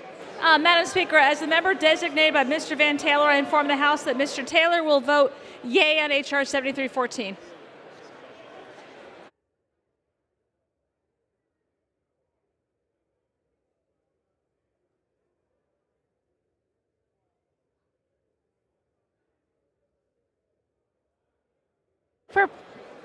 For what purpose is the gentleman from Pennsylvania rise? Madam Speaker, as the member designated by Mr. Reschenthaler of the Great Commonwealth of Pennsylvania, I inform the House that Mr. Reschenthaler will be voting yea on H.R. 7314.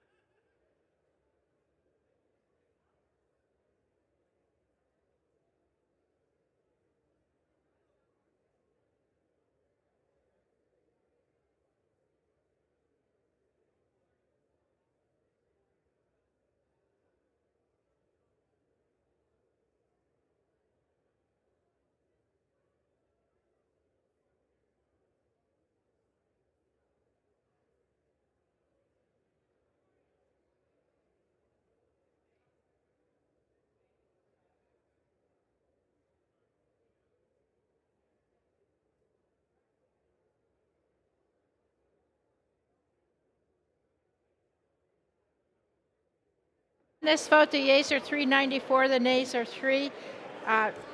Two-thirds being in the affirmative, the rules are suspended. The bill is passed, and without objection, the motion to reconsider is laid on the table.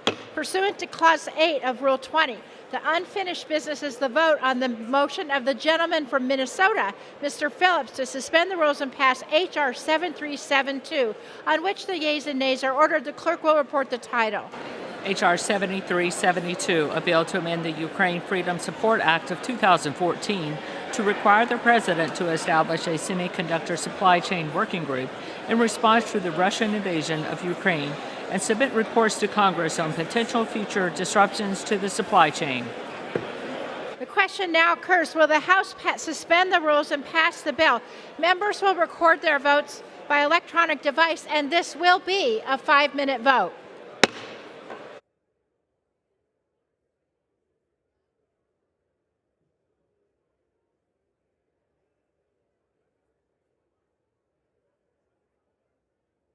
What purpose is the gentlelady from Texas rise?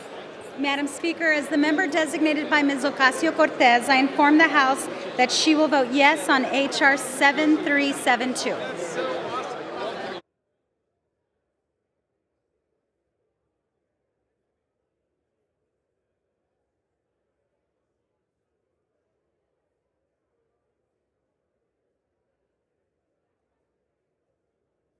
What purpose is this gentleman from California rise? Madam Speaker, as a member designated by Mr. Calvert of California, I inform the House that Mr. Calvert will vote yea on H.R. 7372.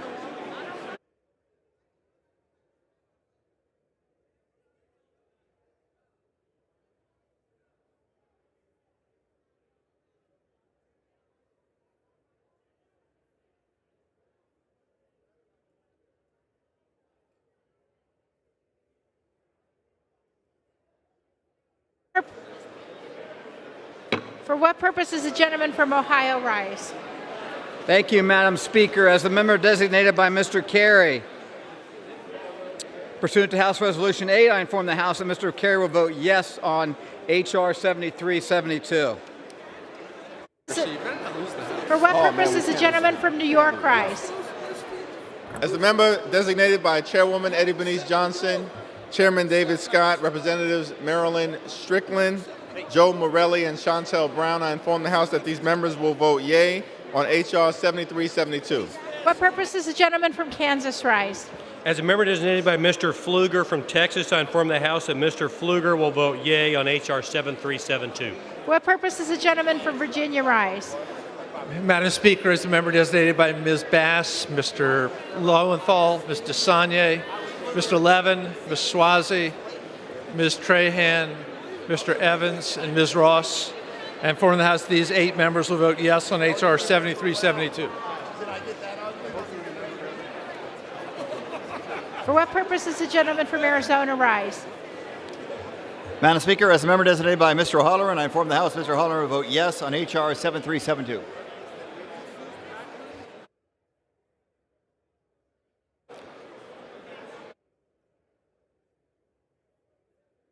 Does the gentleman from Pennsylvania rise? Madam Speaker, as a member designated by Mr. Reschenthaler of the Commonwealth of Pennsylvania, I inform the House that Mr. Reschenthaler will be voting yea on H.R. 7372. For what purpose is the gentleman from New Jersey rise? Madam Speaker, as the member designated by Mr. Paul Tonko, Mr. Connor Lamb, Ms. Angie Craig, Mr. Donald Payne, and Mr. Albio Series, I inform the House that these members will vote yes on H.R. 7372. What purpose is the gentleman from Pennsylvania rise? Madam Speaker, as a member designated by Mr. Thompson of Pennsylvania, I inform the House that Mr. Thompson will vote yea on H.R. 7372. Thank you. For what purpose does the gentleman from California rise? Gentleman from California. Madam Speaker, as the member designated by Chairwoman Waters, I inform the House that Chairwoman Waters will vote yes on H.R. 7372. What purpose does the gentlelady from Texas rise? Madam Speaker, as the member designated by Mr. Van Taylor of the great state of Texas, I inform the House that Mr. Taylor will vote yea on H.R. 7372.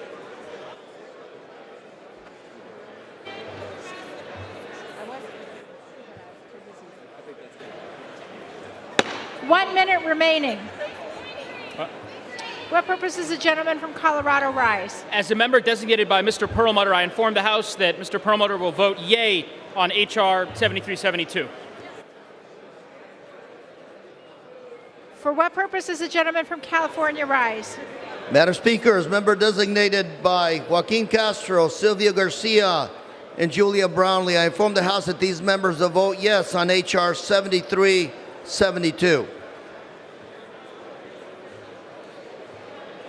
For what purpose does the gentlelady from Florida rise? Madam Speaker, as the member designated by Misters Christ, Soto, and Lawson, I inform the House that these members will vote yea on H.R. 7372.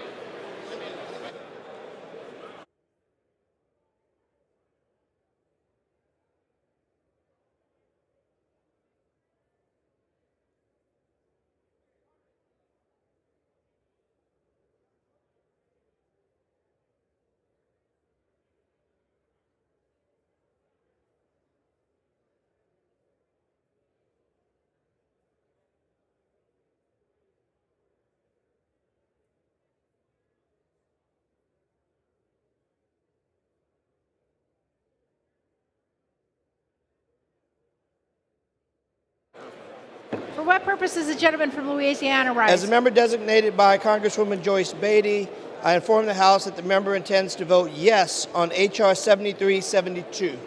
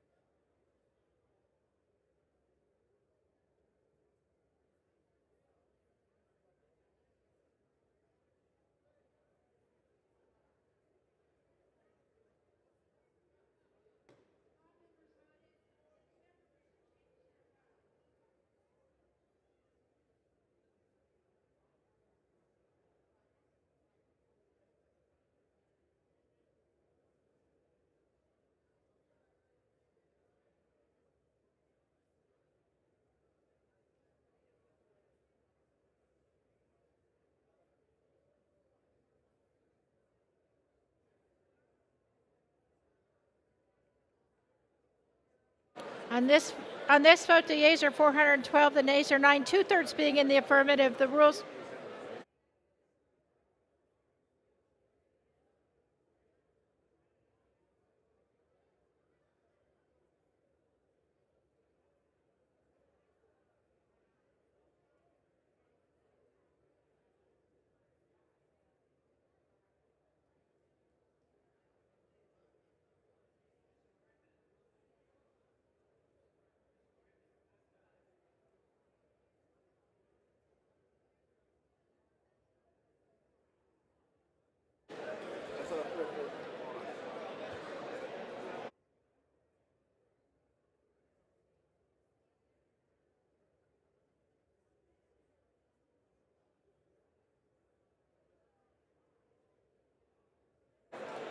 On this vote, the yeas are 414, the nays are 9, two-thirds being in the affirmative. The rules are suspended. The bill's passed. Without objection, the motion to reconsider is laid on the table. Pursuant to Clause 8 of Rule 20, the unfinished business is the vote on the motion of the gentleman from Minnesota, Mr. Phillips, to suspend the rules and pass H.R. 496 as amended, on which the yeas and nays are ordered. The clerk will report the title. H.R. 496, a bill to oppose violations of religious freedom in Ukraine by Russia and armed groups commanded by Russia. Question is, will the House suspend the rules and pass the bill as amended? Members will record their votes by electronic device. This will be a 5-minute vote.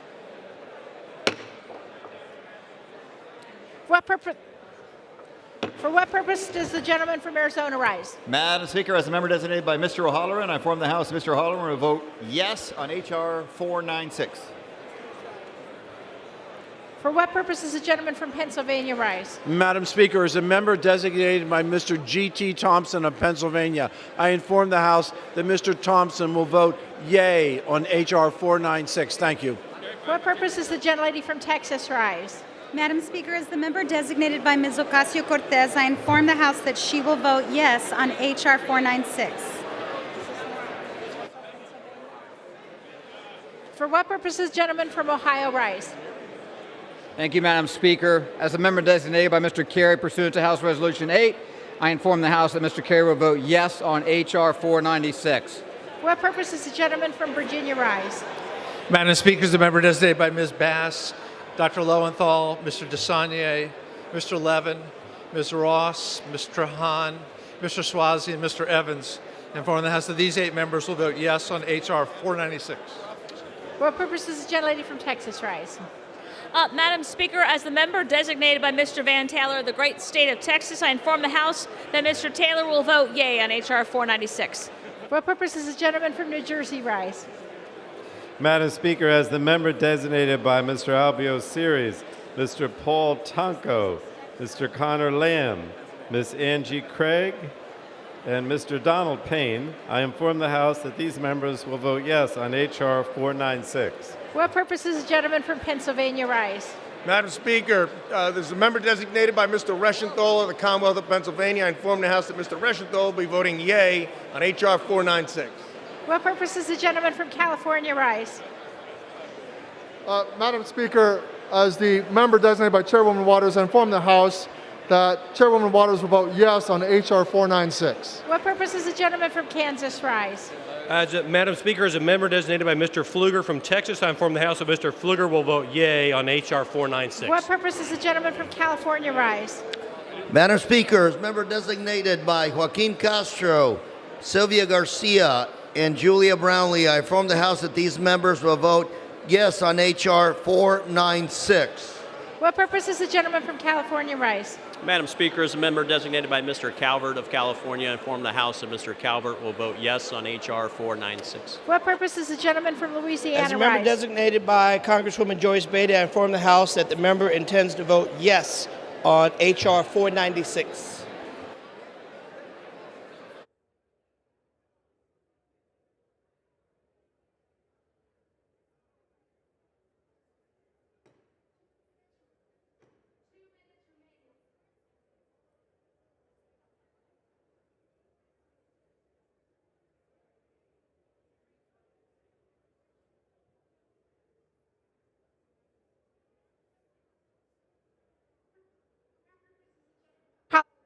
Rice. As the member designated by Mr. Perlmutter, I inform the House that Mr. Perlmutter will vote yea on H.R. 496.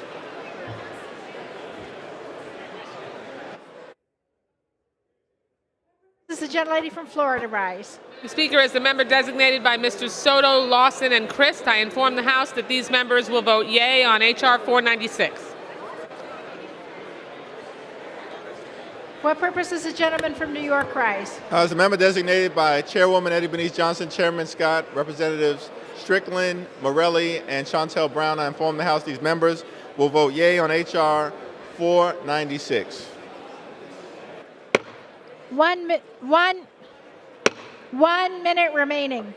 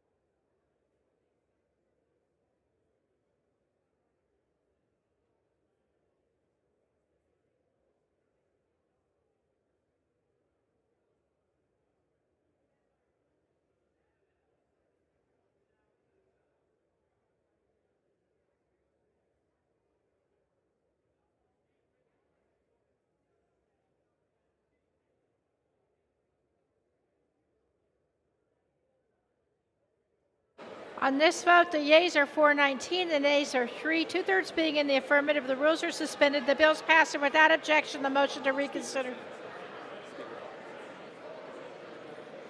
What purpose does the gentleman from California rise?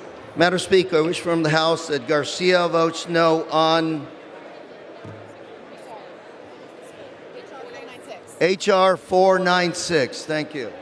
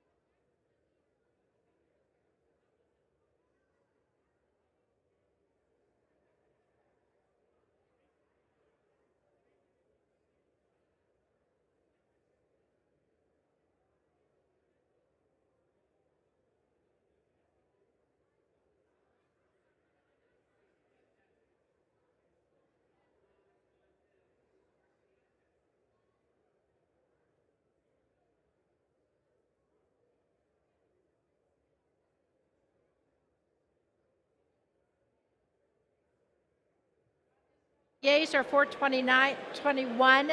The nays are 4. Two-thirds being in the affirmative, the rules are suspended, the bills pass, and without objection, the motion to reconsider is laid on the table, and without objection, the title is amended. Pursuant to Clause 8 of Rule 20, the unfinished business is the vote on the motion of the gentleman from Minnesota, Mr. Phillips, to suspend the rules and pass H.R. 6930 as amended, on which the yeas and nays are ordered. The clerk will report the title. H.R. 6930, a bill to authorize the confiscation of assets subject to United States jurisdiction of certain foreign persons and for other purposes. The question is, will the House suspend the rules and pass the bill as amended? Members will record their votes by electronic device, and this will be a 5-minute vote. What purpose does the gentlelady from Texas rise? Madam Speaker, as the member designated by Ms. Ocasio-Cortez, I inform the House that she will vote no on H.R. 6930. For what purpose does the gentleman from Arizona rise? Madam Speaker, as a member designated by Mr. O'Halloran, I inform the House that Mr. O'Halloran will vote yes on H.R. 6930. What purpose does the gentleman from California rise? Madam Speaker, as a member designated by Mr. Calvert of California, I inform the House that Mr. Calvert will vote yes on H.R. 6930. What purpose does the gentleman from New Jersey rise? Madam Speaker, as the member designated by Mr. Paul Tonko, Mr. Albio Series, Mr. Connor Lamb, Ms. Angie Craig, and Mr. Donald Payne, I inform the House that these members will vote yes on H.R. 6930. What purpose does the gentleman from Pennsylvania rise? Madam Speaker, as a member designated by Mr. Glenn Thompson of Pennsylvania, I inform the House that Mr. Thompson will vote yea on H.R. 6930. Thank you. What purpose does the gentleman from Virginia rise? Madam Speaker, as a member designated by Mr. Swazi, Mr. Hahn, Mr. Evans, Ms. Ross, Mr. Levin of Michigan, Ms. Bass, Dr. Lowenthal, and Mr. DeSagne. I inform the House that these members will vote yes on H.R. 6930. For what purpose does the gentleman from Ohio rise? Thank you, Madam Speaker. As the member designated by Mr. Carey, pursuant to House Resolution 8, I inform the House that Mr. Carey will vote yes on H.R. 6930.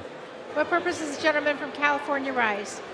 Madam Speaker, as a member designated by Chairwoman Waters, I inform the House that Chairwoman Waters will vote yes on H.R. 6930. What purpose does the gentlelady from Texas rise? Madam Speaker, as the member designated by Mr. Van Taylor of the great state of Texas, I inform the House that Mr. Taylor will vote yea on H.R. 6930. What purpose does the gentleman from Louisiana rise? As a member designated by Congresswoman Joyce Beatty, I inform the House that Congresswoman Beatty will vote yea on 6930. What purpose does the gentleman from Kansas rise? Madam Speaker, as a member designated by Mr. Pfluger from Texas, I inform the House that Mr. Pfluger will vote yea on H.R. 6930. What purpose does the gentleman from California rise? Madam Speaker, member designated by Joaquin Castro, Sylvia Garcia, and Julia Brownlee, I inform the House that these members will vote yes on H.R. 6930. What purpose does the gentleman from Pennsylvania rise? Madam Speaker, as a member designated by Mr. Reschenthaler of the Commonwealth of Pennsylvania, I inform the House that Mr. Reschenthaler will be voting yea on H.R. 6930.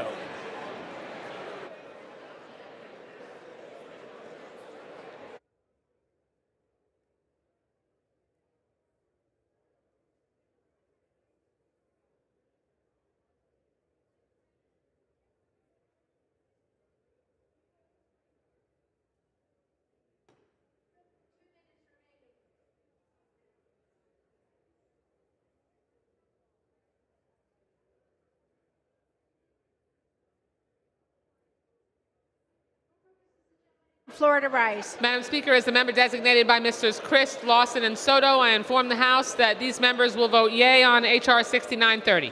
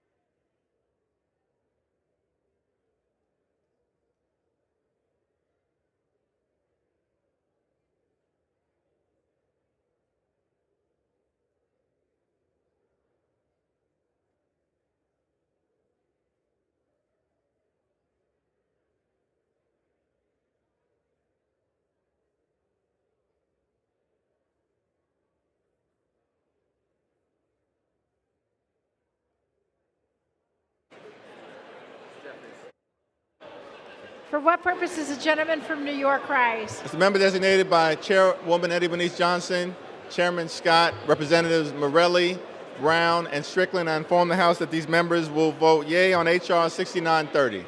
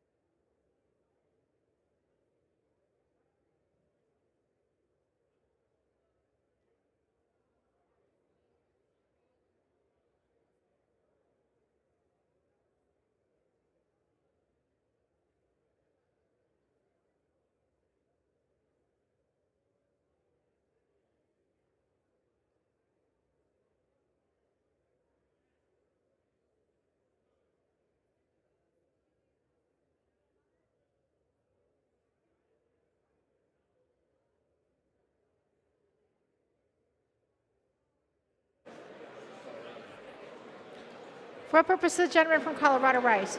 As a member designated by Mr. Perlmutter, I inform the House that Mr. Perlmutter will vote yea on H.R. 6930.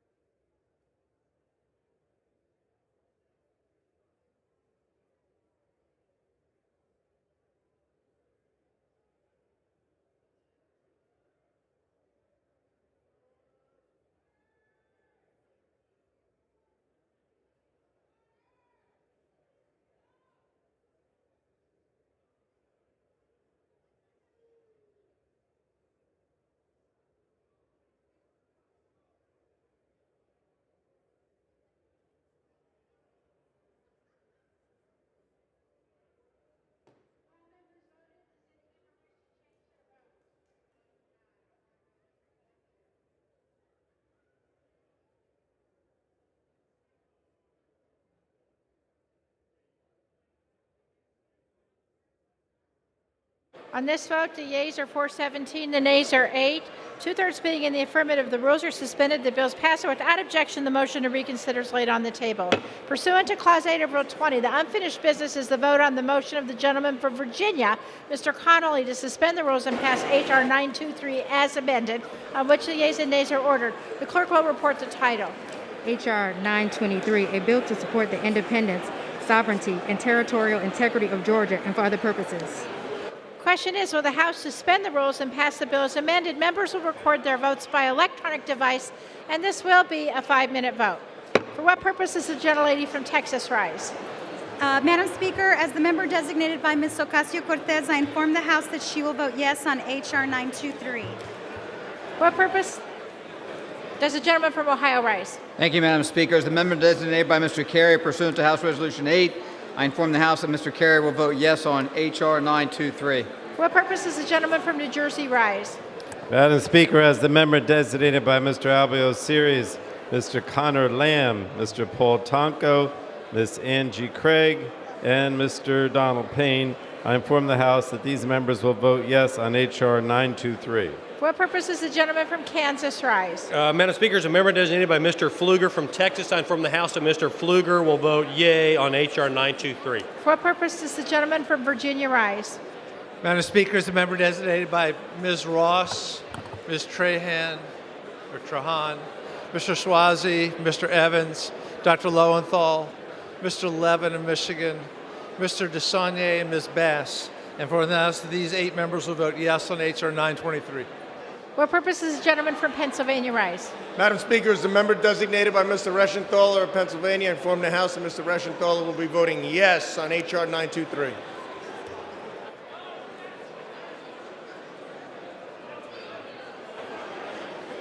What purpose does the gentleman from Pennsylvania rise? Madam Speaker, as a member designated by Mr. Thompson of Pennsylvania, I inform the House that Mr. Thompson will vote yea on H.R. 923. Thank you. For what purpose does the gentleman from Arizona rise? Madam Speaker, as a member designated by Mr. O'Halloran, I inform the House that Mr. O'Halloran will vote yes on H.R. 923. What purpose does the gentleman from California rise? Gentleman from California. Madam Speaker, as a member designated by Mr. Calvert of California, I inform the House that Mr. Calvert will vote yes on H.R. 923.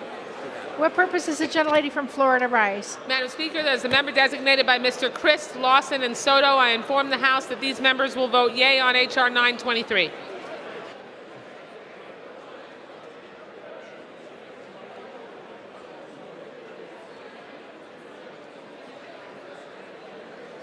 What purpose does the gentleman from Louisiana rise? As a member designated by Congresswoman Joyce Beatty, I inform the House that Congresswoman Beatty votes yea on H.R. 923.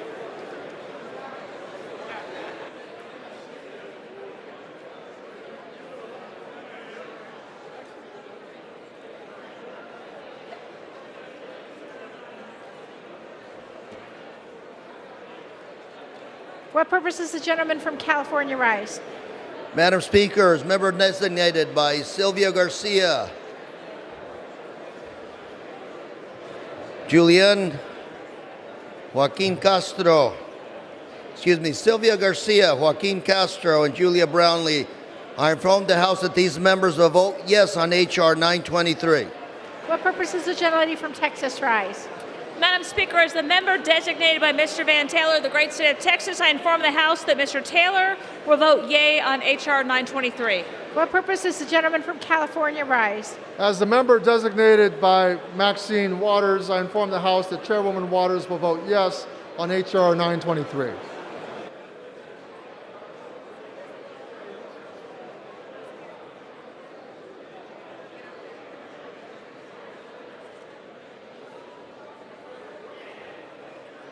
For what purpose does the gentleman from Colorado rise? As a member designated by Mr. Perlmutter, I inform the House that Mr. Perlmutter will vote yea on H.R. 923. 1 minute remaining.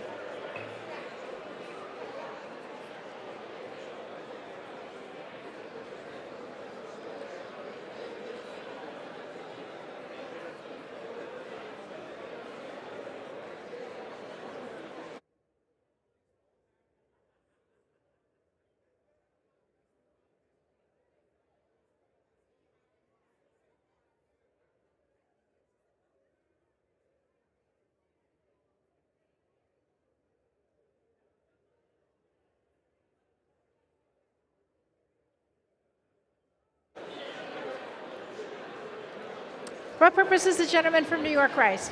As the member designated by Chairwoman Eddie Bernice Johnson, Chairman Scott, Representatives Strickland, Morelli, and Chantel Brown, I inform the House these members will vote yea on H.R. 923.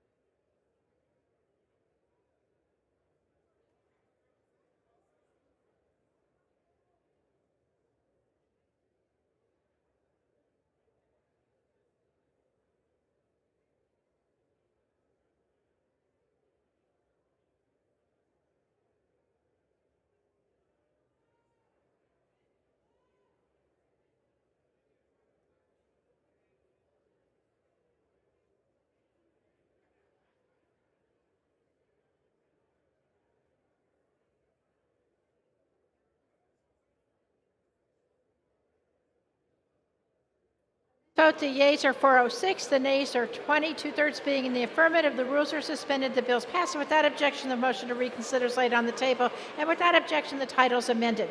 Pursuant to Clause 8 of Rule 20, the unfinished business is the vote on the motion of the gentleman from Virginia, Mr. Connolly, to suspend the rules and agree to H.Res. 833 as amended, on which the yeas and nays are ordered. The clerk will report the title. House Resolution 833, resolution expressing support for Moldova's democracy, independence, and territorial integrity in strengthening United States and Moldova relations. Question is, will the House suspend the rules and agree to the resolution as amended? Members will record their votes by electronic device, and this will be a 5-minute vote. For what purpose does the gentleman from Arizona rise? Designated by Mr. O'Halloran, I inform the House Mr. O'Halloran will vote yes on H.Res. 833. For what purpose does the gentleman from Ohio rise? Thank you, Madam Speaker. As the member designated by Mr. Carey pursuant to House Resolution 8, I inform the House that Mr. Carey will vote yes on House Res. 833. What purpose does the gentleman from New Jersey rise? Madam Speaker, as the member designated by Mr. Albio Series, Mr. Donald Payne, Ms. Angie Craig, Mr. Connor Lamb, and Mr. Paul Tonko, I inform the House that these members will vote yes on H.Res. 833. What purpose does the gentleman from Kansas rise? Madam Speaker, as a member designated by Mr. Pfluger from Texas, I inform the House that Mr. Pfluger will vote yea on H.R. 833. For what purpose does the gentleman from Colorado rise? As a member designated by Mr. Perlmutter, I inform the House that Mr. Perlmutter will vote yea on House Resolution 833. What purpose does the gentleman from California rise? Madam Speaker, as a member designated by Mr. Calvert of California, I inform the House that Mr. Calvert will vote yes on House Res. 833. What purpose does the gentlelady from Texas rise? Madam Speaker, as the member designated by Ms. Ocasio-Cortez, I inform the House that she will vote yes on H.Res. 833.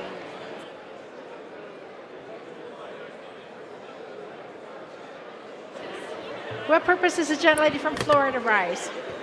Madam Speaker, as a member designated by Mr. Christ, Lawson, and Soto, I inform the House that these members will vote yea on H.Res. 833.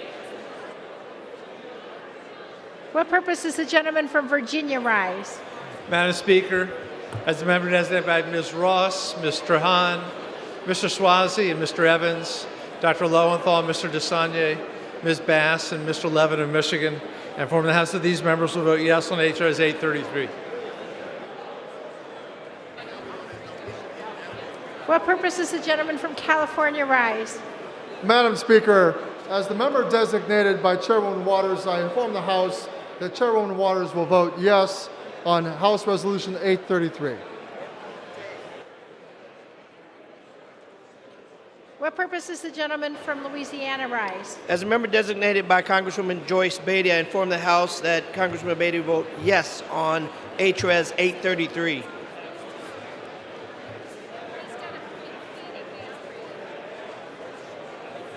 For what purpose does the gentleman from New York rise? As a member designated by Chairwoman Eddie Bernice Johnson, Chairman Scott, Representatives Morelli, Strickland, and Brown, I inform the House these members will vote yea on H.Res. 833. For what purpose does the gentleman from Pennsylvania rise? Madam Speaker, as a member designated by Mr. Thompson of Pennsylvania, I inform the House that Mr. Thompson will vote yea on H.Res. 833. Thank you. For what purpose does the gentleman from California rise? Madam Speaker, as member designated by Julia Brownlee, Sylvia Garcia, and Joaquin Castro, I inform the House that these members will vote yes on H.Res. 833. For what purpose does the gentlelady from Texas rise? As the member designated by Mr. Van Taylor, the great state of Texas, I inform the House that Mr. Taylor will vote yea on H.R. 833.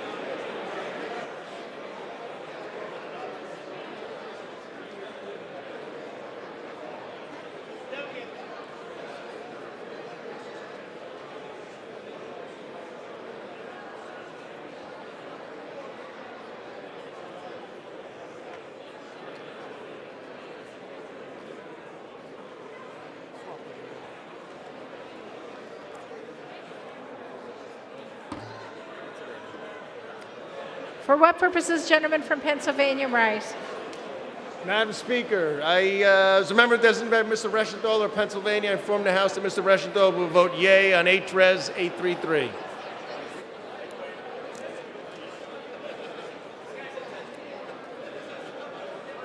One minute remaining.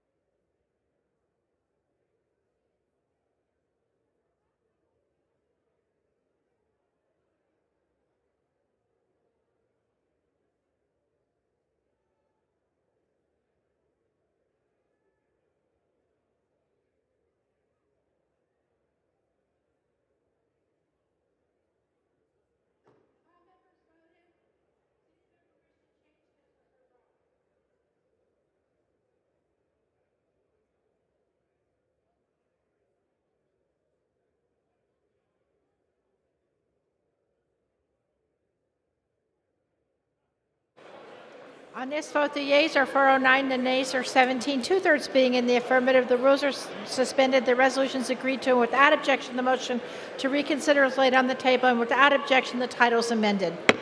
Pursuant to Clause 8 of Rule 20, the unfinished business is the vote on the motion of the gentleman from Virginia, Mr. Connolly, to suspend the rules and pass H.R. 3344 as amended, on which the yeas and nays are ordered. The clerk will report the title.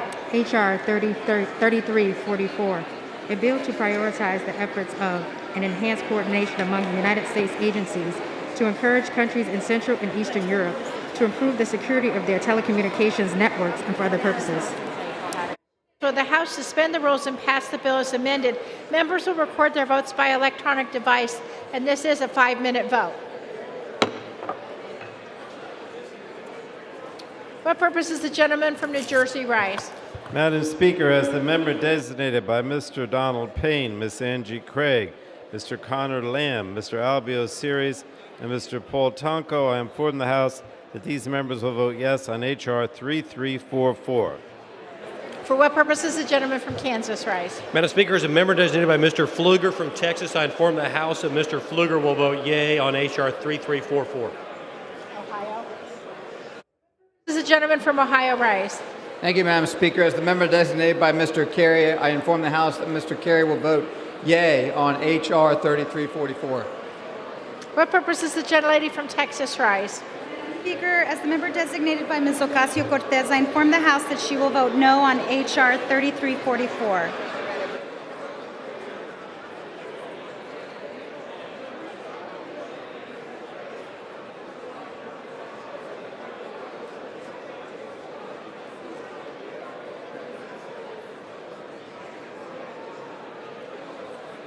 What purpose does the gentleman from Arizona rise? Madam Speaker, as a member designated by Mr. O'Halloran, I inform the House that Mr. O'Halloran will vote yes on H.R. 3344. What purpose does the gentleman from Pennsylvania rise? Madam Speaker, as a member designated by Mr. Thompson of Pennsylvania, I inform the House that Mr. Thompson will vote yea on H.R. 3344. Thank you. What purpose does the gentleman from Louisiana rise? As a member designated by Congresswoman Joyce Beatty, I inform the House that Congresswoman Beatty will vote yea on H.R. 3344. From California rise. Madam Speaker, as a member designated by Mr. Calvert of California, I inform the House that Mr. Calvert will vote yes on H.R. 3344.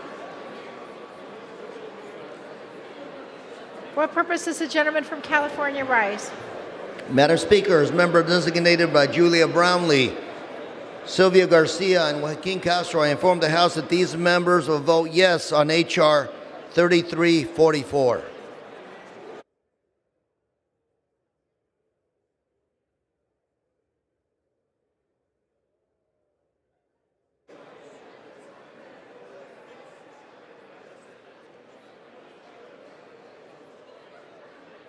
For what purpose does the gentleman from Pennsylvania rise? Madam Speaker, as the member designated by Mr. Reschenthaler of Pennsylvania, I inform the House that Mr. Reschenthaler will vote yea on H.R. 3344.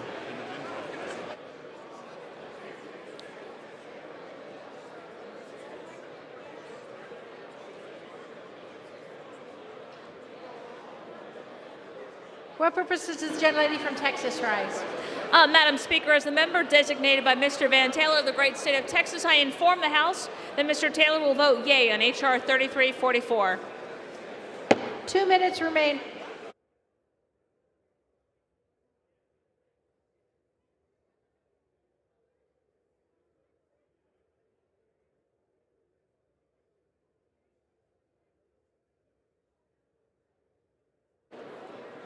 What purpose does the gentlelady from Florida rise? Madam Speaker, as the member designated by Mrs. Christ, Soto, and Lawson, I inform the House that these members will vote yea on H.R. 3344.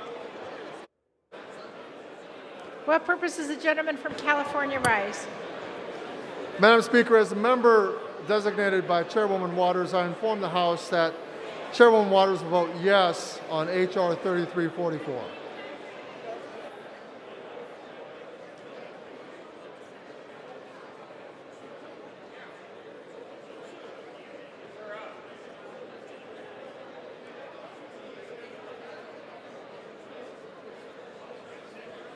1 minute remaining.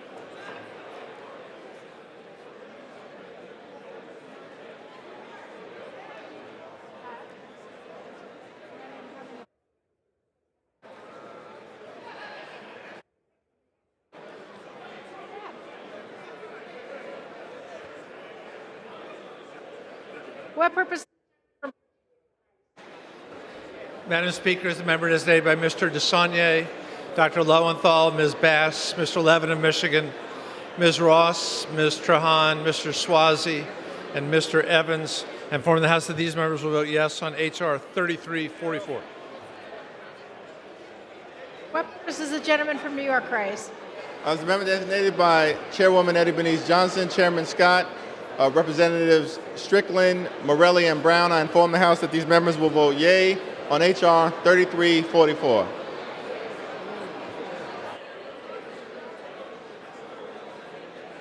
What purpose does the gentleman from Colorado raise? As the member designated by Mr. Perlmutter, I inform the House that Mr. Perlmutter will vote yea on House Resolution 3344.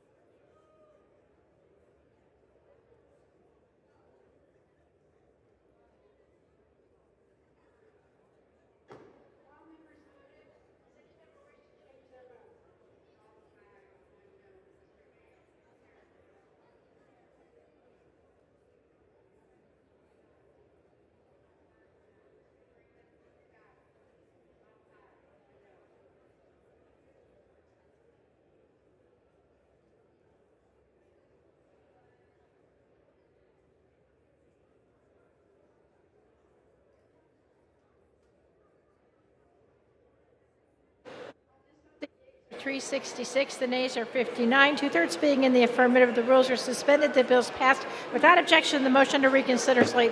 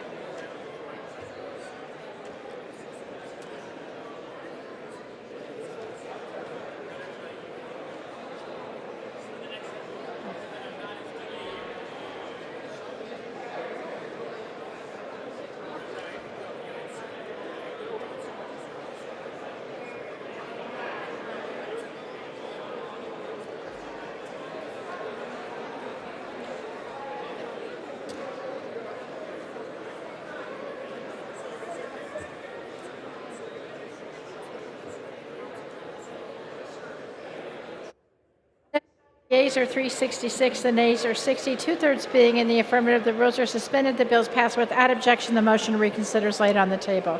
Pursuant to Clause 8 of Rule 20, the unfinished business is the vote on the motion of the gentleman from Virginia, Mr. Connolly, to suspend the rules and pass H.R. 7311 as amended, on which the yeas and nays are ordered. The clerk will report the title.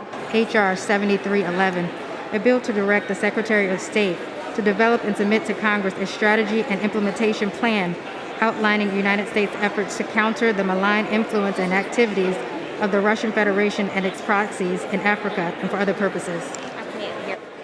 Question is, will the House suspend the rules and pass the bill as amended? Members will record their votes by electronic device, and this will be a 5-minute vote. What purpose does the gentleman from Arizona rise? Madam Speaker, as a member designated by Mr.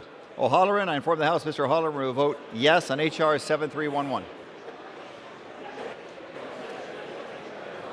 What purpose does the gentlelady from Texas rise? Madam Speaker, as the member designated by Ms. Ocasio-Cortez, I inform the House that she will vote yes on H.R. 7311. What purpose does the gentleman from New York rise? As the member designated by Chairwoman Eddie Bernice Johnson, Chairman Scott, Representative Morelli,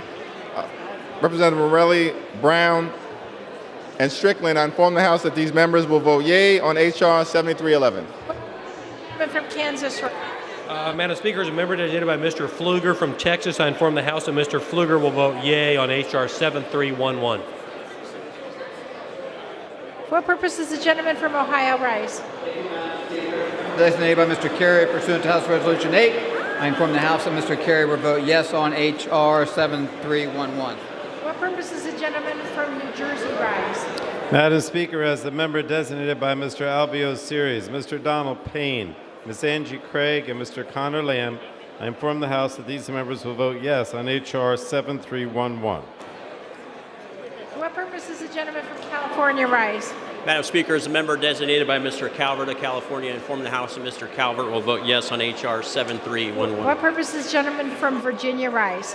Madam Speaker, as the member designated by Ms. Ross, Ms. Trahan, Mr. Swazi, Mr. Evans, Mr. Levin of Michigan, Dr. Lowenthal, Mr. DeSaulnier, and Ms. Bass. I inform the House that these 8 members will vote yes on H.R. 7311. For what purpose does the gentlelady from Texas rise? Madam Speaker, as the member designated by Mr. Van Taylor of the great state of Texas, I inform the House that Mr. Taylor will vote yea on H.R. 7311.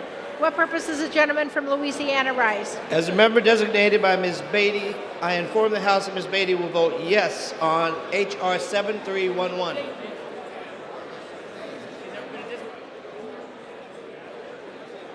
For what purpose does the gentleman from Colorado rise? As a member designated by Mr. Perlmutter, I inform the House that Mr. Perlmutter will vote yea on H.R. 7311. Yeah, I'll never get... For what purpose does the gentleman from California rise? Madam Speaker, member designated by Julia Brownlee, Julian Castro, Silvio Garcia. I inform the House that these members will vote yes on H.R. 7311.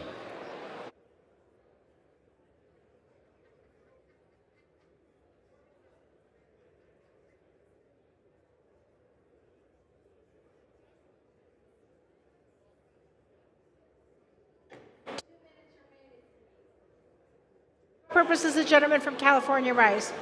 Madam Speaker, as a member designated by Chairwoman Waters, I inform the House that Chairwoman Waters will vote yes on H.R. 7311.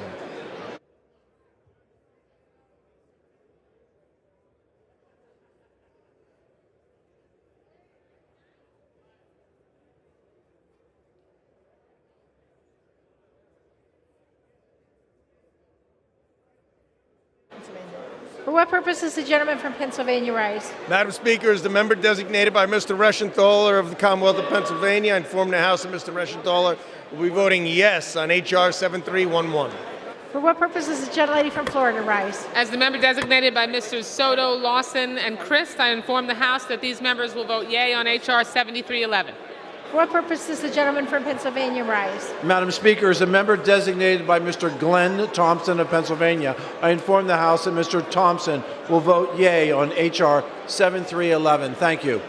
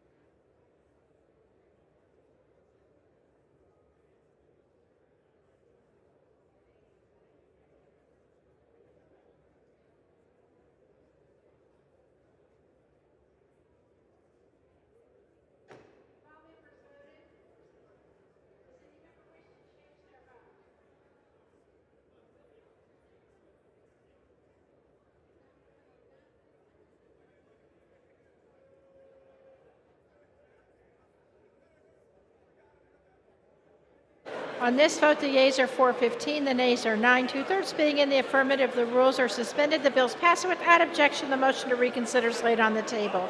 Pursuant to Clause 8 of Rule 20, the unfinished business is the vote on the motion of the gentleman from Virginia, Mr. Connolly, to suspend the rules and pass H.R. 4133, on which the yeas and nays are ordered. The clerk will report the title. H.R. 4133, a bill to authorize appropriations for the Caribbean Basin Security Initiative, enhance the United States-Caribbean Security Partnership, prioritize disaster resilience, and for other purposes. Will the House suspend and pass the bill? Members will record their votes by electronic device, and this will be a 5-minute vote. For what purposes the gentlelady from Texas rise? Madam Speaker, as the member designated by Ms. Ocasio-Cortez, I inform the House that she will vote no on H.R. 4133. The gentleman from Kansas rise. Madam Speaker, as a member designated for Mr. Pfluger from Texas, I inform the House that Mr. Pfluger will vote nay on 4133. For what purpose does the gentleman from California rise? Madam Speaker, as the member designated by Chairwoman Waters, I inform the House that Chairwoman Waters will vote yes on H.R. 4133. For what purpose does the gentlelady from Texas rise? Madam Speaker, as a member designated by Mr. Van Taylor of the great state of Texas, I inform the House that Mr. Taylor will vote nay on H.R. 4133. For what purpose does the gentleman from New Jersey rise? Madam Speaker, as the member designated by Mr. Donald Payne, Mr. Albio Series, Ms. Angie Craig, and Ms. Connor Lamb, I inform the House that these members will vote yes on H.R. 4133. What purpose does the gentleman from Ohio rise? Thank you, Madam Speaker. As the member designated by Mr. Carey, pursuant to House Resolution 8, I inform the House that Mr. Carey will vote yes on H.R. 4133. What purpose does the gentlelady from Florida rise? Madam Speaker, as the member designated by Mr. Chris, Lawson, and Soto, I inform the House that these members will vote yea on H.R. 4133. For what purpose does the gentleman from Pennsylvania rise? Pennsylvania, I inform the House that Mr. Reschenthal will be voting yes on H.R. 4133. For what purpose does the gentleman from Louisiana rise? As a member designated by Ms. Joyce Beatty, I inform the House that Ms. Beatty will vote yea on H.R. 433. For what purpose does the gentleman from California rise? Madam Speaker, as a member designated by Mr. Calvert of California, I inform the House that Mr. Calvert will vote yea on H.R. For what 4133. purpose does the gentleman from Virginia rise? Madam Speaker, as the member designated by Ms. Bass, Dr. Lowenthal, Mr. DeSagne, Mr. Levin of Michigan, Ms. Ross, Mr. Hahn, Mr. Swazi, and Mr. Dwight Evans, I inform the House that these 8 members will vote yes on H.R. 4133. For what purpose does the gentleman from California rise? Madam Speaker, as member designated by Julia Brownlee, Sylvia Garcia, Joaquin Castro, I inform the House that these members will vote yes on H.R. 4133. For what purpose does the gentleman from Pennsylvania rise? Madam Speaker, as a member designated by Mr. Thompson of Pennsylvania, I inform the House that Mr. Thompson will vote yea on H.R. 4133. Thank you. For what purpose does the gentleman from Colorado rise? As the member designated by Mr. Perlmutter, I inform the House that Mr. Perlmutter will vote yea on H.R. 4133.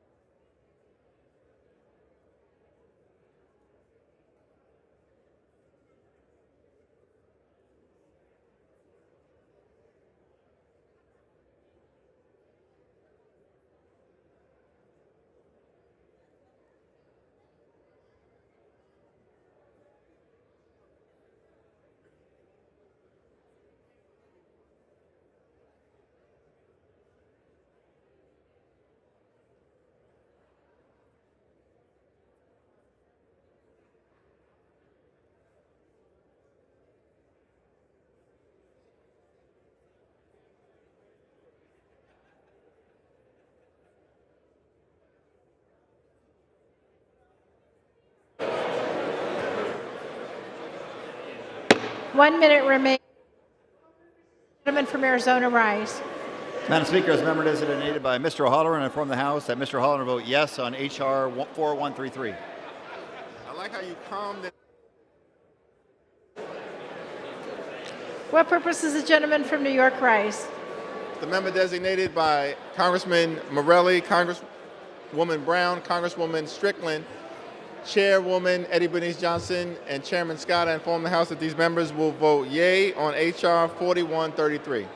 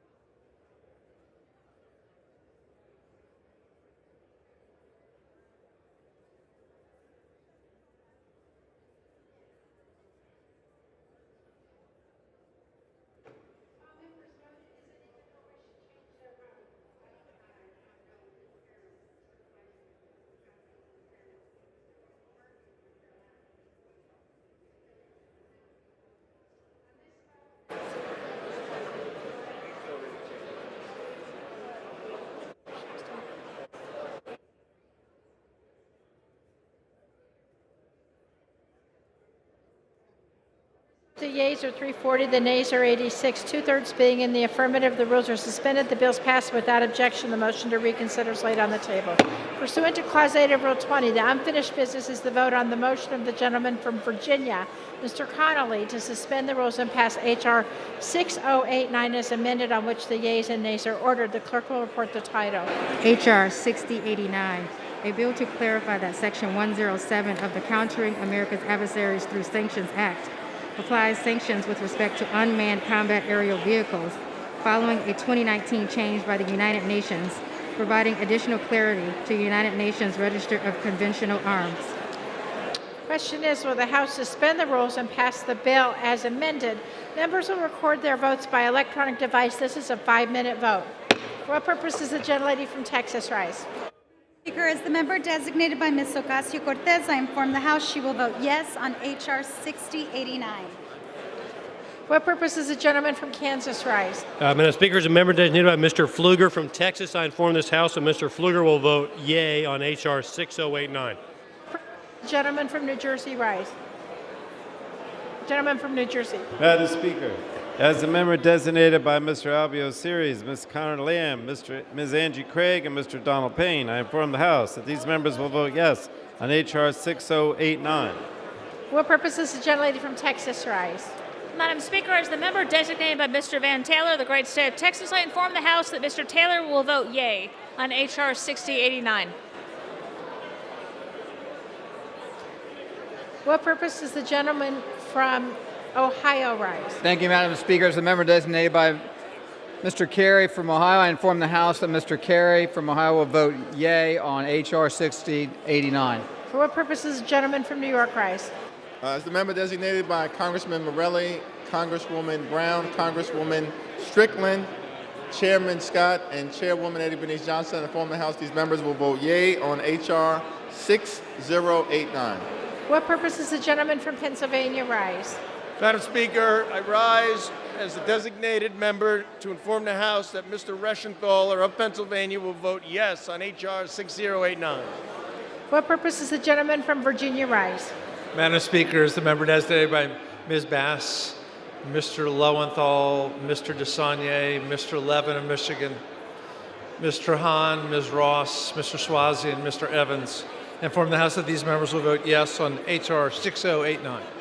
What purpose does the gentleman from Pennsylvania rise? Madam Speaker, as a member designated by Mr. Glenn Thompson of Pennsylvania, I inform the House that Mr. Thompson will vote yea on H.R. 6089. What purpose does the gentleman from California rise?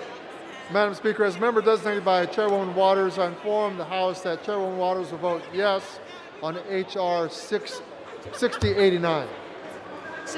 From California rise. Speaker, as a member designated by Mr. Calvert of California, I inform the House that Mr. Calvert will vote yes on H.R. 6089. For what purpose does the gentleman from Louisiana rise? As a member designated by Ms. Joyce Beatty, I inform the House that Ms. Beatty will vote yea on H.R. 6089. What purpose does the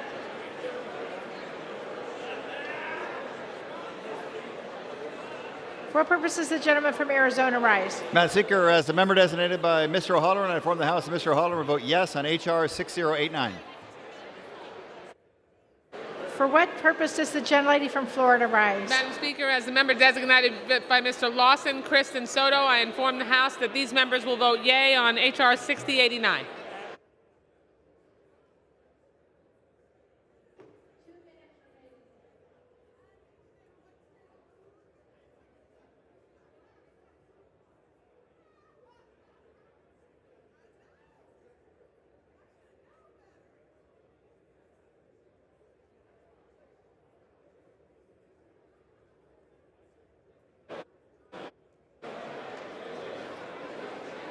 For what purpose does the gentleman from Colorado rise? As a member designated by Mr. Perlmutter, I inform the House that Mr. Perlmutter will vote yea on H.R. 6089.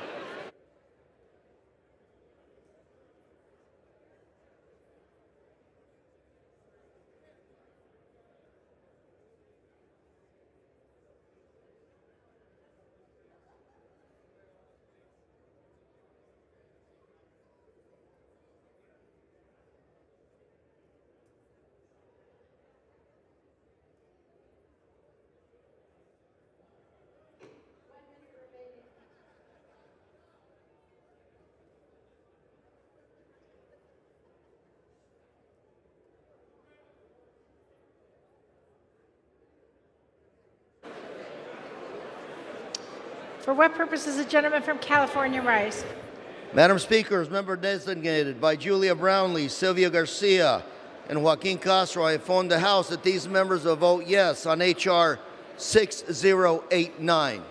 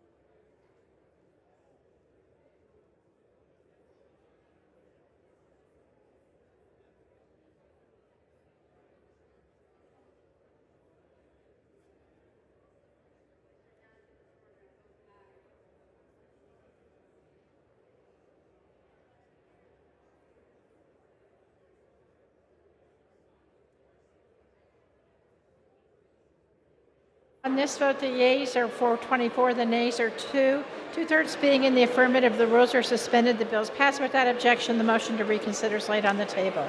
Pursuant to Clause 8 of Rule 20, the unfinished business is the vote on the motion of the gentleman from Virginia, Mr. Connolly, to suspend the rules and pass H.R. 4693, on which the yeas and nays are ordered. The clerk will report the title. H.R. 4693, a bill to advance targeted and evidence-based interventions for the prevention and treatment of global malnutrition and to improve the coordination of such programs and for other purposes. Question is, will the House suspend the rules and pass the bill? Member will record their votes by electronic device, and this is a 5-minute vote. For what purpose does the gentlelady from Texas rise? Madam Speaker, as the member designated by Ms. Ocasio-Cortez, I inform the House that she will vote yes on H.R. 4693.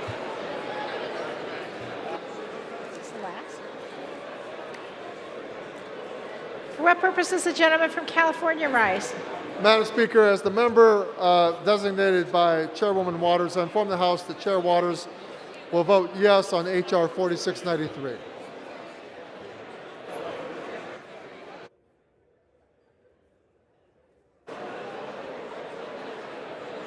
For what purpose does the gentleman from New Jersey rise? Madam Speaker, as the member designated by Ms. Angie Craig, Mr. Connor Lamb, Mr. Donald Payne, and Mr. Albio Series, I inform the House that these members will vote yes on H.R. 4693. Gentleman from Ohio rise. Thank you, Madam Speaker. As the member designated by Mr. Kerry pursuant to House Resolution 8, I inform the House that Mr. Kerry will vote yes on H.R. 4693. For what purpose does the gentleman from Arizona rise? Madam Speaker, as a member designated by Mr. Halloran, I inform the House that Mr. Halloran will vote yes on H.R. 4693.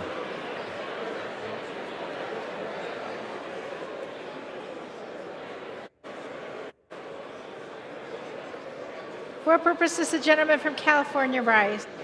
Madam Speaker, as member designated by Joaquin Castro, Sylvia Garcia, and Julia Brownlee, I inform this House that these members will vote yes on H.R. 4693. What purpose does the gentleman from Kansas rise? Madam Speaker, as a member designated by Mr. Pfluger from Texas, I inform the House that Mr. Pfluger will vote yea on H.R. 4693. What purpose does the gentleman from Louisiana rise? As a member designated by Ms. Joyce Beatty, I inform the House that Ms. Beatty will vote yea on H.R. 4693. Does the gentlelady from Texas rise? Madam Speaker, as a member designated by Mr. Van Taylor of the great state of Texas, I inform the House that Mr. Van Taylor will vote yea on H.R. 4693.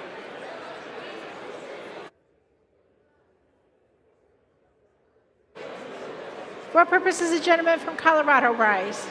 As a member designated by Mr. Perlmutter, I inform the House that Mr. Perlmutter will vote yea on H.R. 4693. Gentleman from Pennsylvania rise. Speaker, as a member designated by Mr. Reschenthaler of Pennsylvania, inform the House that Mr. Reschenthaler will vote yea on H.R. 4693. What purpose does the gentlelady from Florida rise? As the member designated by Mr. Chris Lawson and Soto, I inform the House that these members will vote yea on H.R. 4693. What purpose does the gentleman from California rise? Madam Speaker, as a member designated by Mr. Calvert of California, I inform the House that Mr. Calvert will vote yes on H.R. 4693.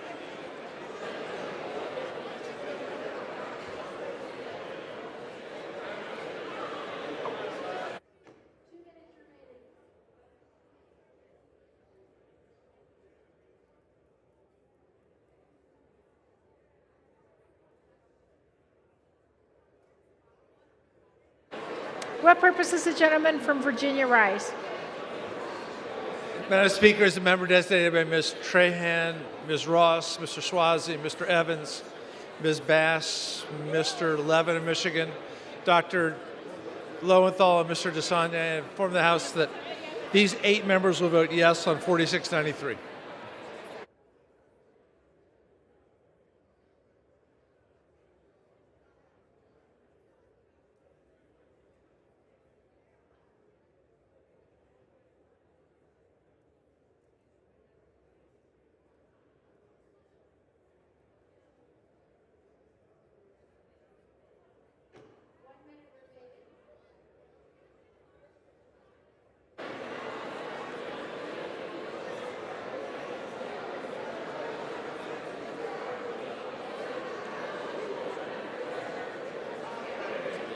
For what purpose does the gentleman from New York rise? As a member designated by Congressman Morelli, Congresswoman Brown, Congresswoman Strickland, Chairwoman Eddie Bernice Johnson, and Chairman Scott, I inform the House that these members will vote yea on H.R. 4693. This is the gentleman from Pennsylvania rise. Madam Speaker, as a member designated by Mr. Glenn Thompson of Pennsylvania, I inform the House that Mr. Thompson will vote yea on H.R. 4693.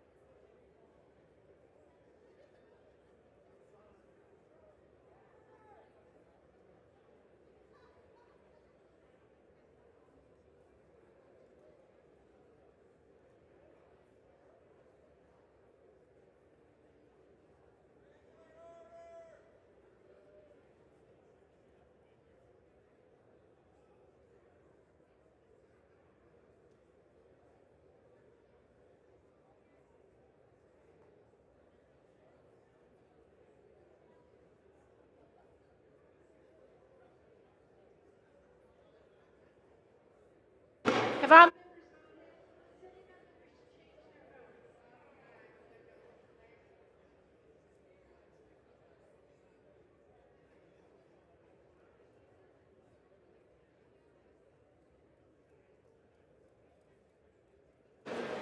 On this vote, the yeas are 384, the nays are 44. Two-thirds being in the affirmative, the rules are suspended. The bill's passed. Without objection, the motion to reconsider is laid on the table.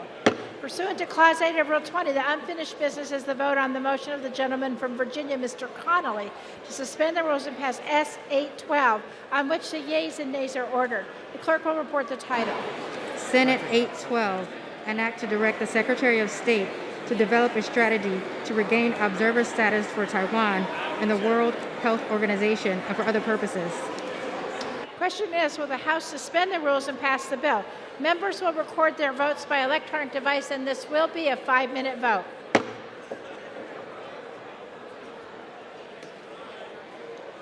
what purpose does the gentleman from Arizona rise? Madam Speaker, as a member designated by Mr. O'Halloran, I inform the House Mr. O'Halloran will vote yes on S. 812. For what purpose does the gentleman from California rise? Madam Speaker, as a member designated by Mr. Calvert, I inform the House that Mr. Calvert will vote yea on S. 812. For what purpose does the gentlelady from Texas rise? Madam Speaker, as the member designated by Ms. Ocasio-Cortez, I inform the House that she will vote yes on S. 812. For what purpose does the gentleman from Kansas rise? Madam Speaker, as a member designated by Mr. Pfluger from Texas, I inform the House that Mr. Pfluger will vote yea on S. 812.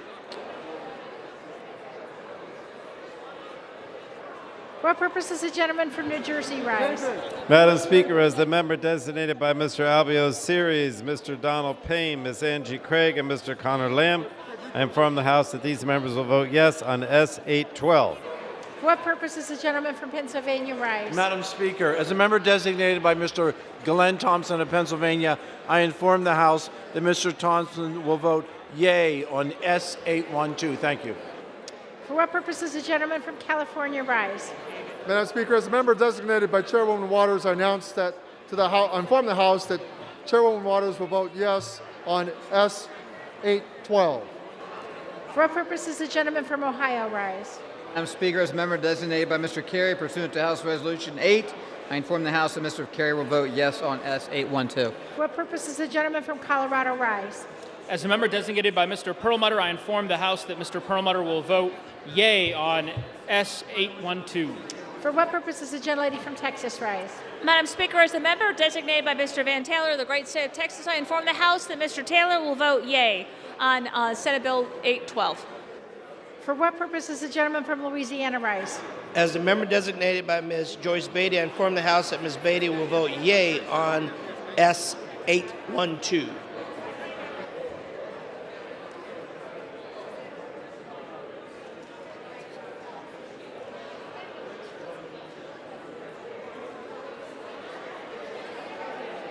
For what purpose does the gentleman from New York rise? As the member designated by Congressman Joe Morelli, Congresswoman Strickland, Congresswoman Brown, Chairwoman Eddie Bernice Johnson, and Chairman Scott, I inform the House that these members will vote yea on S.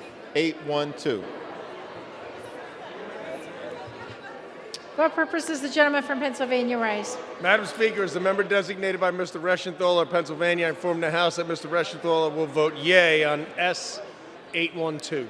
For what purpose does the gentlelady from Florida rise? As the member designated by Mr. Chris Lawson and Soto, I inform the House that these members will vote yea on S. 812. For what purpose does the gentleman from California rise? Madam Speaker, as member designated by Julia Brownlee, Sylvia Garcia, and Joaquin Castro, I inform the House that these members will vote yes on Senate Bill 812.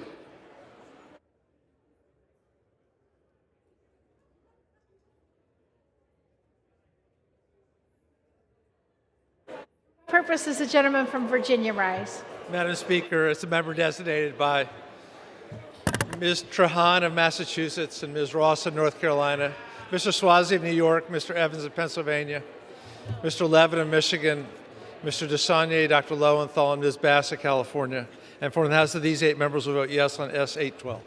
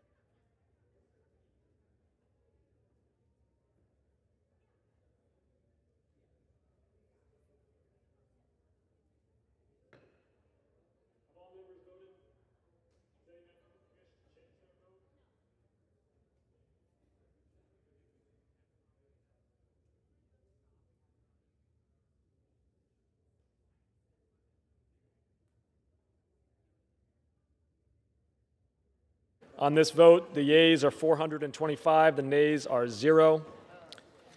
2/3 being in the affirmative, the rules are suspended, the bill is passed. And without objection, the motion to reconsider is laid on the table.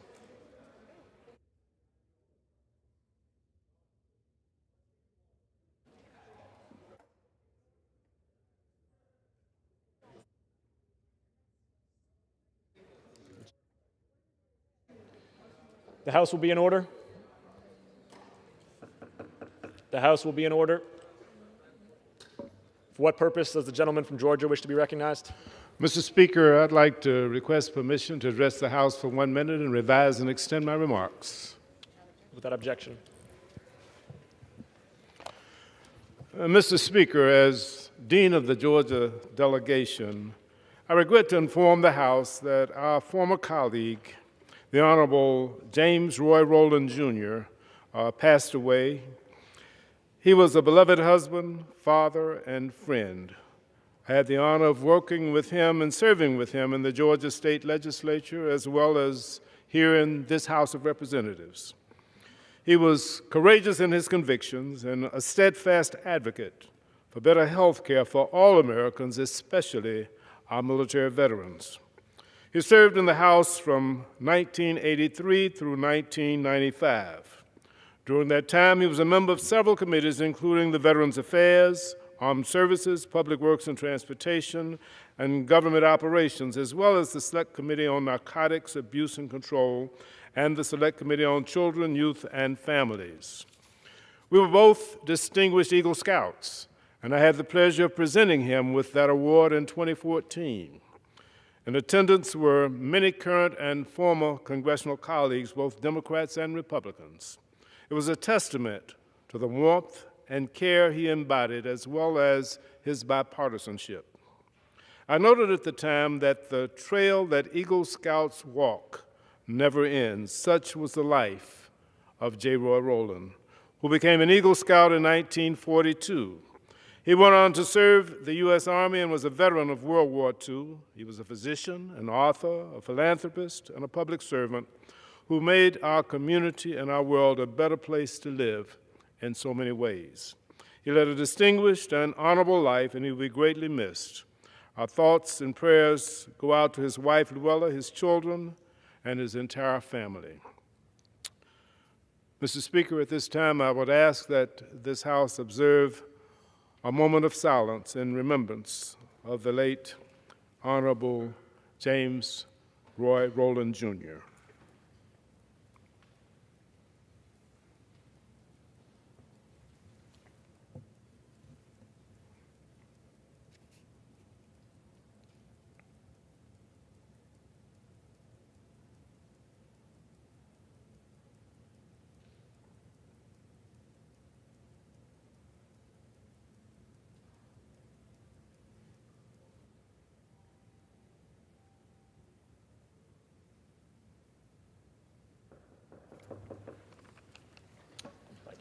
Thank you.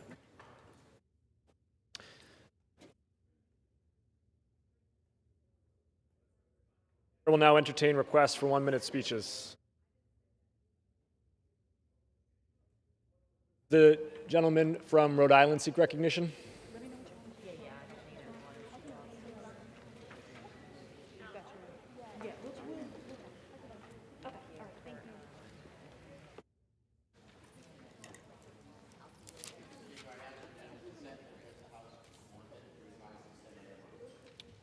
Without objection.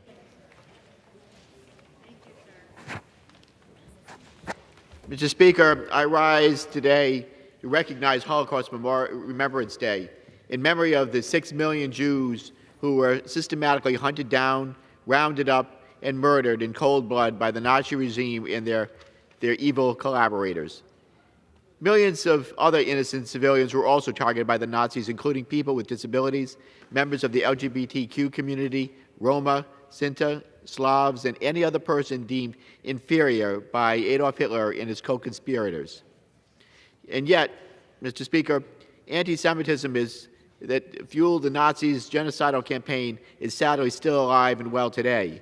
According to the Anti-Defamation League, there were 2,717 anti-Semitic incidents in the United States last year, averaging more than 7 incidents per day. That is the highest number ever recorded by the ADL since it began tracking anti-Semitic incidents in 1979. More than 75 years after the Holocaust, that is plainly unacceptable. On this day, Yom HaShoah, we must really commit ourselves to rooting out anti-Semitism wherever we find it, and we must never forget the atrocities of the Holocaust. I yield back the balance of my time. Gentleman yields. For what purpose does the gentleman from Georgia seek recognition? Ask unanimous consent to address the House for 1 minute to revise and extend my remarks. Without objection. Mr. Speaker, I rise today to recognize the achievement of Connor Daniel, the new world champion in English sporting clay shooting. A student at Savannah Christian School, Connor attended the 2022 World English Sporting Clays Championship in San Antonio, Texas, with 1,000 other competitors.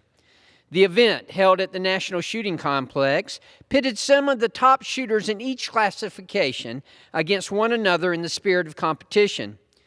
Connor is a fierce competitor and participates on the Savannah Christian Sporting Clays team that competes in the GISA Scholastic Clay League as well. Throughout the competition, he was shooting right on target and managed to bring home the Sub-Junior World Championship. It is always a great day when the championship is brought home to the 1st District of Georgia, be it a state championship or a world championship. I'm so honored to represent a district with young people that exemplify what it means to work hard, compete, and win championships. Congratulations, Connor. Your hard work and dedication to your craft has paid off, and I can't wait to see what you do in the future. Thank you, Mr. Speaker, and I yield back. For what purpose does the gentleman from New Jersey seek recognition? I rise and ask for 1 minute recognition of the chair. Without objection. Mr. Speaker, I rise today in recognition of Holocaust Remembrance Day. Today we honor and remember the 6 million Jews and countless others who were murdered during the Holocaust, as well as the families who were torn apart. As a founder and co-chair of the Congressional Caucus on Black-Jewish Relations, I am committed to ensuring our country never forget the history, and we educate younger generations about this atrocity. Today and every day, we must speak truth to power. Never again is more than a slogan. It is an unwavering commitment to combating anti-Semitic and hate wherever they exist. I thank you, and I yield back. For what purpose does the gentleman from Tennessee seek recognition? Seek unanimous consent to address the House for 1 minute and to revise and extend my remarks. Without objection. Mr. Speaker, last week, Customs and Border Protection released their monthly report detailing how bad President Biden's border crisis has become. The numbers are quite startling. In March alone, CBP confirmed 221,303 migrant encounters at our southern border. This number is up a whopping 33% from February and an incredible 542% since 2020. Making matters worse, the numbers show that 42 people on the terrorist watch list tried to enter our country illegally since President Biden took office. Thankfully, due to the hard work and diligence of law enforcement officers on the southern border, they were arrested. Although this begs the question, if we found 42 on the terror watch list since January of 2021, how many more are in our country today out of the more than 200,000 illegal immigrants who we know evaded law enforcement? Unfortunately, we'll probably never know until it's too late. Thanks to President Biden's open border policies, Americans must come to terms with the fact that until Republicans can gain control of Congress and the White House, potential terrorists continuing to file through our borders is just a way of life. Thank you, and I yield back. For what purpose does the gentlewoman from Pennsylvania seek recognition? Mr. Speaker, I ask unanimous consent to address the House for 1 minute and to revise and extend my remarks. Without objection.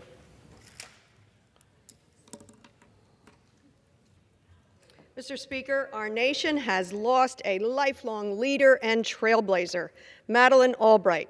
a woman I had the chance to know and to learn from, a woman with whom I shared a first name. Madeleine Albright was a woman of clarity, of grace, of intellect, of humor, a leader throughout the globe. She was an example to many women like me, becoming the nation's first female Secretary of State, and at the time, the highest-ranking woman ever in our government. Years ago, in admiration, I adopted one of Albright's subtle yet powerful diplomatic tools, wearing a brooch each day to signify something about my work or my heart. As a child, Secretary Albright and her family fled war-torn Eastern Europe. Deeply inspired by her new country, she dedicated her life's work to lifting up democracies at home and around the world and strengthening NATO, with the goal of preventing wars in Europe like the one that had forced her family from their home. Her passion for peace inspires my own, especially as I watch the devastating atrocities in Ukraine. Dedicated to democracies around the globe, she often recalled her father's own worries that Americans took their own democracy for granted. Madeleine Albright knew that democracies are fragile yet resilient, and it matters the world we leave our grandchildren. May her memory be a blessing and her legacy be our guide. Thank you, Mr. Speaker. I yield the remainder of my time. For what purpose does the gentleman from Louisiana seek recognition? Mr. Speaker, I request unanimous consent to address the House for 1 minute. Without objection, the gentleman is recognized for 1 minute. Mr. Speaker, I want to recognize tonight my good friend, Mr. Robert J. Wright. He's a local legend and a co-host of the Robert and Aaron Show on Keel Radio in Shreveport, Louisiana.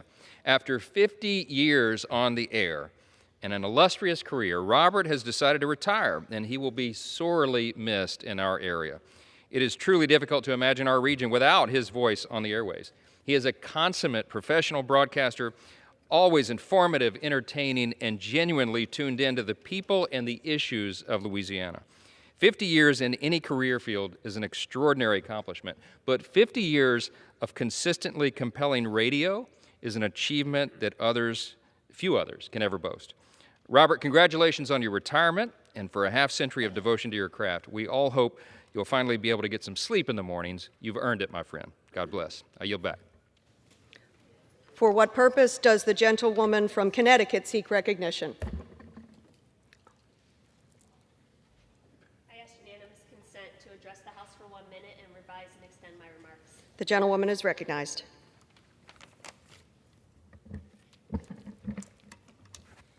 Madam Speaker, I rise to celebrate the Voices of Freedom Choir at the University of Connecticut on their 50th anniversary.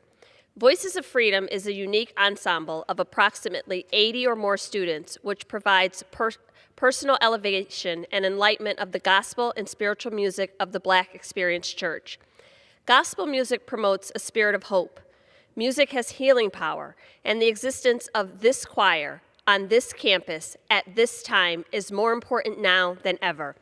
I also extend a heartfelt congratulations to the Voices of Freedom, not only on celebrating 50 years of ministering through music at the University of Connecticut, but a special congratulations to their director, Reverend Lisa Clayton, who is celebrating 27 years leading this choir. Reverend Lisa Clayton's steadfast leadership has been key to the success and longevity of the Voices of Freedom Gospel Choir. Thank you for all you do to elevate the importance of stories through song. With that, I yield back. For what purpose does the gentleman from New York seek recognition? The House for 1 minute and revise and extend my remarks. The gentleman is recognized. Madam Speaker, on today, Holocaust Remembrance Day, I would like to honor the life of Gerda Weissman Klein, who passed away April 3rd. Gerda was born in Poland on May 1925 and was the only teenager when her homeland was invaded by the Nazis. She was only a teenager when her homeland was invaded by the Nazis in 1942.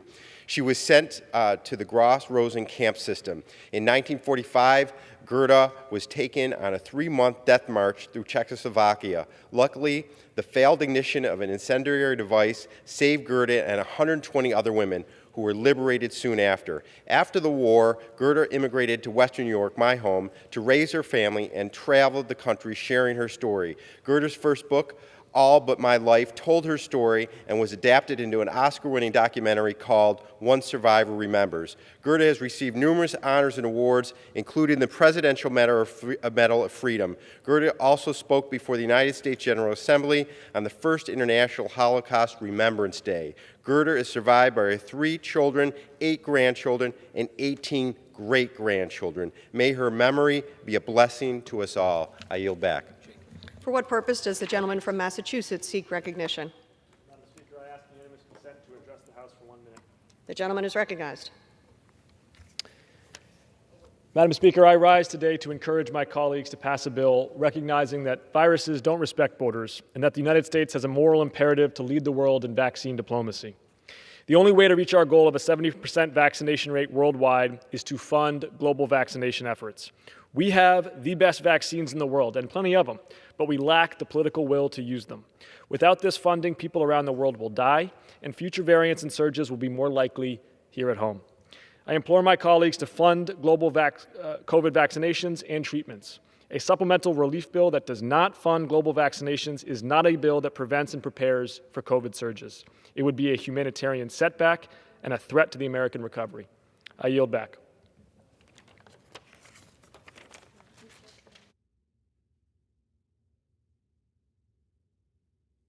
For what purpose does the gentlewoman from Texas seek recognition? The gentlewoman is recognized.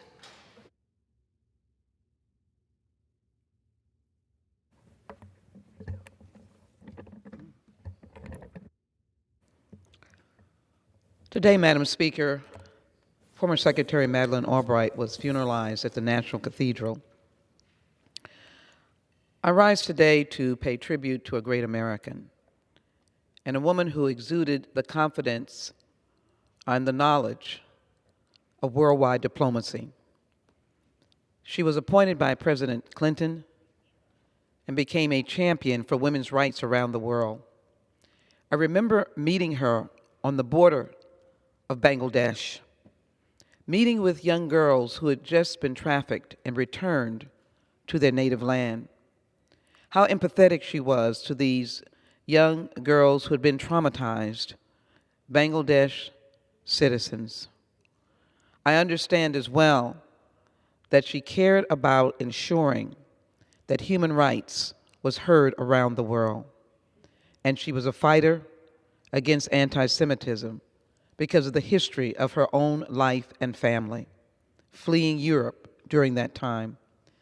As we stand against the ideals of hatred and anti-Semitism, we stand in honor of former Secretary Madeleine Albright.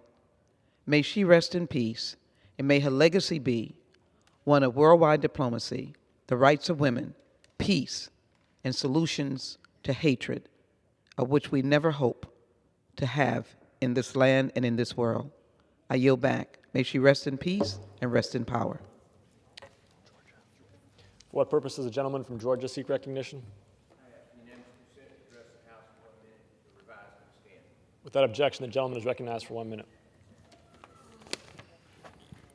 Thank you, Mr. Speaker. I rise to offer my most sincere congratulations to Scotty Scheffler for his decisive victory at this year's Masters tournament. For 88 years, the world's greatest golfers have traveled to Georgia to play the world's greatest golf course, the Augusta National. And every April, sports fans across the world get a glimpse into the beauty and majesty that Georgia's 12th district has to offer. This year, after shooting 69 in the first round and 67 in the second, Mr. Scheffler held on to a 3-stroke lead heading to the championship on Sunday. And as he made that walk to the 18th green, there was no doubt Scotty would walk away with that iconic green jacket, something every golfer dreams about. Thanks to his strong play, he also had the luxury of being able to four-putt his way to victory, something else that every golfer dreams about. But don't worry, Scotty, in the words of the past chairman, Seve Ballesteros, when they asked, how in the world did you four-putt 16, he said, I miss, I miss, I miss, I make, and I yield back.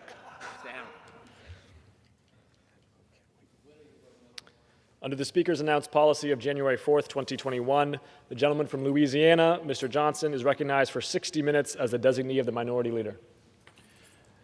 Thank you, Mr. Speaker. I ask unanimous consent that all members have 5 legislative days to revise and extend their remarks and include extraneous material on the subject of my special order. Without objection. Mr. Speaker, according to the Washington Post, Washington Democrats have diagnosed their messaging as the source of their current political problems. My colleagues and I are here tonight to offer a second opinion. Mr. Speaker, the Washington Democrats certainly do have a problem, but it's not caused by their messaging. It's being caused by their policies, and that's clear for everybody to see. You see, the phrase messaging problem is a phrase that's familiar to us on Capitol Hill. It presumes that the American people would support your agenda. They just haven't heard it yet, or they don't quite understand it. But that is certainly not the problem for these Washington Democrats. It's not their policies, and it's not that their policies are too sophisticated for the rest of us to understand, nor is it that the American people don't know what's good for them. It is exactly the opposite. The American people know what's best for them and their families, and they can see very plainly the results of Washington Democrats' one-party rule, and they do not like it. The plain result of the Washington Democrat agenda can be summed up by what I've been calling back home the 3 I's. You might narrow it down to currently inflation, immigration, and incompetence. We could talk about the crippling inflation, the sky-high illegal immigration, and the unprecedented incompetence of the Democrats in charge and the White House, too. When President Biden and Washington Democrats assumed control of the federal government, inflation, let's talk about inflation. Inflation was at 1.4%. Now here we are, 1 year, trillions of dollars in government spending later, and inflation has reached 8.5%. It's a 41-year high, and it's still climbing. For Americans doing the math at their kitchen table, let's put that in real terms. That means these price increases will cost you 2 paychecks this year and probably 2 more next year. Rather than accepting responsibility, what are they doing? President Biden and Washington Democrats have told us all that it's Russia's fault, and they advise that we buy an electric car. Let's talk about illegal immigration. With regards to that, the policies of President Biden and these Democrats have resulted in record levels of illegal immigration, record levels of illicit drugs flowing into our country, and a humanitarian catastrophe at the southern border. Today, the Biden administration is actually planning to lift the public health restrictions of Title 42 that were really the last remaining tool in the toolbox to control illegal immigration. And believe it or not, get this is happening at the very time that they are suing the federal government, or suing in federal court, to keep Americans mashed up.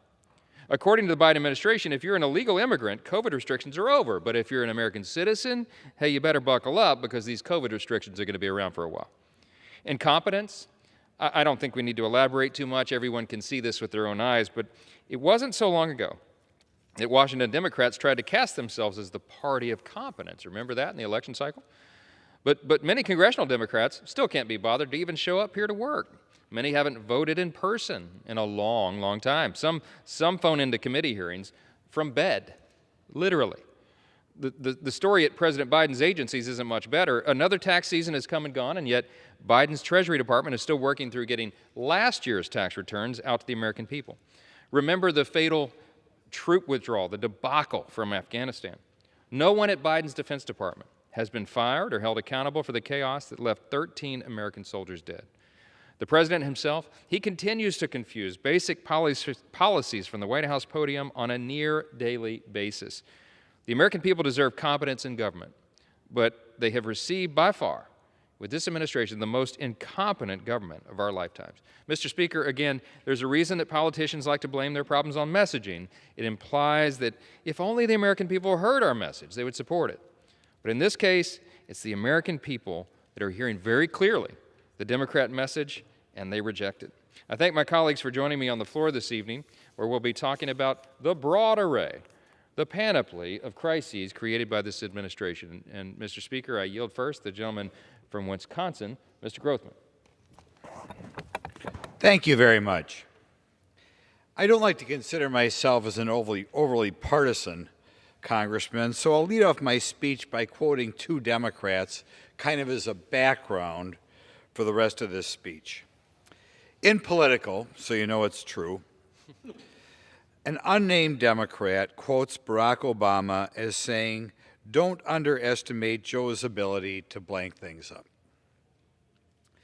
Former Obama Defense Secretary Robert Gates says that Joe Biden has been wrong on nearly every major foreign policy and national security issue over the last 4 decades.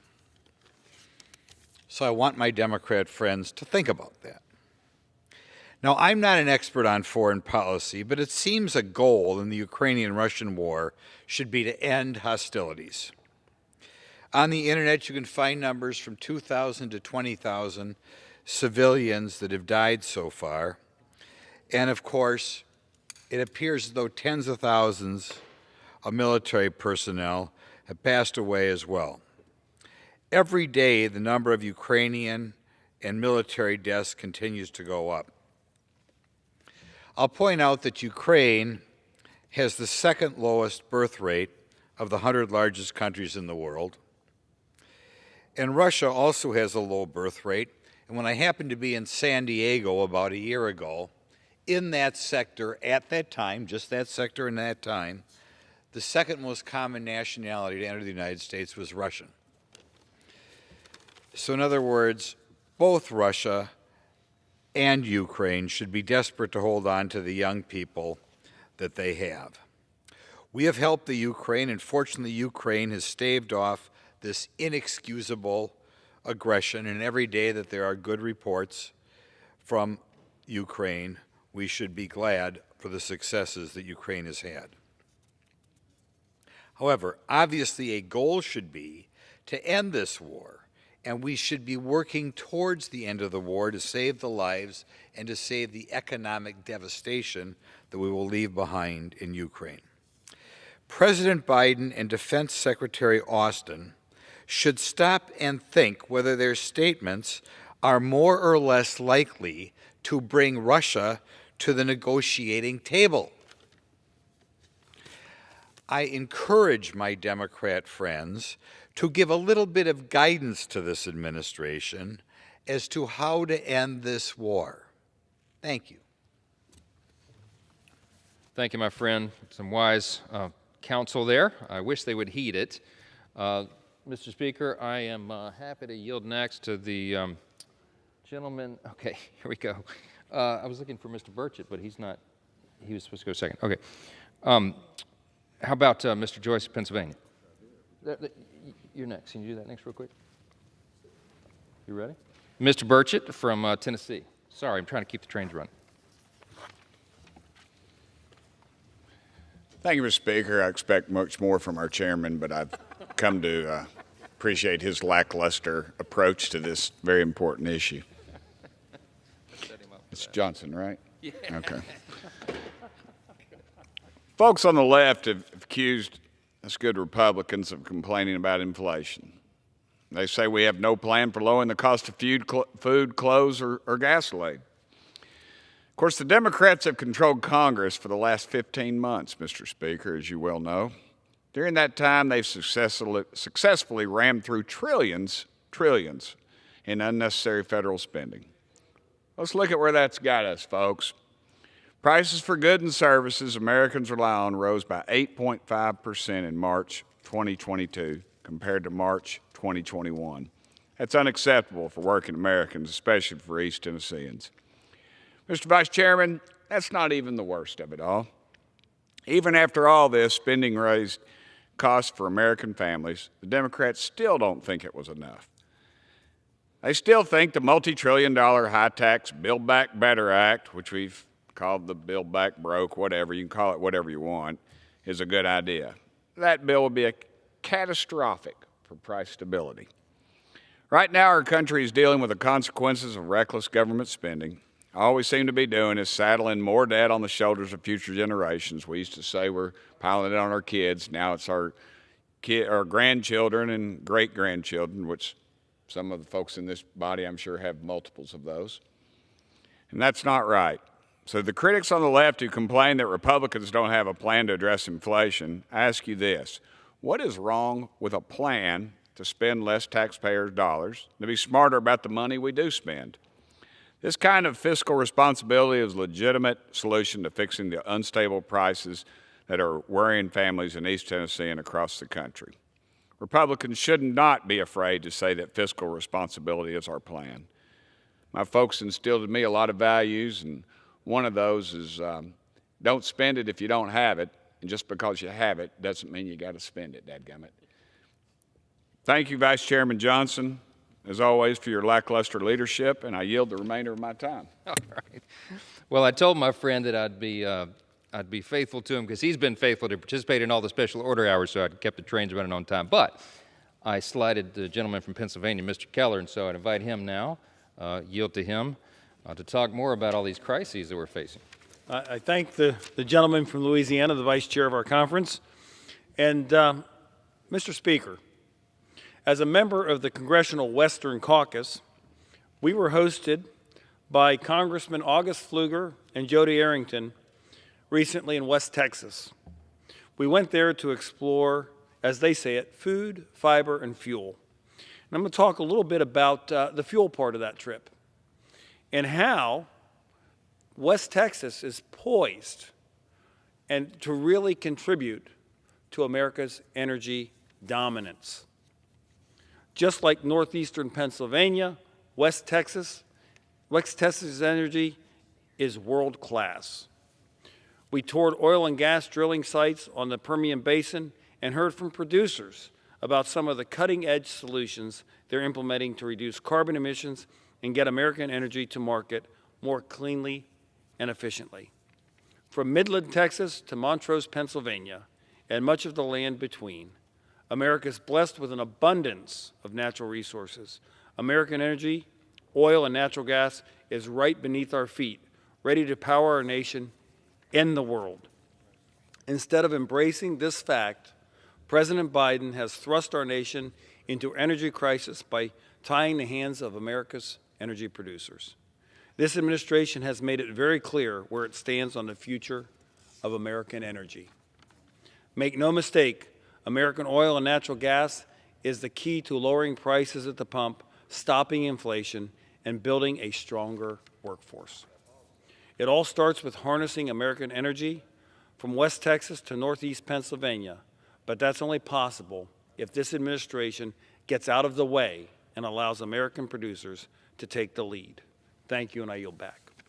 Thanks so much for bringing that up, my friend, and it's so well said. From an energy state like Louisiana, just like Pennsylvania, we know how important this is to us. And under the Trump administration, we had achieved energy dominance. We could get back to that if they would just simply do the opposite of what they're doing. Thank you for participating tonight. Mr. Speaker, I'm happy to yield next the gentleman from Tennessee, Mr. Rose. Thank you, Vice Chairman Johnson. Appreciate you yielding me time tonight. Mr. Speaker, inflation is an invisible tax that Americans pay every day. Everywhere you look, inflation is wreaking havoc. At the gas station, gas is up 48%. At the grocery store, beef is up 20%, chicken up 15%, butter up 14%, fruits and vegetables up 7%, coffee up 12%. At home, electricity is up 11%. Furniture is up 15%, and even the rent is up 5%. Well, what about a vacation? You still won't be able to escape inflation, as hotels are up 29% and airplane flights are up 23%. Recent graduates entering the workforce will be forced to pay record high rent and other expenses as they enter adulthood. New mothers and fathers will pay 10% higher prices for baby food. And many Americans who saved their entire lives to retire comfortably are now faced with the brutal realization that they may not have saved enough.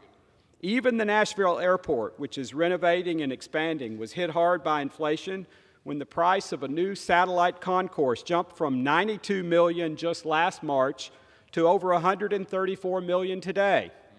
As you can see, inflation affects every aspect of our lives. It's costing the average American family an extra $433 per month, and it is expected to cost each household over $5,000 extra dollars just this year alone. Inflation isn't something you can easily turn off, but President Biden and congressional Democrats proved that their reckless progressive policies can certainly turn it on. Since President Biden took office and Democrats gained control of both chambers of Congress, inflation has increased every single month. They borrowed from future generations and spent trillions of hard-earned taxpayer dollars on wasteful government programs and assured us that it wouldn't cause inflation, even though we all knew it would. That's why it's so disingenuous that the President, his administration, and Democratic allies in Congress and the mainstream media are blaming inflation on the invasion of Ukraine. To use one of the President's favorite words, that's pure malarkey. Meanwhile, as my constituents feel more pain each day from the growing inflation disaster, the President and his administration hardly even mention it, much less offer solutions, except to propose spending trillions of dollars more that we don't have, which all, of course, only makes things worse. Just look at President Biden's budget proposal, where inflation is not mentioned even one time. Instead, it calls for spending a whopping $75 trillion over the next decade. There is no denying that the massive deficit spending got us into this harmful mess, and doing more of the same certainly won't get us out of it. I and my fellow conservatives have pushed back as hard as we can against the reckless approach to governing that our Democratic friends have taken, but we have been outnumbered and outvoted. Even though we're outgunned for now, I will nevertheless continue to work hard with my fellow Republicans to do all we can to fight back on every wasteful spending bill the Democrats bring until our common sense conservative reinforcements are elected in the fall and arrive in January. Thank you, Mr. Vice Chairman, and I yield back. That is so well said, and I know that you have articulated what's on the hearts and minds of so many of our constituents. Inflation is a very real problem for the American people. Mr. Speaker, I'm happy to yield next the gentleman from California, Mr. LaMalfa.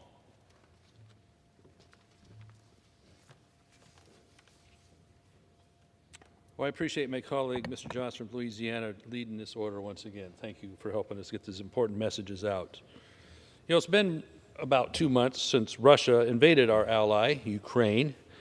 Russia has spent, of course, nearly a year amassing hundreds of thousands of troops and the military weaponry along Ukraine's borders and with their backing of their northern neighbor, Belarus. Most people were doubtful that Ukraine would be able to successfully fight off these attacks for more than a few days. Amazingly, being surrounded the way they are, outnumbered and outgunned, they've been able to heroically hold off their Russian invaders. President Putin has justified his attack as a peacekeeping mission or a liberating one. In reality, it's really a thinly veiled attempt to frighten NATO against further expansion, of course, muscle their Ukraine neighbors into submission. Both NATO and the United States have a long-standing tradition of standing with sovereign nations who face adversarial oppression. And that is exactly what we're seeing in Eastern Europe as Putin attempts to forcefully reunite the Soviet Union. So after 2 months of fighting and billions of dollars of aid sent to Ukraine, I've heard concerns of many people wondering, why are we focusing so much money and attention on a conflict thousands of miles away? We have our own problems domestically, of course, which is self-inflicted with rising inflation, the border crisis, crime, food and energy shortages. Ultimately, this is a matter of freedom and self-sovereignty versus concession. We could actually extinguish another Cold War from happening before it has a chance to grow if we'd taken action sooner and can still take positive action now. The world all knew this conflict was coming. It's been brewing for a year until the invasion actually occurred. We shouldn't have been waited for blood to be shed before acting. If President Biden hadn't shut down domestic energy production in his first day in office, the U.S. would have been much more economically empowered to enact harsh financial sanctions at Russia's first minor incursion. We could have been producing enough oil to export LNG overseas to our allies instead of watching Poland being cut off for natural gas. Wow, is that a surprise or not? So we can't dare have anybody speak up, otherwise they'll get their gas cut off. Why in the world are we playing with Nord Stream pipelines, et cetera? The U.S. should be the one intervening, helping with energy independence for us and our European allies. So what is the focus of the Biden administration? Yeah, we're starting up on Ukraine more, but what we're really looking at is that our military isn't as ready as it should be. And so with the focus being, instead of military readiness, President Biden wants to turn us into a green army, a green military, because we're chasing around 0.04% of the atmosphere of carbon dioxide. That's the priority, not military readiness, chasing carbon dioxide instead of helping our allies chase invaders out of their countries. That is not military readiness. The Stinger missiles we're sending, we need to be producing more of them. The Javelin missiles, same thing. We're still caught up probably in chip shortage problems. We need to be focused on military readiness for us and being able to be a good neighbor, as is sort of our obligation when we helped Ukraine become nuclear free back during the Clinton era. So let's not let down our ally. Let's focus on what's going to help American people work, not chasing CO2, but instead strengthening our military and looking out for our neighbors and our allies, such as Ukraine, and Taiwan's going to need our help as well as the rest of our NATO obligations, as NATO membership seeks to increase, which will be a good thing for all of us. We can't let this tyrant, Putin, keep getting away with this stuff. We must be strong and not quiver every time he decides to make another move. So I appreciate this opportunity for all of us here to stand with Ukraine, stand with our allies around the world, and not just think that CO2 is going to be the biggest problem we face. Indeed, it is aggression by dictators that is the greatest threat. I thank you for the time, sir. I yield back. Thank you for that reminder about the importance of peace through strength and that weakness invites aggression. And the only thing holding terrorists and tyrants at bay so many times in so many places over these 245 years in our existence, and certainly after World War II, has been the perception of a strong America. And if we project weakness like we are, we're all in danger. Mr. Speaker, I'm delighted to yield next to a gentleman who knows about the theater of war, a great gentleman from Indiana, Mr. Baird. Thank you, Mr. Speaker, and thank you to my colleague from Louisiana for this opportunity to speak about Title 42. You know, in the last 14 months, this administration and its open-door policies have created the worst border crisis we've seen in decades, leaving our southern border very vulnerable to the dangerous cartels, and our communities vulnerable to the lethal drugs that they bring in. Every day, 2,000 migrants evade capture and illegally enter our country. That's over 300,000 illegal immigrants evading capture in the last 6 months alone. Unfortunately, our Border Patrol warns us that this is not only the known gotaways, and the real number is likely so much higher. By the President's own admission, rolling back Title 42 would cause a mass migration event and would certainly overwhelm our already overworked and undersupported Border Patrol. Not only are Americans still held to a higher COVID protocol standard than the migrants at our southern border, but Title 42 remains one of the only tools our overrun agents can use to get this swelling crisis under control. Ending Title 42 won't help President Biden fulfill his State of the Union promise to secure the southern border. It will only make this crisis that the administration has created more unsustainable. I yield back. Well, thank you, my friend, so much, and for your service to our country and having defended our nation. You know that if we don't have a border, we not only don't have safety, security, we don't even have sovereignty, we don't even have a country. We have to have a border, and this administration has given us none. Mr. Speaker, I am delighted to yield next to the gentleman from Arkansas, Mr. Hill. Well, I thank the gentleman from Louisiana, and unlike my friend from Knox County, Tennessee, I have the utmost respect for his ability to manage a special order with great aplomb, style, and skill. And I thank my friend, the Speaker, tonight for the time to talk about something that I've reflected on now for the 7 years that I've served in the House. And over those 7 years, I've been to our southwest border 7 times. And I'm in preparation right now to go back next week. So I rise tonight to bring attention to what is a growing crisis at our southwest border and share the fear and the frustration that are experienced there by those communities, their law enforcement officers, their schools, their churches, and to reflect on the Biden administration's just continued neglect there. And this is shocking to us, Mr. Speaker, because the first order of good governance by the executive is to protect the homeland, secure it, protect the people. Public safety is such a critical element in each of our communities. And so it makes no sense to any of us, whether we've served for a brief period of time or for decades here, that our executive would leave our border so open, so vulnerable. Over the last 6 months, we've had over 1 million migrant encounters at our southern border, with over 221,000 last month alone. That's a high for the Biden administration, 221,000 encounters. And as my friend from who just spoke suggested, that doesn't count the ones we don't catch, the so-called getaways. This overwhelming number of migrants swarming at our southwest border, though, should come at no surprise based on the actions of the administration. So shock, yes, because the executive has abandoned its primary mission, but surprise, no. And let me explain why, Mr. Speaker. In the earliest days of his presidency, President Biden repealed the Trump-era policies that discouraged illegal immigrants from flooding our borders and kept our communities safe. And this was after a lot of trial and error. I think Mr. Trump went through possibly 3 secretaries of Homeland Security, had a lot of frustration at this very tough challenge.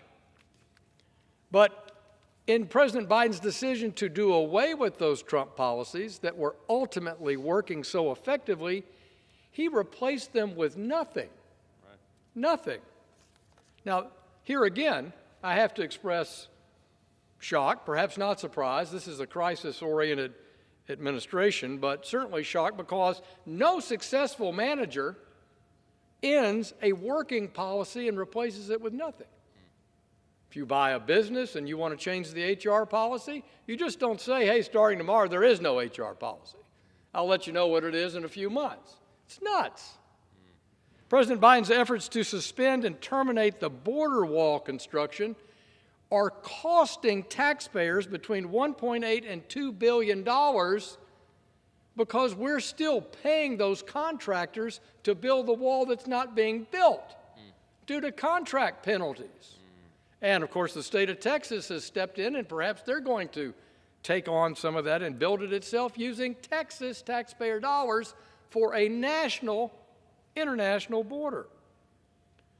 Now, as my friend said a few minutes ago, the administration's moving forward to end what's called Title 42. Title 42 has proven to be an effective effort at contributing to border security. And while the Biden administration continues to use it less and less, in fact, last month, Mr. Speaker, 50% of all the migrant encounters were processed for expulsion under Title 42. So it's a critical element of both public health and public safety at the border. And the Biden proposes to have that policy end here in just a few weeks in the middle of May, and yet he's proposed no policy to replace it. And again, we can expect a surge at our border. In fact, the Customs and Border Patrol, the executive branch agency responsible for guarding our border, securing our border, expects that to surge to 18,000 migrant encounters per day. Now, whoa, let's do the math, because that sounds unbelievable. But you're talking 18,000, that's 500,000 people per month. We're running right now, annualized, I just reported it to you, at about 2 million encounters. And this is 500,000 per month. 6 million people? Really? We really think that's border security? We think that is an appropriate policy for this great nation? It's insane. So we'll see the impact of this crisis throughout our communities, and as many of my colleagues have said, every state is a border state now as a result of this irresponsible approach. So, Mr. Speaker, the truth is the Biden administration has made it clear they have no plan, apparently, to secure our border. They've certainly had a year and a half to demonstrate that they have one, and it's the American people that are suffering. So, in summary, what are the ramifications? Millions coming into our country illegally, without proper documentation, without the right public health concerns. Every state now is a border state. As reported a few minutes ago, 42 people caught by CBP that are on the terror watch list. Now, let me say, I was at the Chula Vista station years ago, and it was common practice that people would come in, they'd throw their legal documents away, a passport, an ID of some kind, put them in the trash, sew them in their clothing, not disclosed, and say they're from whatever country they said they were from. And that basically creates a new identity for them in our system. So if 42 people have been caught, how many, Mr. Speaker, have come in that are on that terror watch list that have a malintent on our country? Ramifications, record human trafficking. And our cartel, our great friends in Mexico, virtually a cartel-driven border, making $5,000, $6,000 on Venmo or in a promise to pay for each person trafficked. They're at millions, hundreds of millions, $400 million a month, some estimate, of making cash off this effort. Crime along the border is rampant. Fentanyl and drugs on our streets. We lost 100,000 people last year to an opioid overdose. The fastest rising cause of death for young people across this country, 25 to 50 years old, 100,000 dead, double what we lost in the Vietnam War. And fentanyl is pouring across that border. In fact, we've interdicted, again, what we've caught, we've interdicted enough fentanyl, this vitally poisonous drug, to kill 7.4 billion people. The spiraling costs to our counties and our border states. So, Mr. Speaker, there's no plan, there's no policy, there's no national security ramifications of an open border. It's irresponsible, it's incompetent, and I call on Secretary Mayorkas to resign. His job is a failure. This administration has failed the American people on the border. I thank my friend from Louisiana for his leadership, and I yield back to him. Thank you, my friend, and I'll tell you, he's not going to resign because you may not know this, Mr. Hill, but just a few hours ago in the Homeland Security Committee, one of our Republican colleagues from Mississippi, Congressman Guest, asked the Secretary under oath.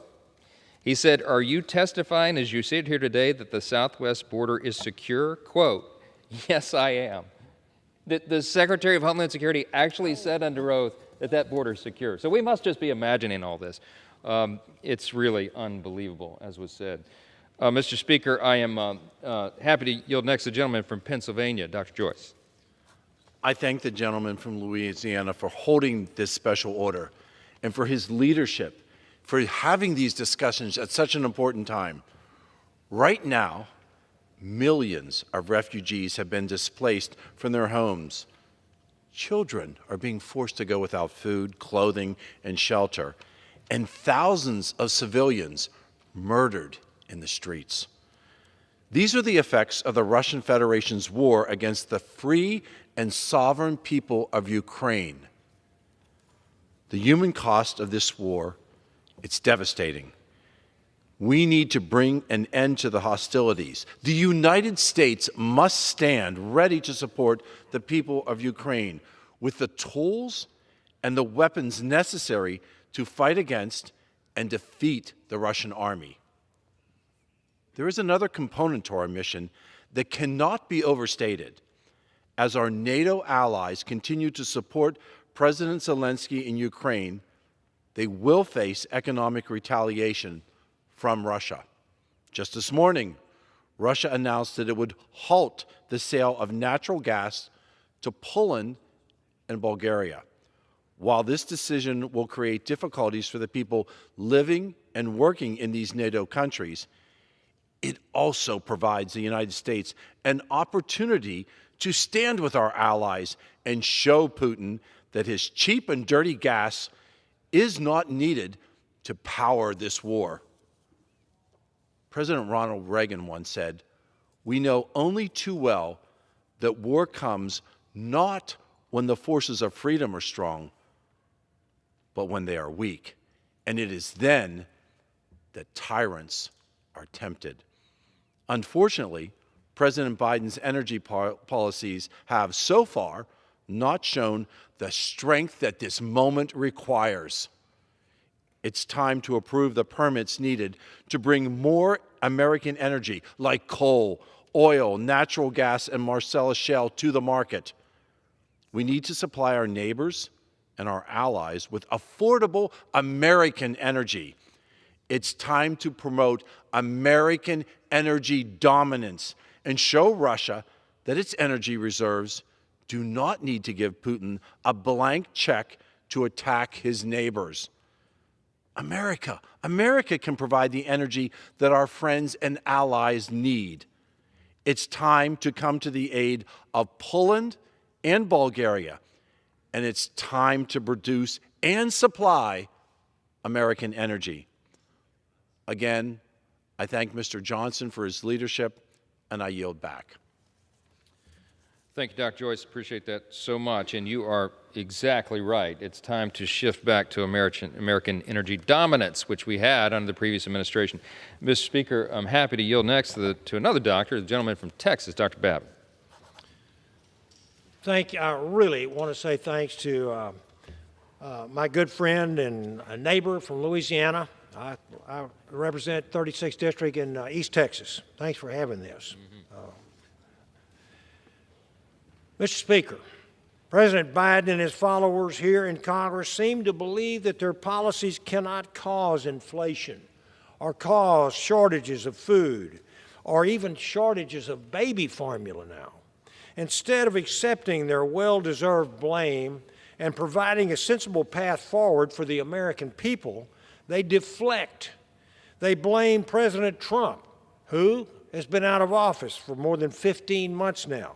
Or they blame Russia or Ukraine, even though gas and grocery prices were skyrocketing well before that conflict even began. As polling shows, the majority of Americans are well aware of the president's mishandling of our economy. And while I believe that in November, in those elections, they will show that President Biden is exactly what the American people are thinking about his policies, I don't believe that he will actually change course.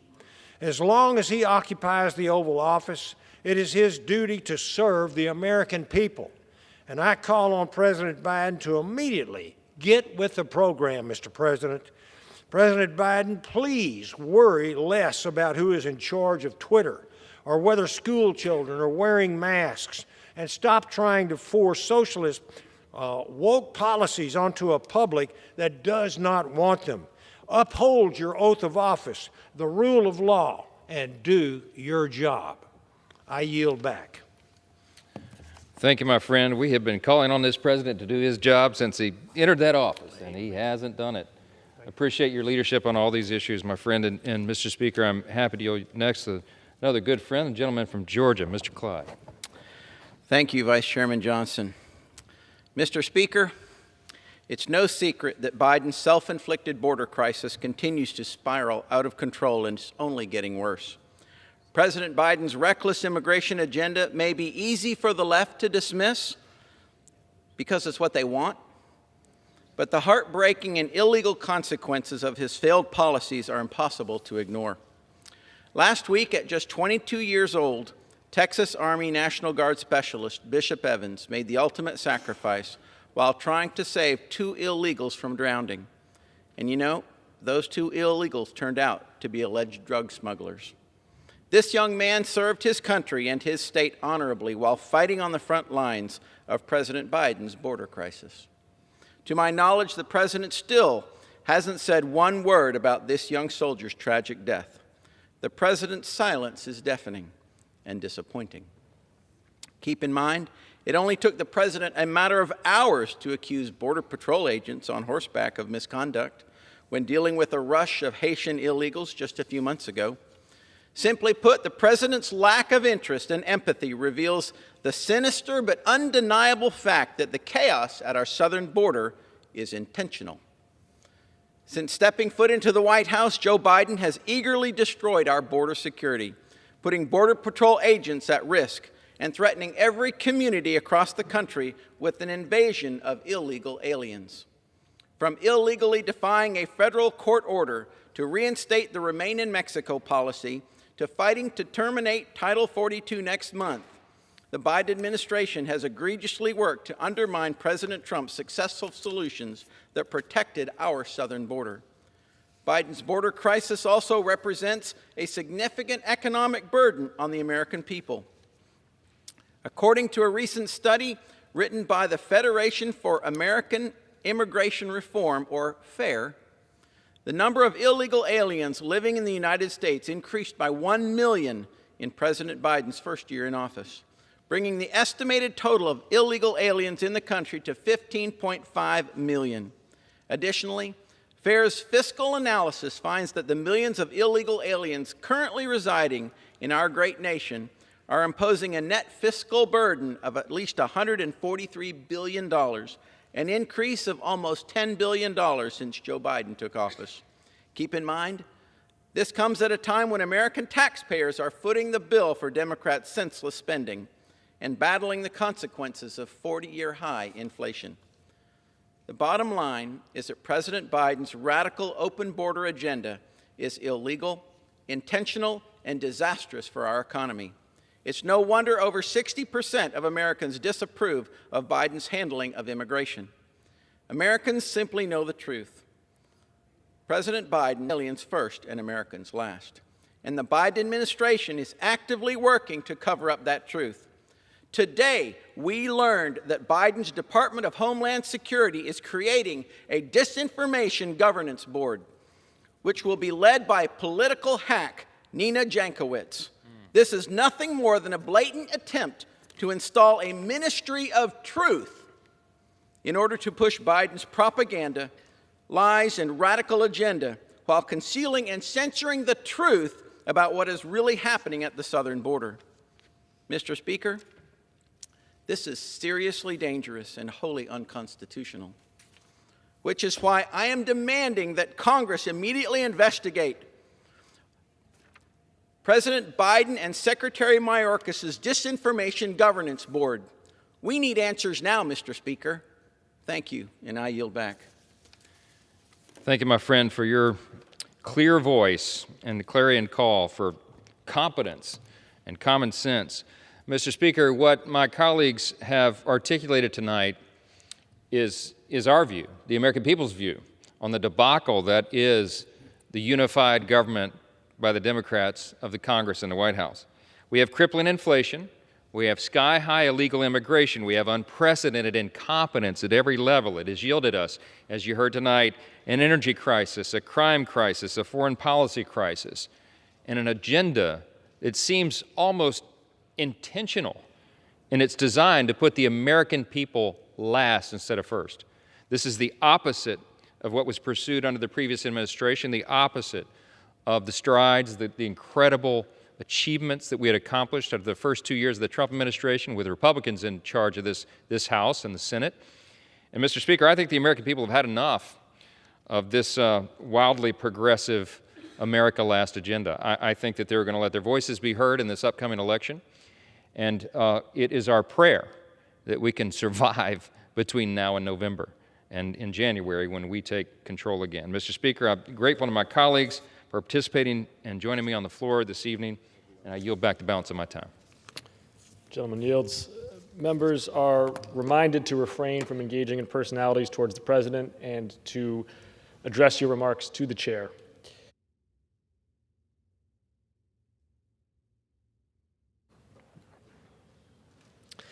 Under the Speaker's announced policy of January 4th, 2021, the Chair recognizes the gentleman from Wisconsin, Mr. Grothman, for 30 minutes. Well, while we were on break for the last 2 weeks, I spent some time at the southern border in both in three sectors: the San Diego sector, the El Centro sector, and the Yuma sector. And I think it's important that we try to educate the chair of what's going down there.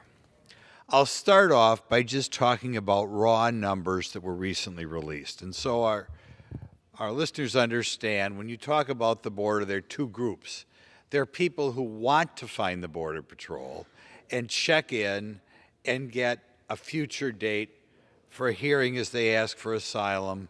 And there are people who sneak across, which we refer to as gotaways. For certain reasons that I'll soon address, the number of gotaways recently went up dramatically. And the number of gotaways is always an estimate because we don't catch them, we don't interview them. They're people who got away into the interior of the United States. But we believe right now, or the Border Patrol believes, that in March there were 62,000 gotaways. People who were not interviewed, people who we don't know who they are, who snuck in the country. We also believe in March there were 90,000 people let in the country by the Border Patrol, usually asking for an asylum claim. When we combine these two numbers, and by the way, there are other people who are turned around, and that's why you sometimes hear people say there were 220,000 contacts in March, which is true, but not all those people were let in the country. We do believe 152,000 people were left in the country.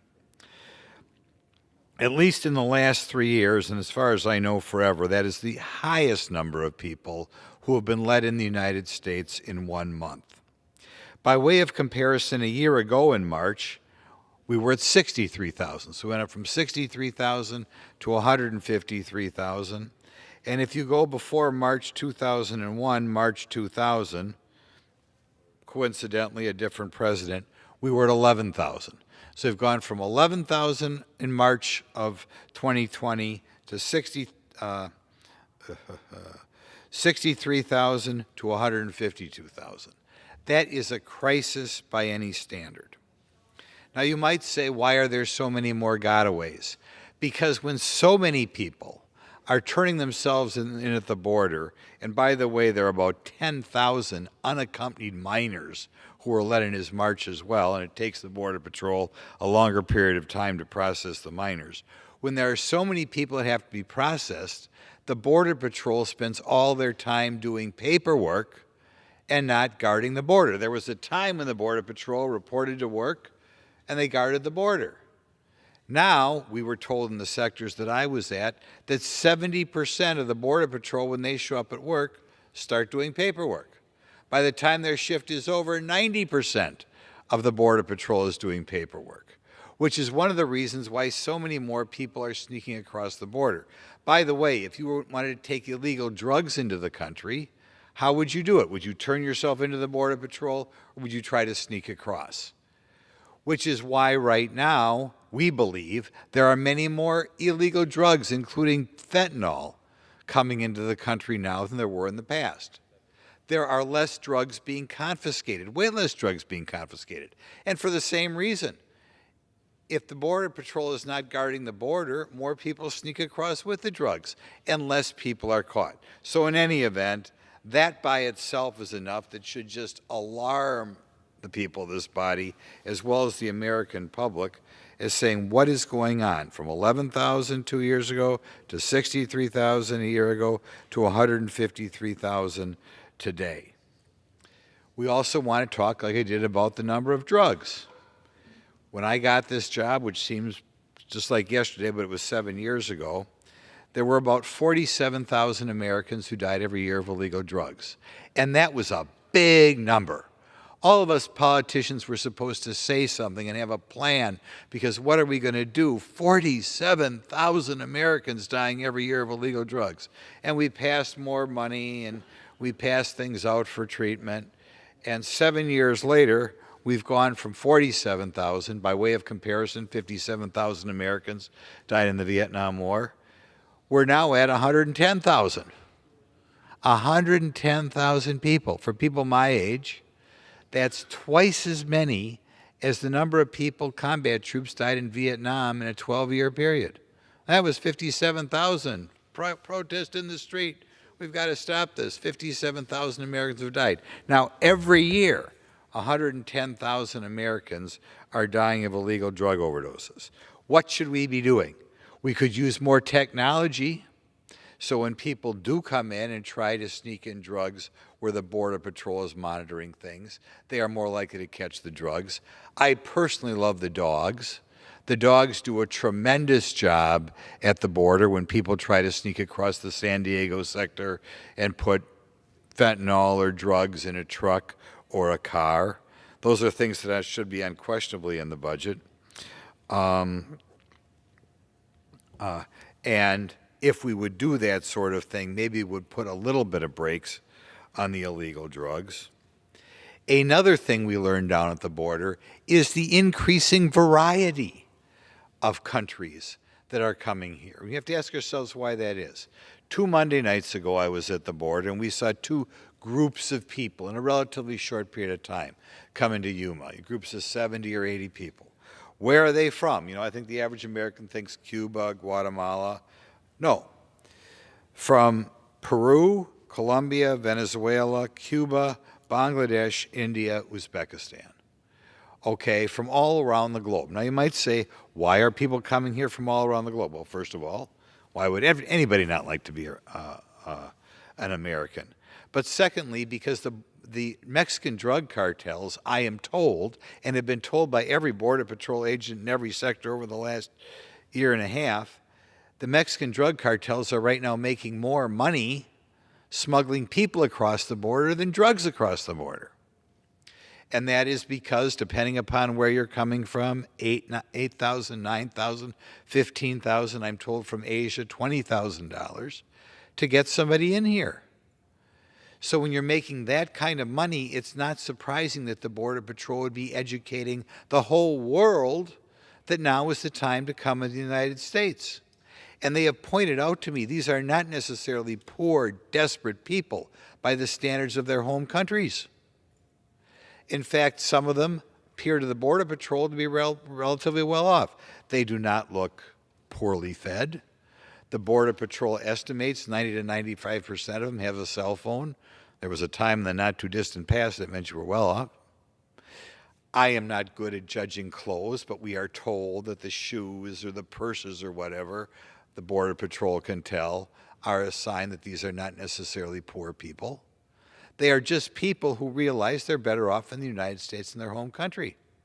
There were a lot of Cubans coming across. A lot of these Cubans, even though they're saying they want asylum from Cuba, they have thrown away their identification from Chile or Colombia or wherever. They had fled Cuba to Chile, and now the word is out. Now is the time to come to the United States. So they aren't fleeing oppression in Chile. They are just coming to the United States because it's better off. And why wouldn't they?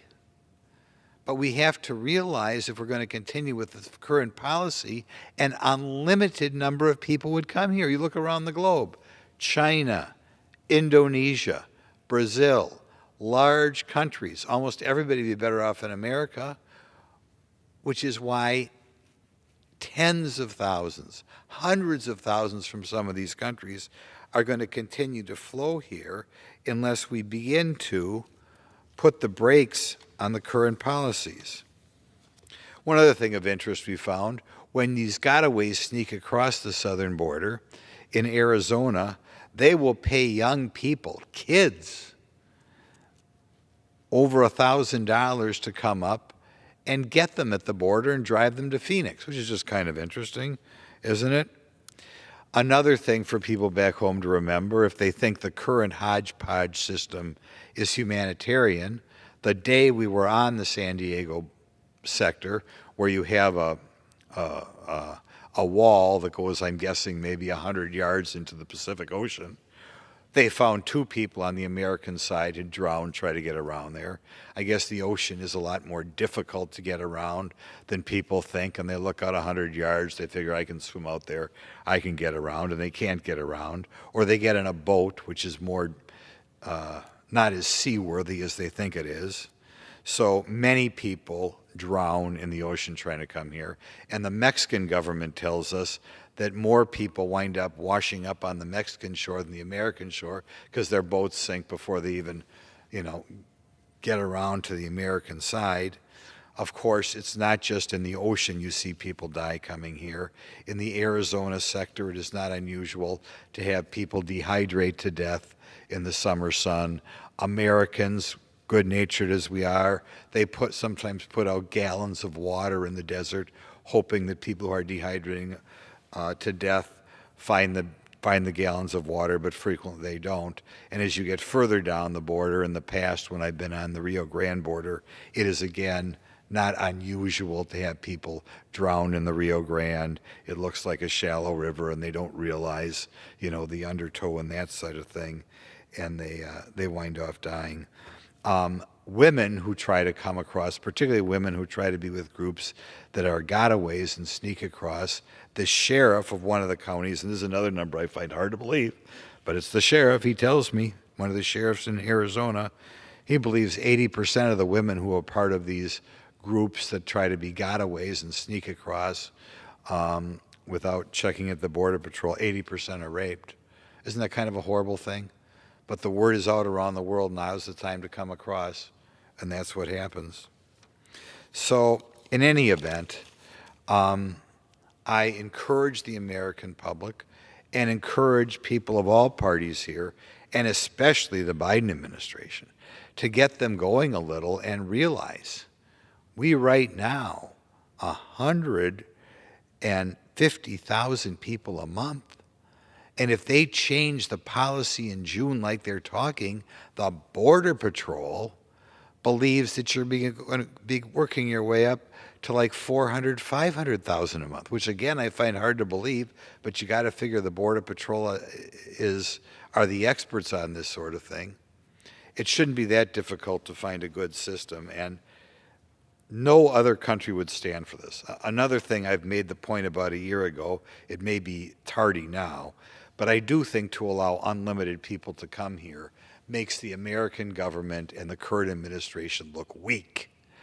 And I think as far as what happened in the Ukraine and what may happen someday in Taiwan, when they look at the United States and say we have a president who's allowing 150,000 people a month to come here and doing nothing about it, I just think it screams America's no longer the leader in the world. So in any event, I hope steps are taken. Hire more Border Patrol, hire more dogs, complete the wall, which would be a big step in the right direction as well, and go back to the policy of allowing people to be held on the Mexican side of the border prior to coming across here, because people are not going to pay the Mexican drug cartels $10,000 or $15,000 to sit on the Mexican side of the border and hope that the hearing goes their way. Again, to emphasize the number, 2 years ago, 11,000 a month, now 152,000 a month. And people shrug their shoulders and say, what could we do? Well, we could adopt the policies we had. We were at 11,000 a month. That would be a good start. So in any event, this is what we learned on the border 2 weeks ago.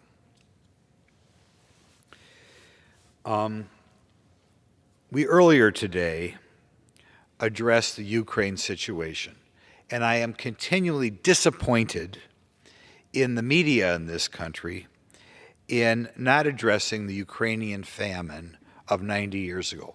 I don't know how you can report on this war between Ukraine and Russia and not talk about the, depending who's doing the counting, 5 to 10 million Ukrainians who were starved to death by the communist governments in 1932. It was even at the time, the American press was shameless.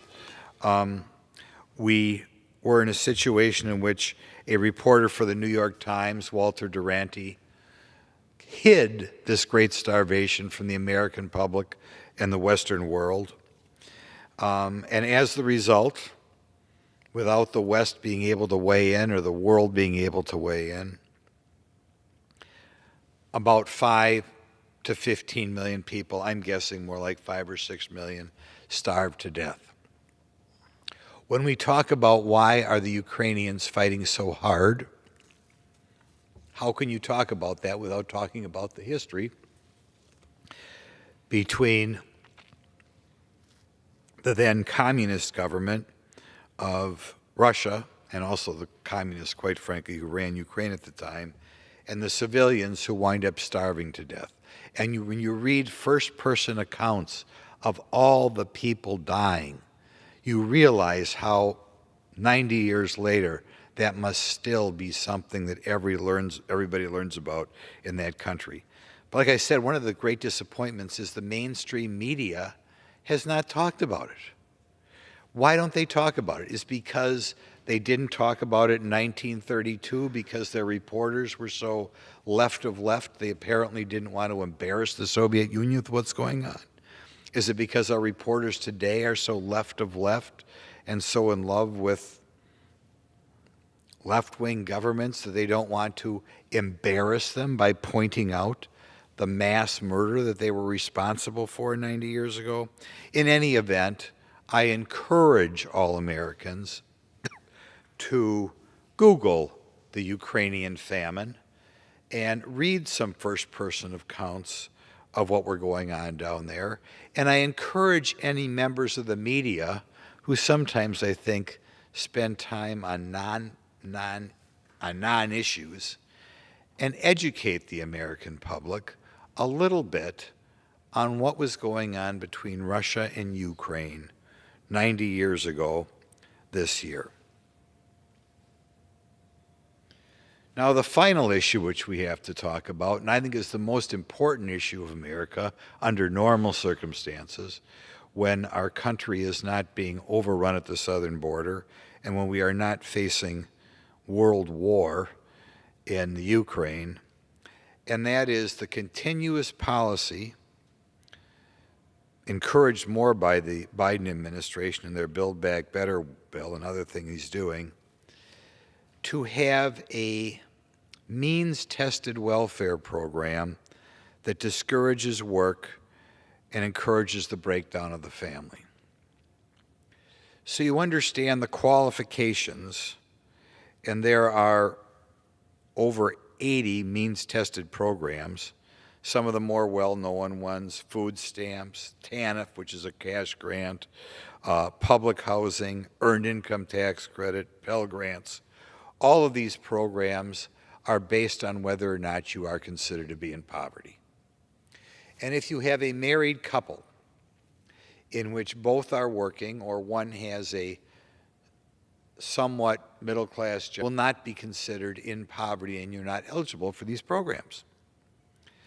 But if you have a single parent who is not working or working a little bit, the government considers you in poverty. And once you're in poverty, food stamps, TANF, public housing, which is a big one. I think they underestimate the draw that public housing has.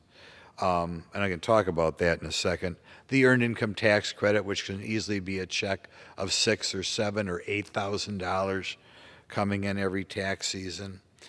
Pell Grants, the opportunity for almost free college, something else that the average person doesn't get, but if you adapt that lifestyle, you get. It is not surprising that we have had such, going back 70 years, such a shift in the way we raise children in this country, a shift from almost uniformly a mom and dad at home to a much and much higher percentage all the time without a dad. And I realize there are a few people out there who don't want a dad at home. We know, mention one more time, Black Lives Matter on their website. They were high about a year and a half ago. They were against the traditional nuclear family. And of course the Marxists, Karl Marx himself, did not like the traditional family. So people sometimes think this has been a coincidence in which we've had a breakdown of the traditional family. In part, we have to remember there are people who outright don't like the family. But in any event, I encourage this body, before they pass any more significant legislation, and I encourage the Republicans, if they ever get back in the majority again, to look at these programs and see, in a country in which we try to treat everybody equally, why we have these programs that in essence take money from the traditional family and send it to the non-nuclear family. I have been approached by women a few times in my district wondering why their children have to take out the big student loans and go 30 or 40 grand in debt, where maybe they had a sister without a husband in the house and they get free college. I really can't understand why we're so prejudiced against the nuclear family. But that's what we are in America today. And I think there's a lot of talk about equity or equality.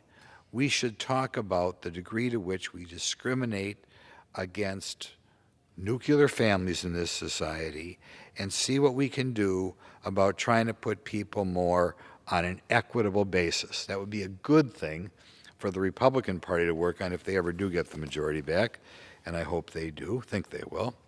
But in any event, I would also hope our conservative think tanks, our conservative groups do more to publicize the prejudice that's going on in this society against the nuclear family. Now, I will yield the remainder of my time, and I believe we have some fine congressmen behind me who are anxious to speak. I yield back. Gentleman yields. Under the Speaker's announced policy of January 4th, 2021, the Chair recognizes the gentleman from Pennsylvania, Mr. Perry, for 30 minutes.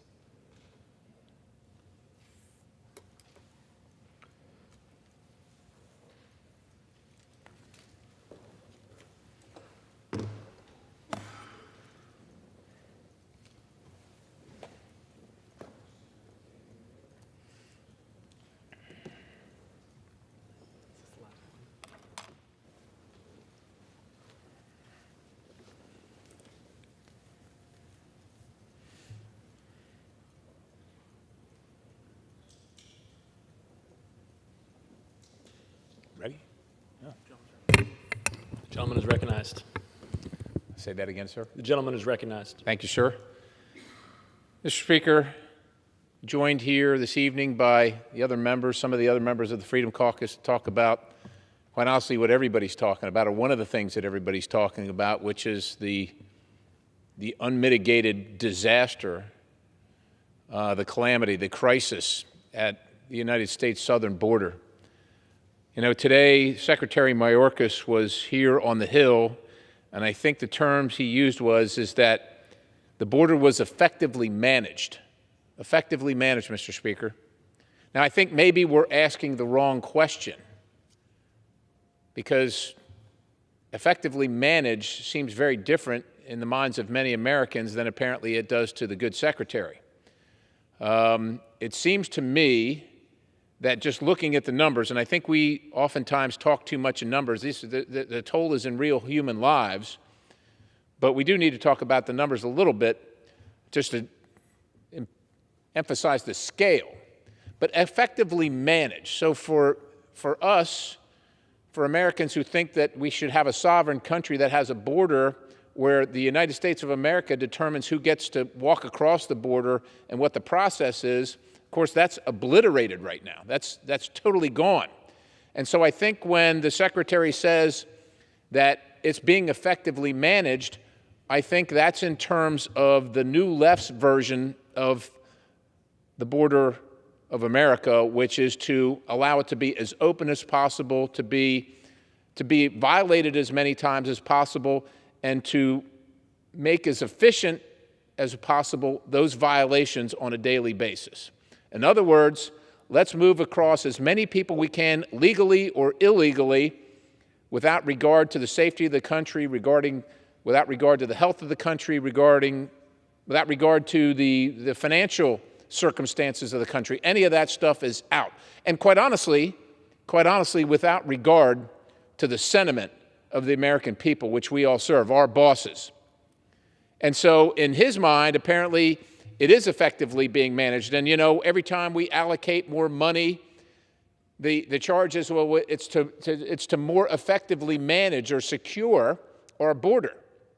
But, ladies and gentlemen, Mr. Speaker, what that means under President Biden, Secretary Mayorkas, and the left's reign across America right now is that they're efficiently and becoming more efficient and moving illegal aliens into our country, into your neighborhood. Now, maybe you say, well, look, these are just people that are looking for a better life, and many of them are. That's true. We don't hate anybody. Every one of us wants to help. But what comes with that? What comes with the wide open border? Mr. Speaker, what comes with it is a record number of fentanyl overdoses, the leading cause of death for young people between the ages of 18 and 42 in America today. That's what comes across the border. MS-13 and the criminal element. It said that we need a humane policy, and this is a humane policy. Mr. Speaker, I don't know whether you know this or not, but unfortunately a young National Guardsman died while trying to help people that were trying to cross the river. They seemed like they were struggling, so he jumped in to help them. He lost his life.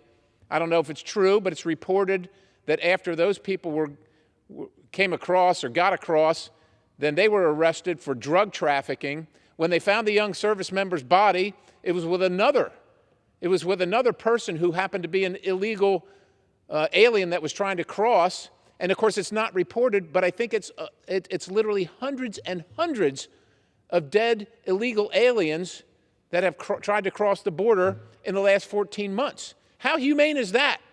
The human trafficking. We passed numerous bills in this House of Representatives, Mr. Speaker, even since you've been here, about human trafficking. Yet the taxpayers of our country are forced to finance the largest human trafficking operation the world has ever known.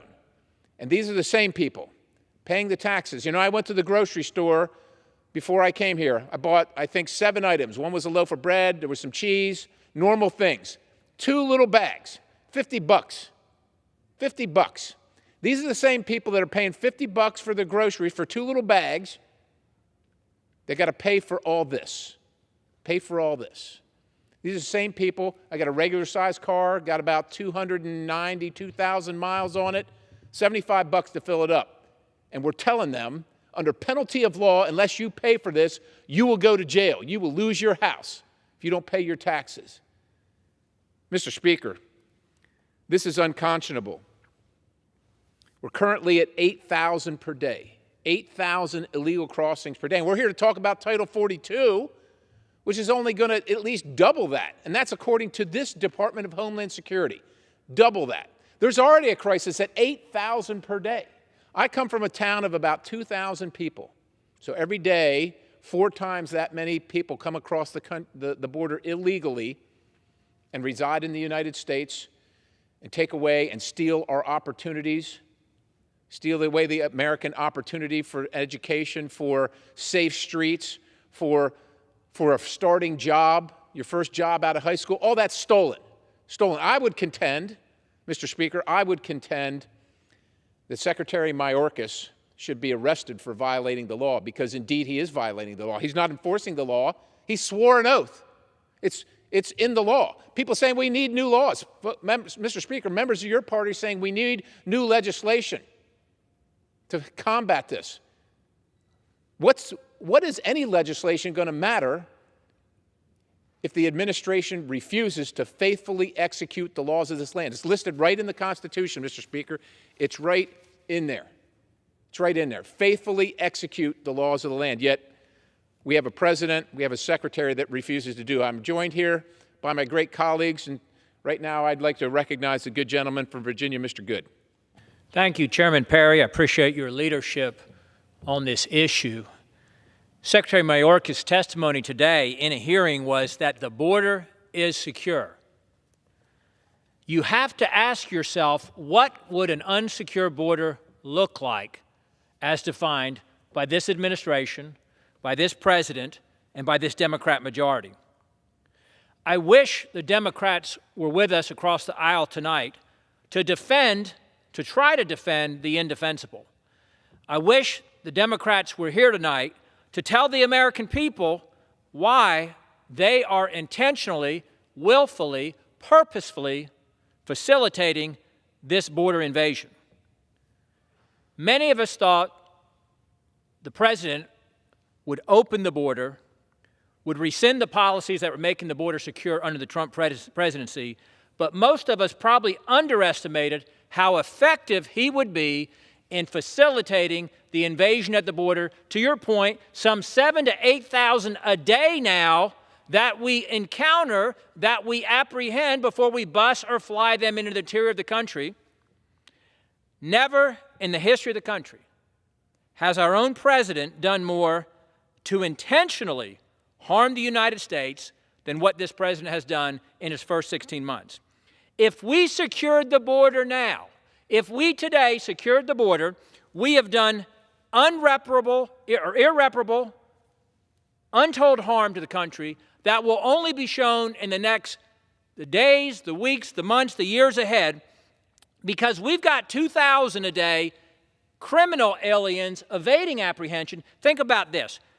This administration's policies are welcoming these illegal aliens into the country, giving them their free phones, free transportation, giving them free education, social services, health care, releasing them in the interior of the country, wherever they want to go, without even a date to appear in court. So why are the 2,000 a day avoiding apprehension? Those are the ones with the criminal backgrounds, the terrorist ties, trafficking drugs, trafficking humans, children, what have you, who don't want to be captured, don't want to be apprehended. This administration admits 42 on the terrorist watch list have been caught in the last year coming into the country. Out of the 2 million plus who they apprehended, what about the 700,000 in these first 15 months that they didn't apprehend? How many of those have terrorist ties? We have no idea. We will find out sadly. The country will find out sadly in the days and the weeks and the months ahead. I thank the good gentleman. Now I'd like the chair would recognize the good gentleman from Georgia, Mr. Heiss. I likewise deeply am grateful for your leadership in putting this together. Look, this is a call for our entire country to come together. This should not be something that is wrapped up in partisan politics. We are talking about securing our border. Securing our border, and right now we have a discharge petition to save Title 42, and unfortunately Democrats are refusing to support that discharge. I'm calling on them tonight to come on, to sign on the discharge, and let's save Title 42. This is in defense of our country, in defense of our national security. Again, this Mr. Heiss, could you tell us how many have signed? How many Democrats have signed the discharge? The discharge brings the bill to the floor.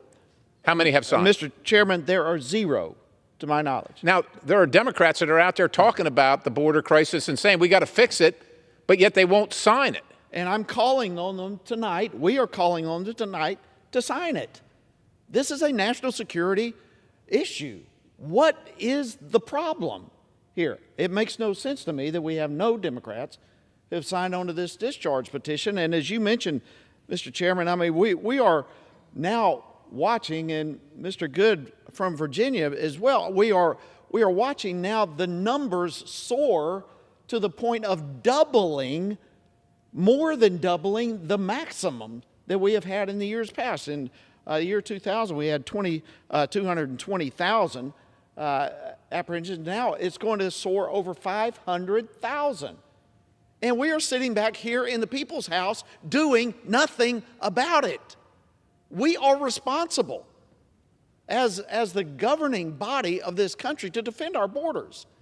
And this is, look, right now, the surge that is taking place, Mr. Speaker, we are having Customs and Border Protection agents who are now being moved to process these illegal individuals. ICE agents are being moved to process these individuals coming across our border. The U.S. Marshals are leaving the various places around this country where they are serving to go to our southern border to try to help with this crisis that has no business even being a crisis. And yet, so now we have all these agents who are not even doing their job because they're processing illegal individuals coming across this country. And now we hear that DHS is calling on other federal government agencies to provide doctors. Well, I don't know about you, but I don't know of many agencies in the federal government who have doctors. So where are they going to come from? Perhaps the Department of Defense. Certainly there are some doctors in the VA. Okay, let's say those doctors go to the southern border. Well, then what happens to our veterans who now are lacking doctors to help serve them? None of this makes any sense, and it leaves our entire country in a very vulnerable situation. And I'll just say, look, border security is an enormous component to national security. And if we do not have secure borders, we do not have a secure nation. So I'm calling on our Democrats today to sign on to the discharge petition. Let's save Title 42, and for crying out loud, let's defend our borders and get over the partisan politics and do the right thing and defend our borders. With that, I'll yield back. Mr. Speaker, I recognize the gentlelady from Colorado, Ms. Boebert. Thank you, Mr. Chairman. Thank you for leading us on this topic once again, because this is such an important topic to get out to the American people. And just listening to the gentleman from Georgia speak about this being a national security crisis, that's exactly what this is. We are not a secure nation without secure borders. I live in Colorado, and my state is a border state right now. With all of the illegal aliens, we're up to 2.5 million that have been apprehended at the southern border, not including the 700,000 gotaways that went past CBP and were not apprehended, probably because they didn't want to come into contact with CBP. Who knows what kind of history they had, just like Congressman Good spoke on. We don't know who is coming across our southern border. And it's estimated that if this pace keeps up, under Biden's tenure, we will have 8 to 10 million illegal aliens in our country by the time he leaves office. This is absolutely absurd. And now what? I serve on the Budget Committee, and everyone's wanting more money right now. More money from the American taxpayer. We can't say where the money went in Afghanistan. We can't talk about the $86 billion and weaponry equipment that was left behind. The southern border has millions of dollars being spent each and every day on a border wall that is not being built. Secretary Mayorkas was here today testifying in front of this body, and he says that there's millions of dollars being spent on this wall that is not being built. And they want more money. Not to secure the southern border, though, to process and release quicker. This is not what we need to be spending the American taxpayer on. Customs and Border Patrol agents are not travel agents.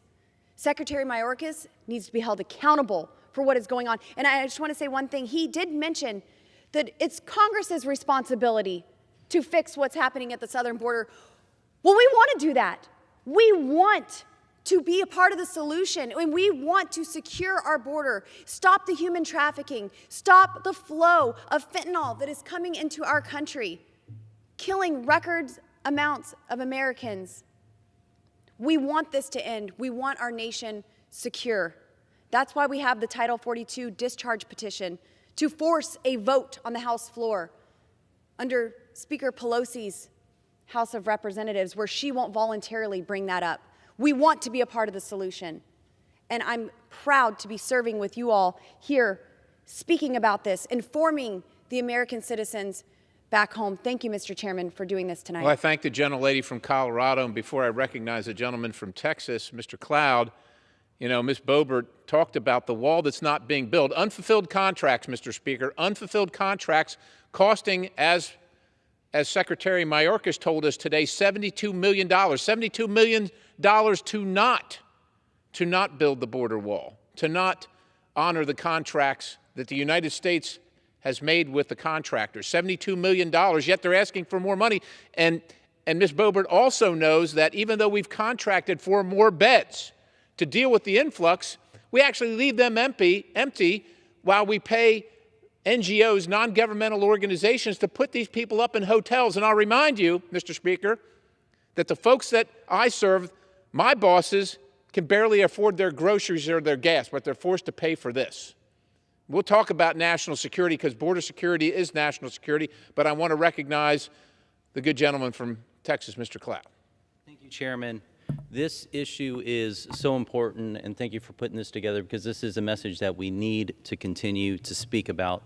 You know, being from South Texas, our district sees every week the effects of this, has for years, but you know, I've met the young women who've been abused. I've been to the ranchers who found rape trees on their properties. We see now throughout the nation the effects of the drugs that are pouring into our community. Under the Trump administration, we had actually seen a decrease in drug overdoses in our country for the first time in a long time. Now we know that fentanyl is the #1 killer of young people in our country. All this because that this administration has chosen, instead of partnering with communities to protect our border, to be the last mile delivery system for the cartels. And so whatever dollars we send them, they repurpose instead of using them for securing our border and to doing the things we've sent them to do. They retask the individuals, as has been mentioned, but they turn them into the last mile delivery system for the cartels. And so we are aiding and abetting cartels to profit hundreds of millions of dollars. Constantly, continually. And what this does is not only destabilizing for our country. We know of community members, of course, all of us, whose families have been affected by the drug epidemic in our country. We know of crime going up in cities. We know of communities burdened with hospitals and schools having to figure out what to deal with this administration who will not work with them or let them know when midnight drops are being made in their community and the like. But this also affects, I talked to a farmer today who not only do farmers deal with the migrant traffic through their crops and such, but talking about the cartel. Basically, the cartel controls everything. They have the operational control on the southern side of the border. So everything illicit and not comes across. So in the ag industry, for example, a lot of farms or a lot of cows will start in Mexico and come to a feed yard in the United States before they make it to market. Well, to cross into the United States, they are having to pay cartels a couple $1,000s to make it through their property, and that's on what we would consider the legal trade, the proper trade, not to mention the illicit drugs, the human trafficking that's going on. And we continue to allow this to happen because of the Biden administration. Now, if you think of this, if we were to ask the cartels to design a border policy for the United States, it would look very much like the border policy we have now. Because frankly, they don't want open borders. What they want is just a shred, an illusion of security so that they can continue to profit off of getting people, getting drugs into the United States of America.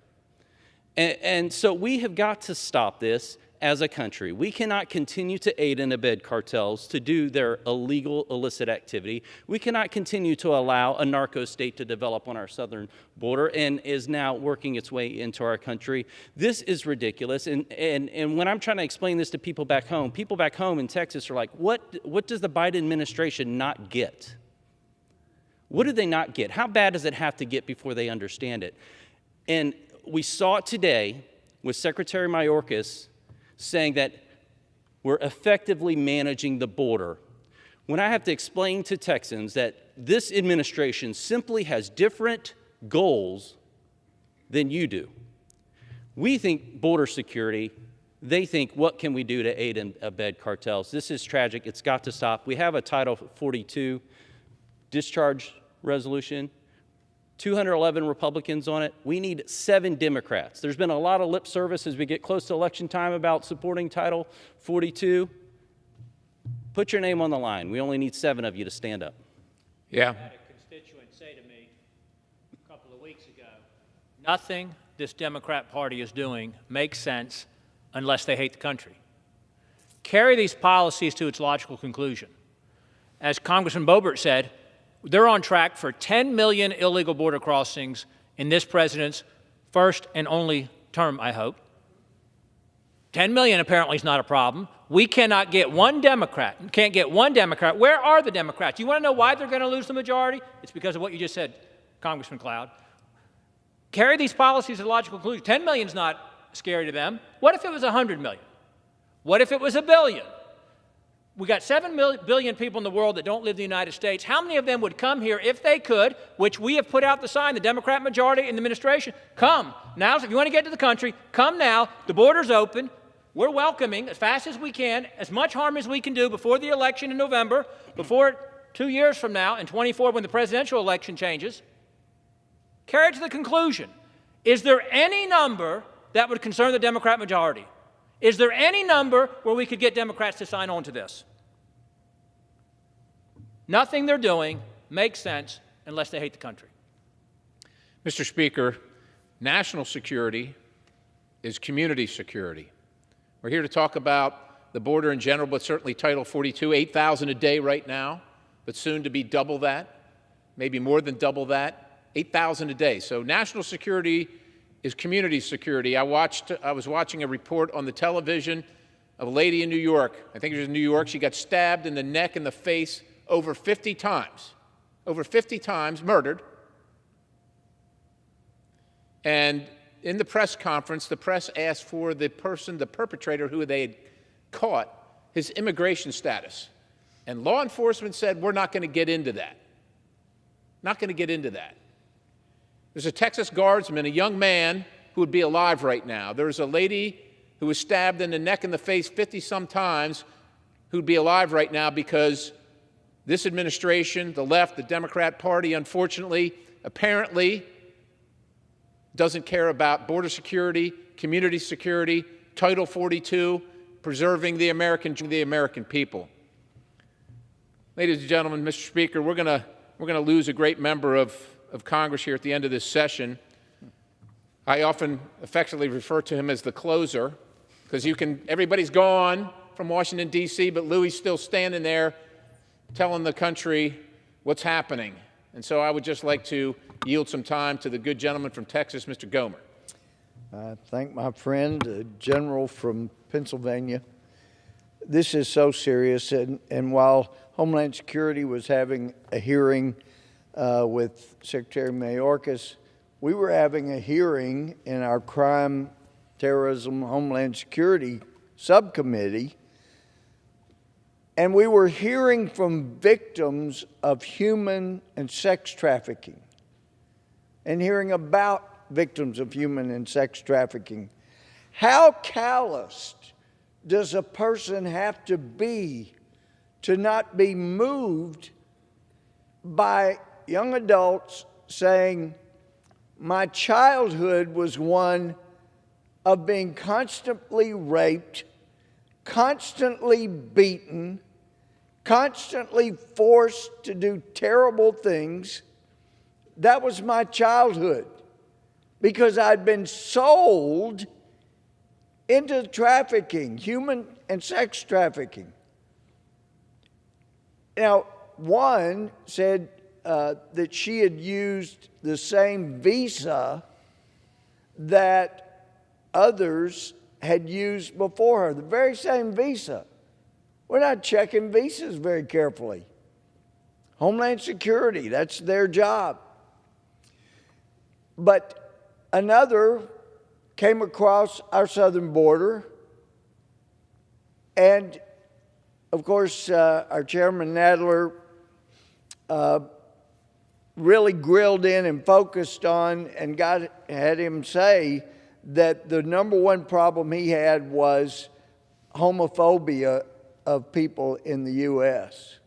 But as I pointed out, you're being raped constantly over and over. Doesn't sound like homophobia is your big problem.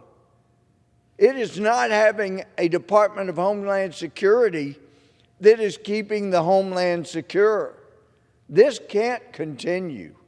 For heaven's sake, we are losing this country, and as we're losing it, it is absolutely immoral to turn a blind eye to these children that are being sex trafficked because we won't secure our border and we won't have an administration that will keep the oaths they made to defend, protect, serve this country, serve the Constitution. It's a sort of fiduciary duty they have to this country and to the people in this country, and by the relationship with our neighbors to other countries around us like Mexico, for heaven's sake. It is outrageous what's going on. And people's lives are being destroyed. As a country's being destroyed, lives are being destroyed. And I thank the gentleman for claiming this time tonight. It is a huge problem. If we don't get this fixed, we have no moral right to exist. And if America doesn't exist, there's no freedom in the world. I yield back to my friend. Well, thank you, Louis. We've got about 2 minutes left by my clock here. Is that about right, Mr. Speaker? About 1 minute. About 1 minute. I thank my colleagues from the House Freedom Caucus, always the toughest, most courageous people in Congress, willing to do the uncomfortable things, fighting to take action, not just rhetoric, to take action. I would just turn to the gentlelady from Colorado to close us out in the remaining, half a minute, 45 seconds or so. So many times we're accused of being callous and heartless towards the people who are coming across our border. But I attended a naturalization ceremony in my district, and it was one of the most beautiful things that I've ever experienced. I saw 41 true new Americans. They held in their hand the American flag, tears streaming down their faces. They invested their heart, their soul, their resources, their mind, because they know they have what it takes to do this the right way and make this a more perfect union. I saw the conviction that that flag right there, to them, is the one universal symbol for liberty and justice for all. There is a right way to do this, and we have to keep America free and secure so people can come and live the American dream. Thank you so much, Mr. Chairman, for this time tonight. Thank you, Mr. Speaker. We yield.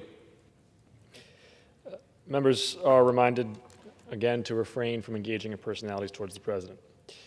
Pursuant to Section 11B of House Resolution 188, the House stands adjourned until 10 a.m. tomorrow for morning hour debate and noon for legislative business.